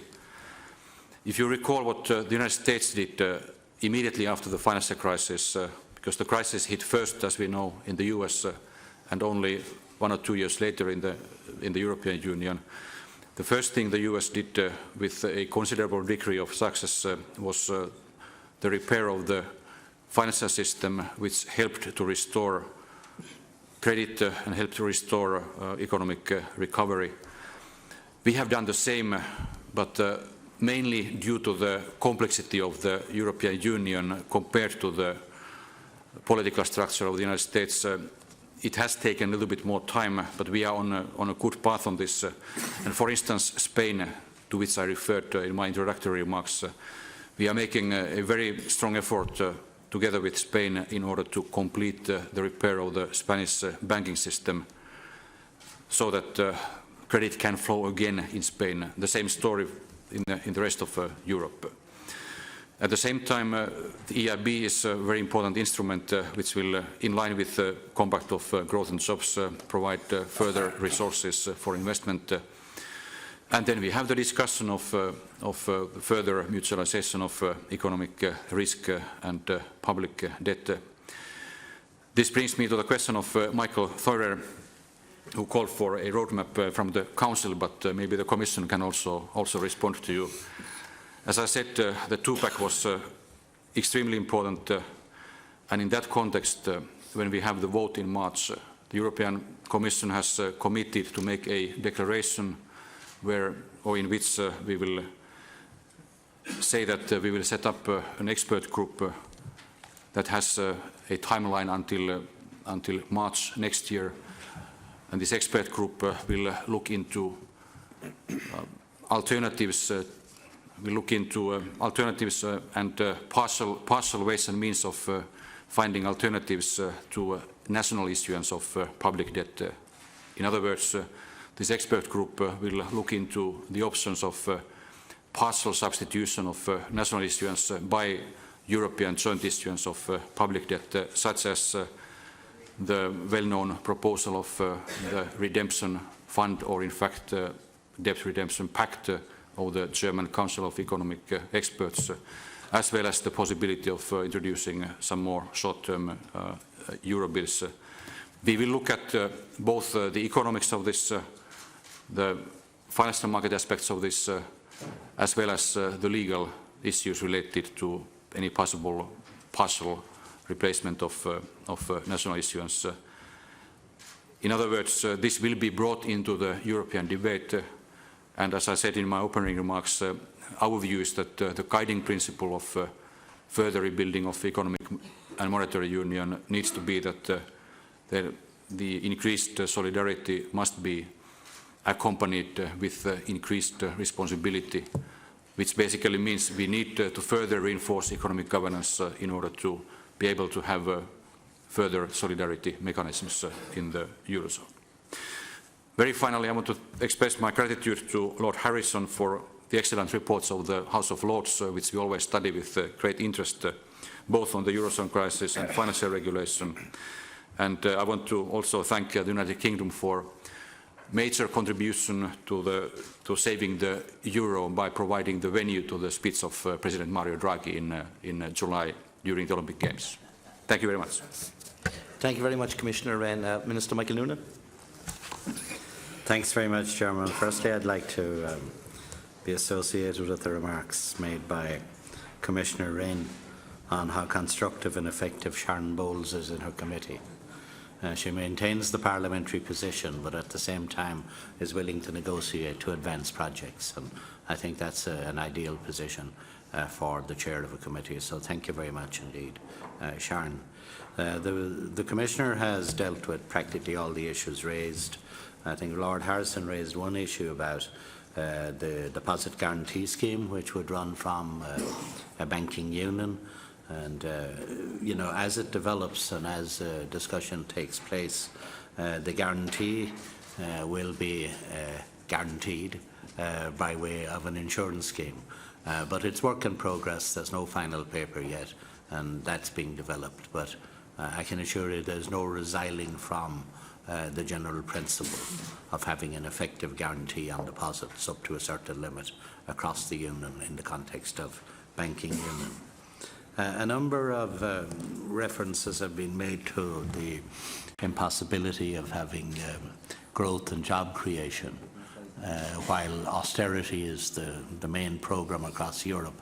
I'd like to challenge that, because there are two sides to an economy. There's the supply side as well as the demand side.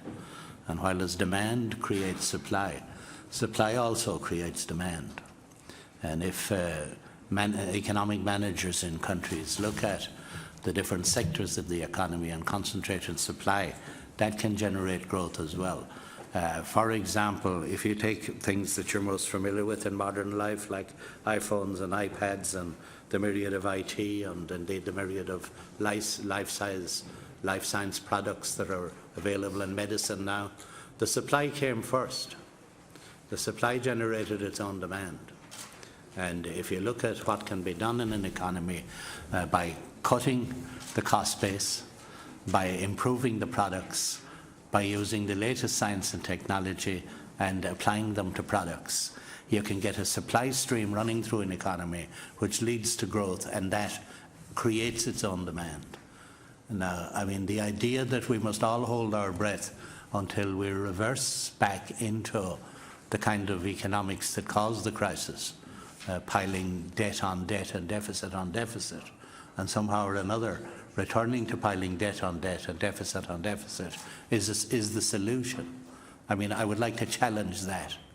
And there is a supply side to the economy, and if you apply the supply side initiatives to various sectors in any national economy, you'll get growth. We've been doing it for 2 years now in the most adverse circumstances, and the Commissioner predicting that Ireland will have the strongest growth rate in Western Europe this year and next year. But it's because we have been doing things on the supply side. We don't have the resources on the demand side, first of all, to have a kind of a new deal. But I would also challenge the wisdom of relying on the demand side when it was those initiatives that caused the problem in the first instance. Thank you very much, Mr. Noonan. I now call on Mr. Antonios Bizas of the Hellenic Parliament in Greece. Mr. Bizas. Thank you, Mr. President. During the past months, the European Union has made important steps in order to address the shortcomings of the original architecture of the EMU that the current economic crisis has revealed. In this respect, significant progress has been made on the creation of the European Banking Union. Our country aspires toward the full operation of this mechanism at a European level, covering all Eurozone banks and providing for adequate contribution on the part of the private sector and anti-bank resolution costs whatsoever. Moreover, they should be complemented by the single deposit guarantee mechanism that will limit the risk related to the deposit transfers between countries and institutions and guarantee the protection of the depositors of the EU. In addition, it should be provided that the single resolution mechanism will recapitalize directly the failing banks via the European Stability Mechanism without affecting the public debt of the Member States. We look forward to the immediate clarification of the proposed mechanisms operational framework as well as their timely implementation. For instance, the framework does not provide clearly for the possibility of retrospective recapitalization for the Member States under an adjustment programme. Finally, it is essential for the EMU's process to be open and transparent, ensuring democratic legitimacy via constant consultations and broad participation of both the national parliaments and the European Parliament. Thank you very much. Thank you very much. Our next speaker is Mr. Kimmo Sasi of the Finnish Parliament. Mr. Sasi. Thank you, Honourable President. Let me place two questions to Mr. Rehn. First of all, every January or February we say at the end of the year there will be growth in the economy. Then we see something in sovereign debt problem and then there is no growth. The situation is worse.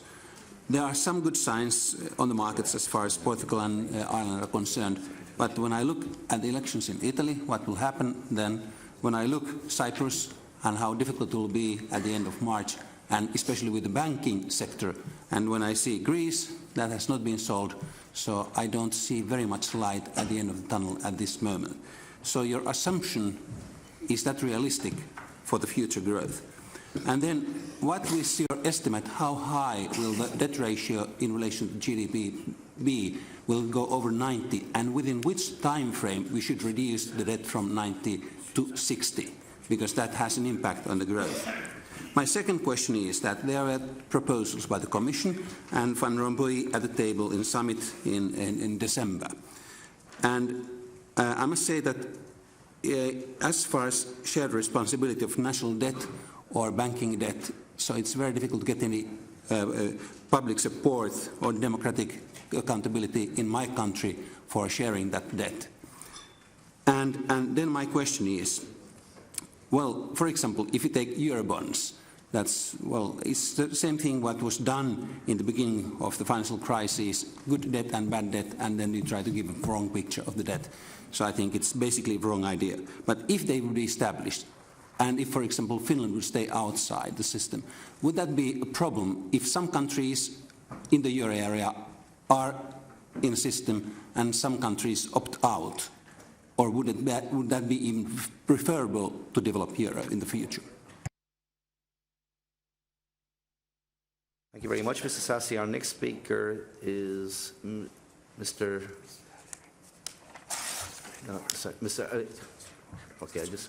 Eduardo Cabrita from the Assembly of the Republic of Portugal. Thank you, Mr. Chair. Thank you, Mr. Chair. I think these meetings are quite important, as the only answer for the economic and financial crisis in Europe is not an isolated answer from each country, is a global answer. As we have seen from the last 3 years, there is no answer looking just for some countries as a problem. The problem has begun to be solved when the European Central Bank gives a global answer. And that means in the financial side of the crisis, we are moving on the right side during the last 6 months. But you should look also to the economic side. And in this proposal, our coordination is much more weaker. And what we are facing now is euro area is in a recession. Even the countries like Finland, France or Netherlands are in recession now. The Portuguese case is a good example of how strong efforts done with a large political support and a large social support are not successful if you look only to the austerity side. Portugal made a strong effort, was back in the markets, in the financial markets last month, but what we're facing now is unemployment rising from 12 to 17%. We have doubled the recession compared with the previous forecast a few months ago, and I think social and political support for austerity process is vanishing. you should look ahead to a closer answer, looking for a global European solution, giving priority for jobs and for growth. Thank you very much. Thank you very much, Mr. Cabrita. Our next speaker is Ms. Valérie Lebon from the French National Assembly. Mr. Bon. Merci, Monsieur le Président. Thank you very much, Chairman. I would like to raise 2 points. The first, I think, is an important step forward, which has happened since we met in Cyprus, which relates to banking supervision. And this was adopted in December. Now, this banking supervision means that the European Central Bank will be responsible for implementing this. They'll be responsible to the European Parliament, but also to the Commission. And so what I'd like to know from the participants is to what extent do the national parliaments or will the national parliaments have any responsibility for good implementation of this banking supervision? Because, as I say, I think it's a very important step forwards in the construction of Europe. Now, an underlying question relating to the banking resolution system, which was adopted first and foremost in Ireland. The French Parliament is in the process of adopting banking legislation, which attaches a lot of importance to resolution. The creditors and so on, they are also very important when it comes to the construction of Europe. And then I also come back to the issue of company tax, efforts towards convergence on the fiscal receipts that we want to achieve. So that's a subject which I also think is very important for our regular meetings. Thank you very much indeed.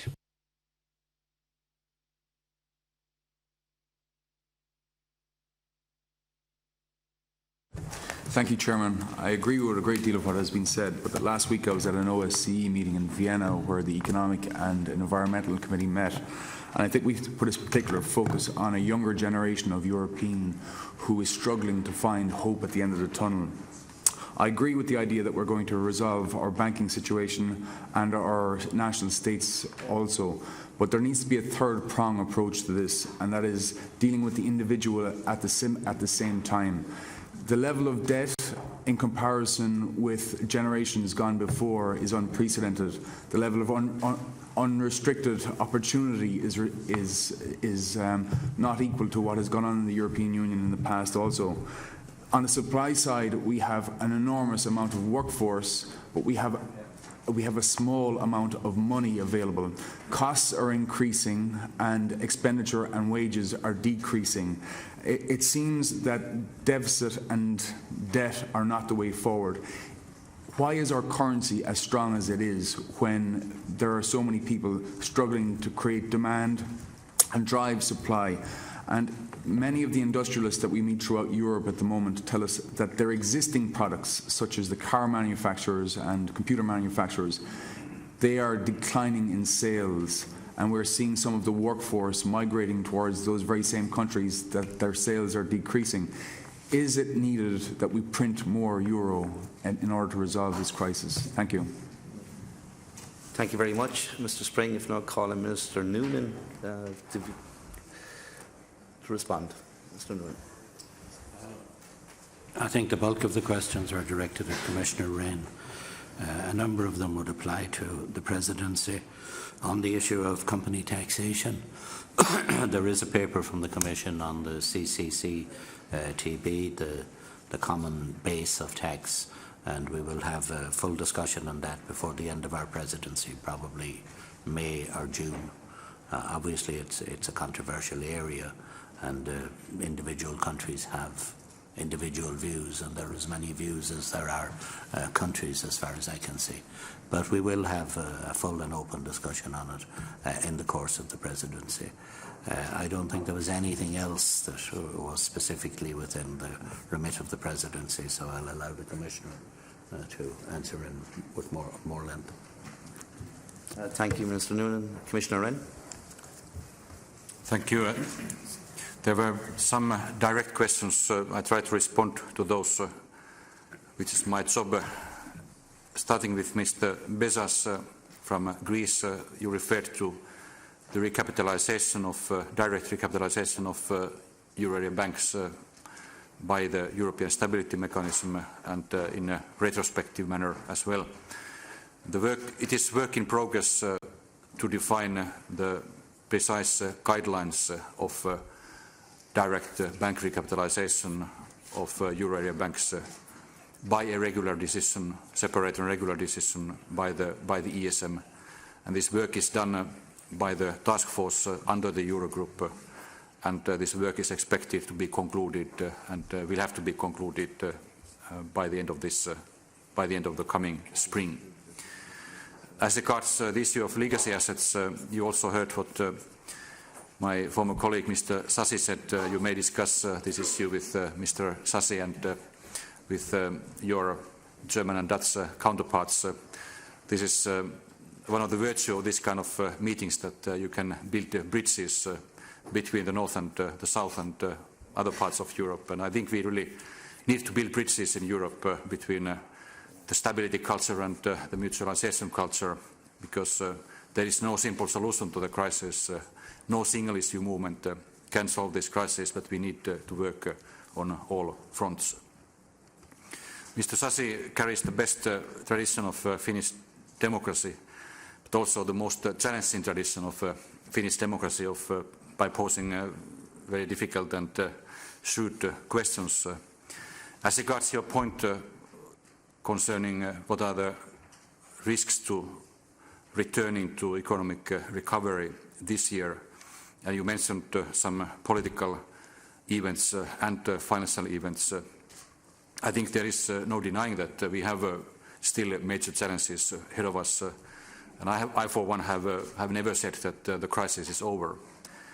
I believe the worst is over, because the perceived risk of the breakup of the euro area is virtually, or in fact completely, disappeared. That helped a lot. That brought interest rates to an extent down and narrowed the bond spreads.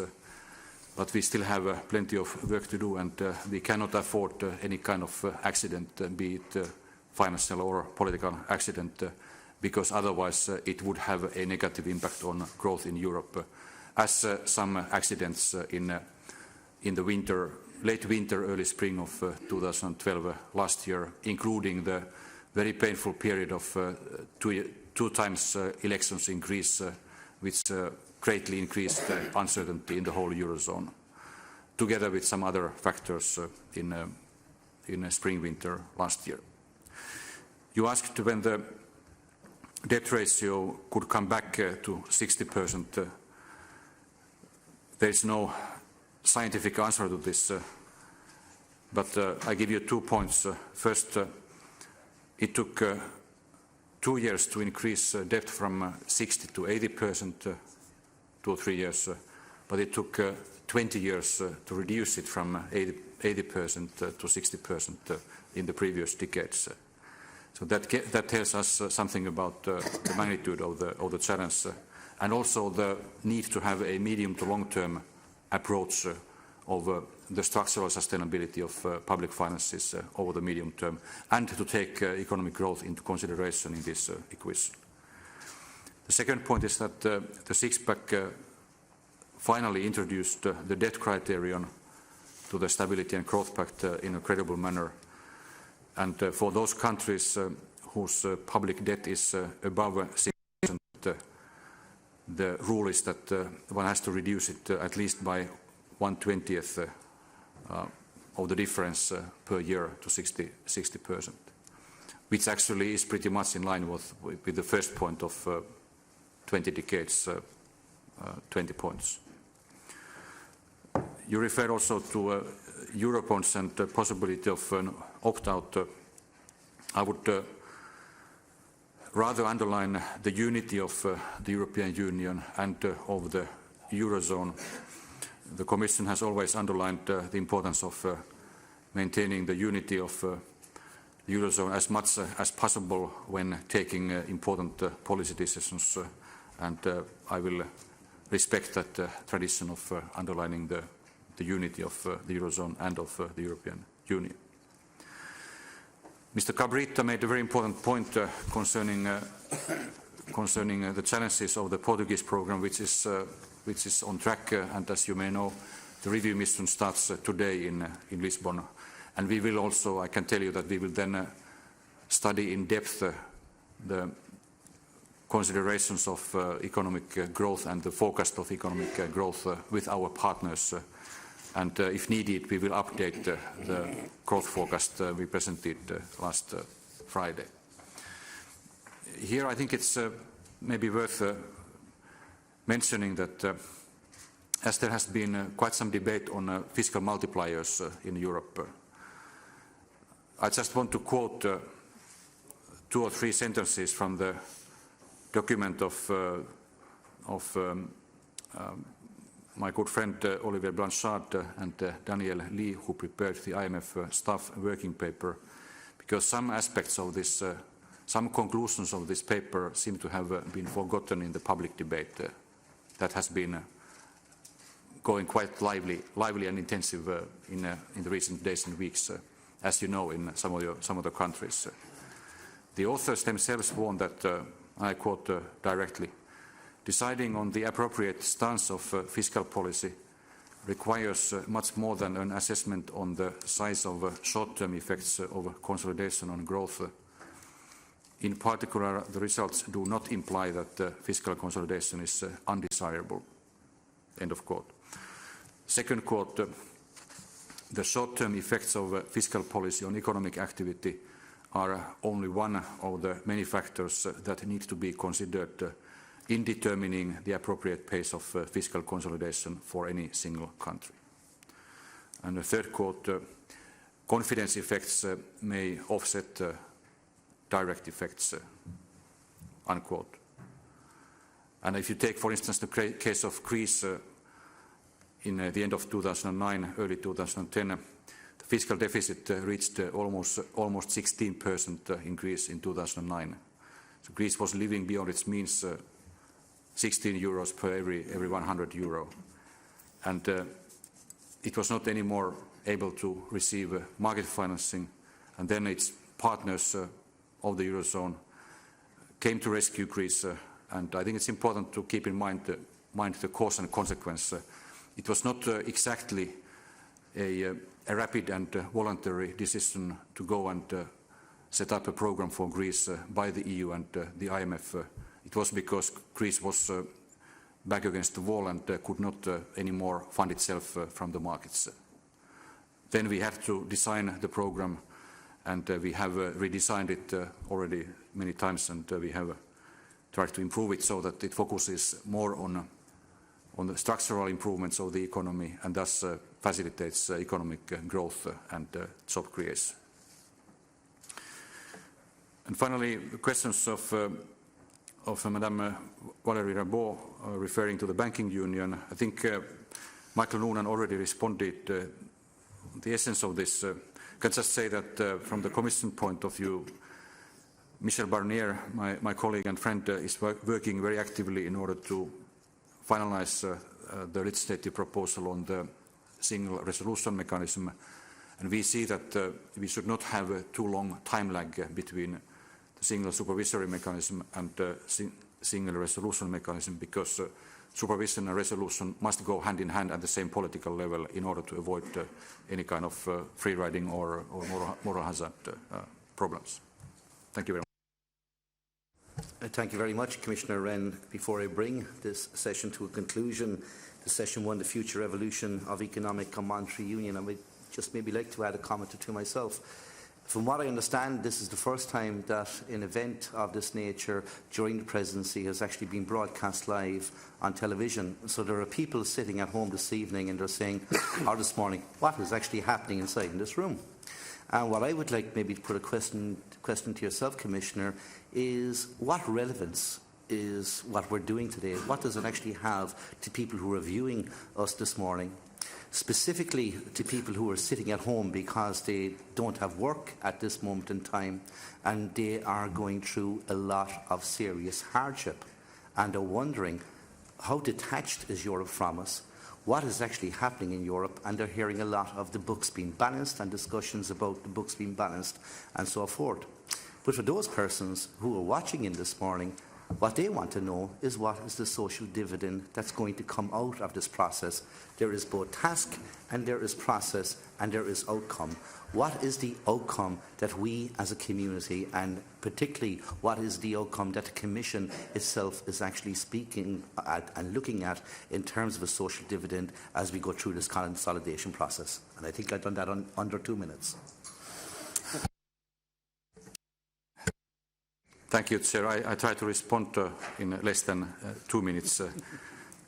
I'm fully aware that many of our fellow citizens in Europe, in many parts of Europe, also in this country, many parts in Southern Europe, many parts in Central and Northern Europe, have serious difficulties because of the social consequences of the financial crisis and the economic recession, which started in 2008 from the other side of the Atlantic and then subsequently hit Europe very hard and created the combined, intertwined banking and debt crisis. Today's discussion shows that the members of Parliament and members of the European Parliament are very concerned of the serious situation of our citizens and we try to improve things so that we can return to recovery and do it as fast as possible so that we create solid foundations for sustainable growth, better welfare and improved job creation. And this is what this meeting is about because we are indeed working together in Europe and we need to work together within the new framework of economic governance which will prevent the crisis, the kind of crisis we saw in the past couple of years, and should also help in order to return to recovery and facilitate high rate of economic growth and facilitate better employment. Thank you, Commissioner Wren. Thank Minister Michael Noonan. We now conclude session 1 of this morning's programme, The Future Evolution of Economic Monetary Union. We will recommence for session 2 with the topic of supporting growth and reform, the EU financial framework up to 2020. As we're finishing just about 10 minutes earlier than what expected, could I recommend that we would resume after the coffee break at 10:50, that is 10 minutes before 11 o'clock, if that's agreeable. Is that agreed? Agreed. Thank you. Thank you very much. Thank you.